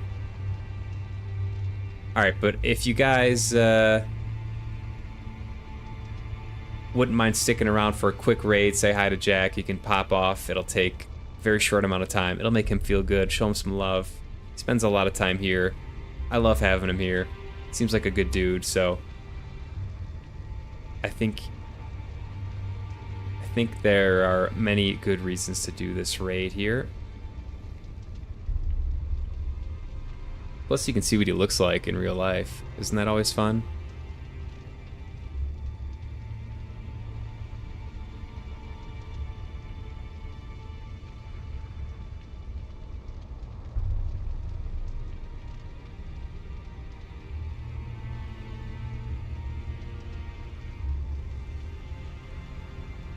Night, Alan.